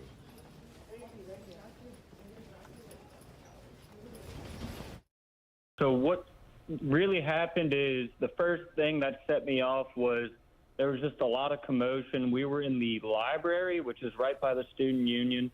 A lot of commotion. People started running, so naturally I thought to run with them. And once I got out of the building, that's when I heard about 7 to 8 gunshots, approximately.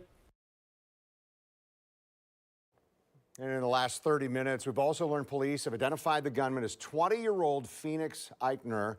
He's the son of a Leon County deputy who had access to weapons. News4JAX has been bringing you the breaking details since the first FSU alert was issued a little after noon today.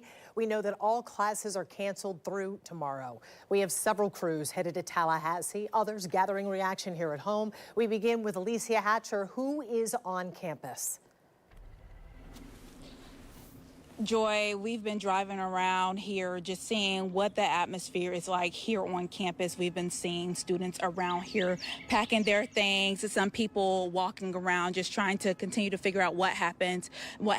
But there is a lot of police presence still here on campus. They took the crime scene tape down where we're currently standing. We're by a few dorms here in this area. We saw some students sitting around, but police did go up to them and ask them to go back inside and go indoors. Like I said, we saw people with their luggage leaving for the weekend. There is still a few crews down here. You can see an officer walking around here on campus, as well as others driving around here. There is some crime scene tape still up here around campus. They told us to stay back from that particular area and moved us to another area where we can be safe. I've been speaking with students on and off campus that was on and off campus during the time of the incident as we were driving here to Tallahassee. Take a listen to what one student endured while on campus in class.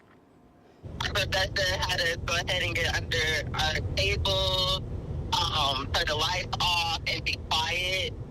We were in there for quite a while. I'm just leaving campus right now because we were able to get out safely. Speak with another student on campus. She said she was on her way to come on campus for work, but she got a call to stay at her apartment. She said she lives close by, and everyone is just afraid. They're shocked. I even spoke to a student that goes to FAMU University, and she said it's about just a mile away, and where the incident took place, it's about a half a mile away from their campus. So both campuses are very close by. A lot of people are just shocked. Some people said that they're overwhelmed. And I even asked every student that attends here, I said, would you come back on campus? Would you feel comfortable coming back here on campus? And they said that they're not sure. The one lady that you just heard from, Deja, she said that all she knows is maybe next week she'll be able to come back. But as of right now, she's very afraid, especially with what she endured while in class. For now, reporting live in Tallahassee, Alicia Hatcher, Channel 4, the local station. Thank you, Alicia. News4JAX reporter Ariel Schiller also on her way to Tallahassee. Ariel, you previously worked in this community. Yeah, I did work in Tallahassee for about a year before coming to Jacksonville, and we actually just arrived in Tallahassee. We're on our way to campus to be able to speak with students and get an idea of what the situation was like for them. We know that this is a big law enforcement presence, a big law enforcement effort. We do have video of that presence that was on campus. The Jacksonville FBI says that they are assisting. We know Florida Department of Law Enforcement says that they're a part of this. Leon County Sheriff's Office, Tallahassee Police Department. It's just a big effort of law enforcement, and we did hear that they're talking to thousands of witness accounts right now because obviously it's a university. There's lots of students that come here every year, and are a part of the local economy here and a part of the local area here. So we are almost to the campus. We're down on Thomasville Road, I believe. So we're not far from campus right now. But we're going to stay on top of this. We might even head towards the hospital to just see if there's anything going on there, but we will keep you updated as we get more information. But for now, reporting live in Tallahassee, Ariel Schiller, Channel 4, the local station. All right, Ariel, thank you so much, folks. Well, we are getting ready to go to our other crews who are out live on the scene. We're going to talk to our crime and safety analyst, Tom Hackney, who is here. He's been with the sheriff's office at 1 point for how many years? 30 years, 29 years and 8 days, if anybody counts. 30 years. So you have great perspective with what has happened today, and we thank you for all of your coverage and insight over the last few hours. There's so many things to talk about here. We know that this suspect was part of an organization where police were trying to communicate and connect with the community. He was part of he was into law enforcement. Now do we look at all of the programs, they're all over the country, where students are involved with the police and they have these types of interactive programs? I think you have to. I think you really should take a look at these, and all these things happen and give an opportunity to really reflect on, did this go over the line somewhere? Don't know what kind of training he received through the sheriff's office with this, but these, you do your best with these kinds of programs to do just what it talks about, bridging the gap and maybe expose some youth to a law enforcement career, and also use that to bridge the gap within the community. Somewhere this took a very bad left turn with him, and him having access to her firearm and using that for such a heinous act. Yeah. It's just a lot of questions. And Tom, those of us who are just observers, we heard that in the news conference and there was a gasp. Yeah. What I just heard you telling my colleagues at the end of our 4 o'clock newscast, when the law enforcement community right now hearing that, it's got to be a gut punch. It's got to be devastating in some ways. It truly is, because the law enforcement family is just that. They look at each other as comrades in arms, and not only the folks that you work with, but their immediate families become your families. Their kids are your kids, and when you see and hear this happen, you imagine that within your own agency, within your own friends, and you think, wow, that really was my initial reaction, was just a massive wow of how that could go and go so wrong. And turn into something like this, you have to wonder, and it breaks your heart.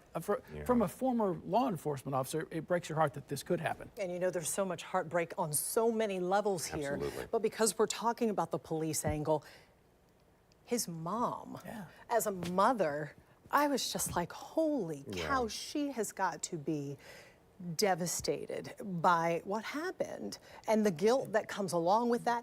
And I've got to ask, and I know a reporter asked during that news conference, will she now be looked at?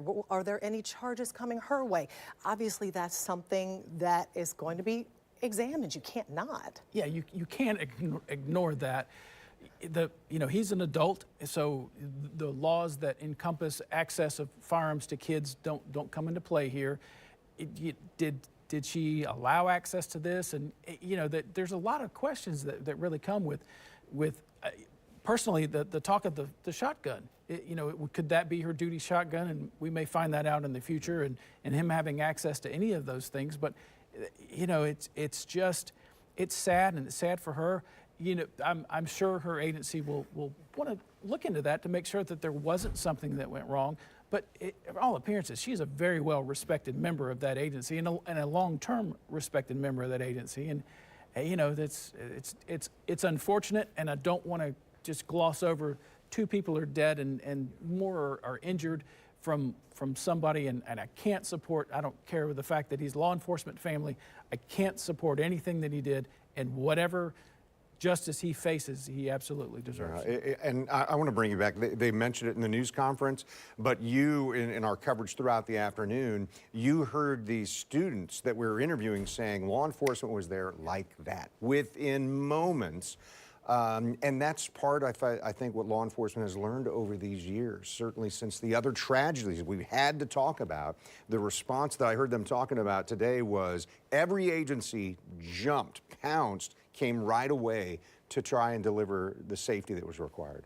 That's what you hope happens, because, you know, since the Columbine incident, law enforcement has really trained for these kind of things. And every time one of these happens throughout the country, you brush off that training and, hey, you got it, right? You know what we're doing. You know what the plans are. You know this. Nice to see that it actually came into play, that more lives were not lost, and probably because of an immediate law enforcement response. Seconds tick by, so do lives in these particular incidents. Tom Hackney, thank you you so much. Do not go anywhere. We want your insight for the next couple of hours. I will be here. Thank you. And News 4 Jax reporter Eric Avignon on his way to Tallahassee as well, part of our team coverage tonight. Eric, looks like you've arrived there. Yes, we have arrived here, and we're, believe it or not, we're just a stone's throw away from the Student Union building. In fact, if I can get my photographer just to zoom in down that way a little bit, right where you see where I know there's this vehicle that is trying to come out, but you know what? That's going to be a little too tight. You're not going to be able to make that. It's too tight. Yeah, he's trying to get through. As you can see, there's quite a bit of police vehicles that are here. This is about as far as we can go. But if you can look down there, we see those flashing lights down there. The Student Union building is right there. But again, this is where we can get to. I want to bring in a student here. His name is Gio Santiago. Now, you and I, we were just talking because just moments ago, you brought a bouquet of flowers up there. Can you talk about how this has impacted you and so many of your classmates? Yeah, so I guess just this incident happening this morning, just so unexpected. People were going about their lives just any other day. They were at the Union, either getting food, studying, just being there with friends. And the fact that this can happen so unexpectedly kind of makes the campus feel a little bit more unsafe. And it just makes you a little bit more anxious in your day-to-day life. And it just hits you with the realization that, you know, like, this can happen to anyone. This is real. And I know you said you were in your dorm, you couldn't hear anything, but you were in contact with friends who could hear it all, who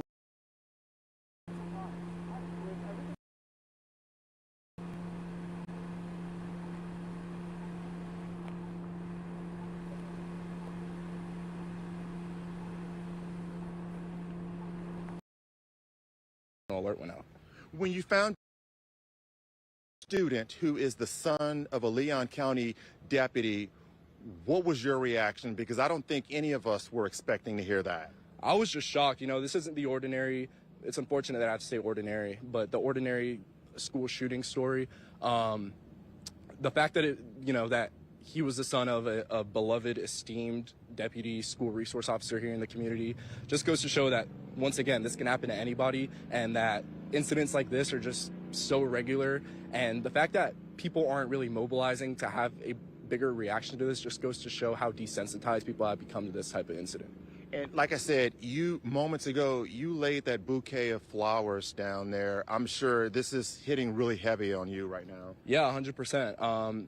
It just was just a complete shock. My whole day has just been focused on this, obviously. I brought the bouquet because I haven't really seen anyone organizing or anything to show solidarity for the victims or for anyone affected by this. So I just thought maybe if I bring out a bouquet, take a picture, send it to some big accounts on Instagram, like Barstool FSU or something like that, that maybe they can use their platform to promote this type of behavior, and so that we can show that we're there in solidarity with those affected. Do you suspect at some point tonight we're going to probably hear about a candlelight vigil possibly planned here on campus? I think so. The organizations right here are pretty fast to act. I certainly hope so.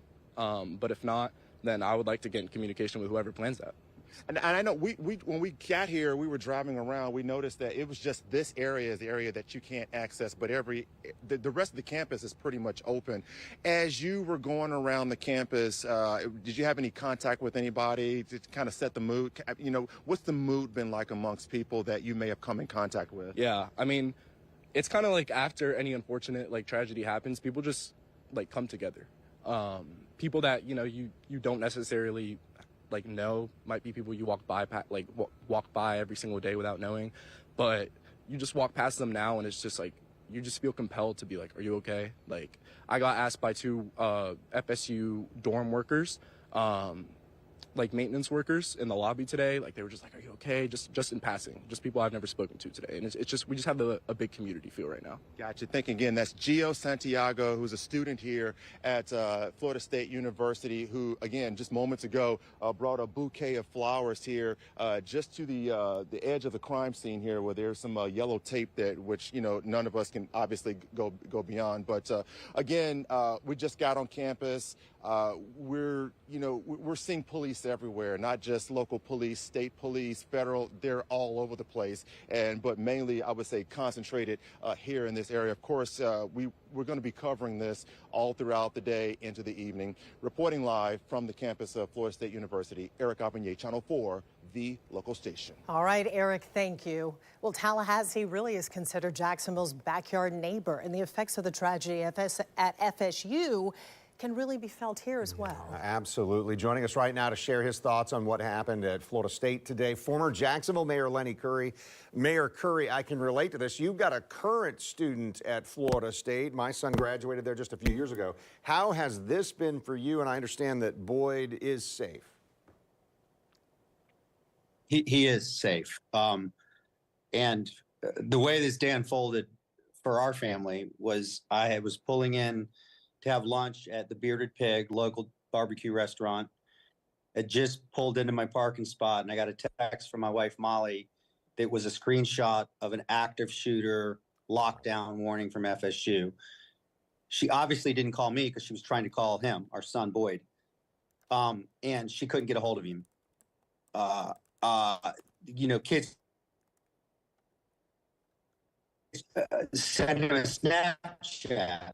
And he replied within minutes, thankfully, gratefully, that he was okay. He was in his apartment and he was locked down. Yeah, that Joy, can you imagine? I mean, No. having that anxiety in those moments until Boyd texted you or her, wow. Mayor Curry, has your son... Yes. Has your son been able to give you any updates as of late? We heard from law enforcement out there that the situation's been neutralized. Students are being told to stay in place or leave campus for the weekend. Has he given you an update on what's going on there right now? Yeah, so we've talked a couple of times. I told him, reminded him to stay in your apartment, don't leave.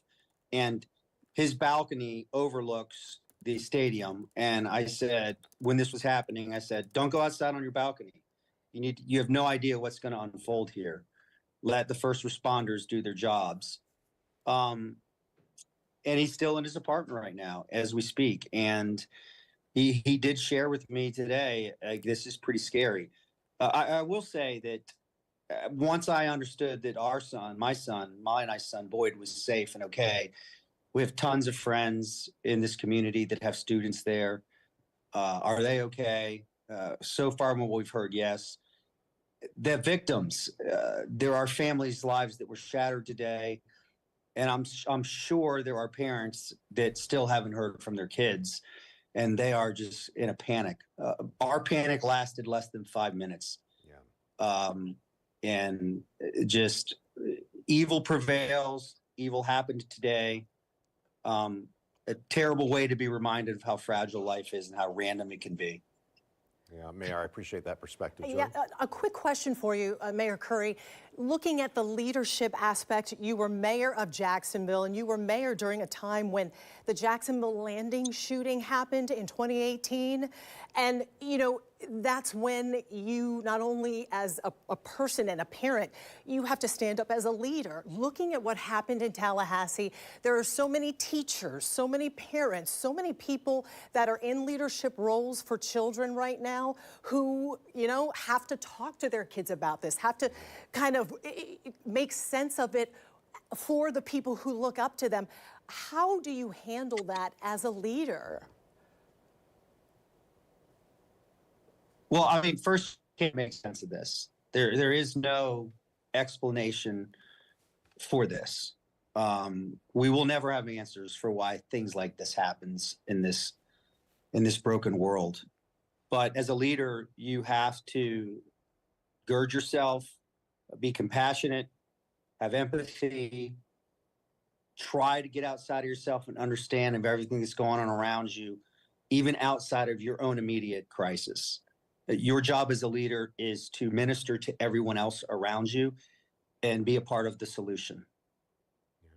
Mayor Lenny Curry, thank you so much. Again, glad to hear Boyd, your son, there, a student at Florida State, is okay. And as you mentioned, we're thinking of all those other people who are affected by what's happened today. Thank you. Thank you, Mayor.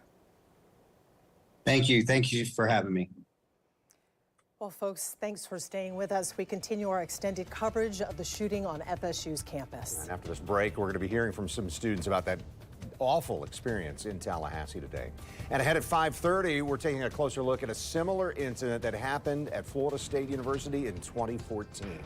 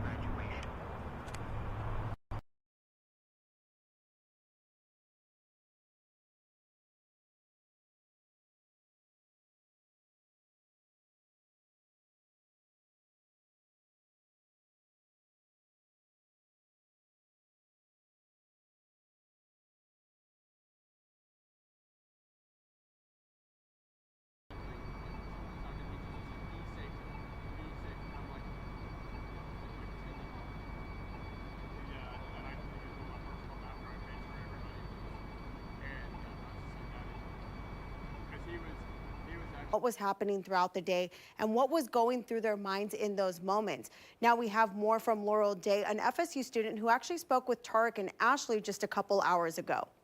I'm currently still near campus. I am near a restaurant called Sweet Shop and a apartment complex that took us in when they saw us standing outside. I was straight out of class, going to hang out on Landis Green in my hammock. Then I was there for about 30 minutes reading a book.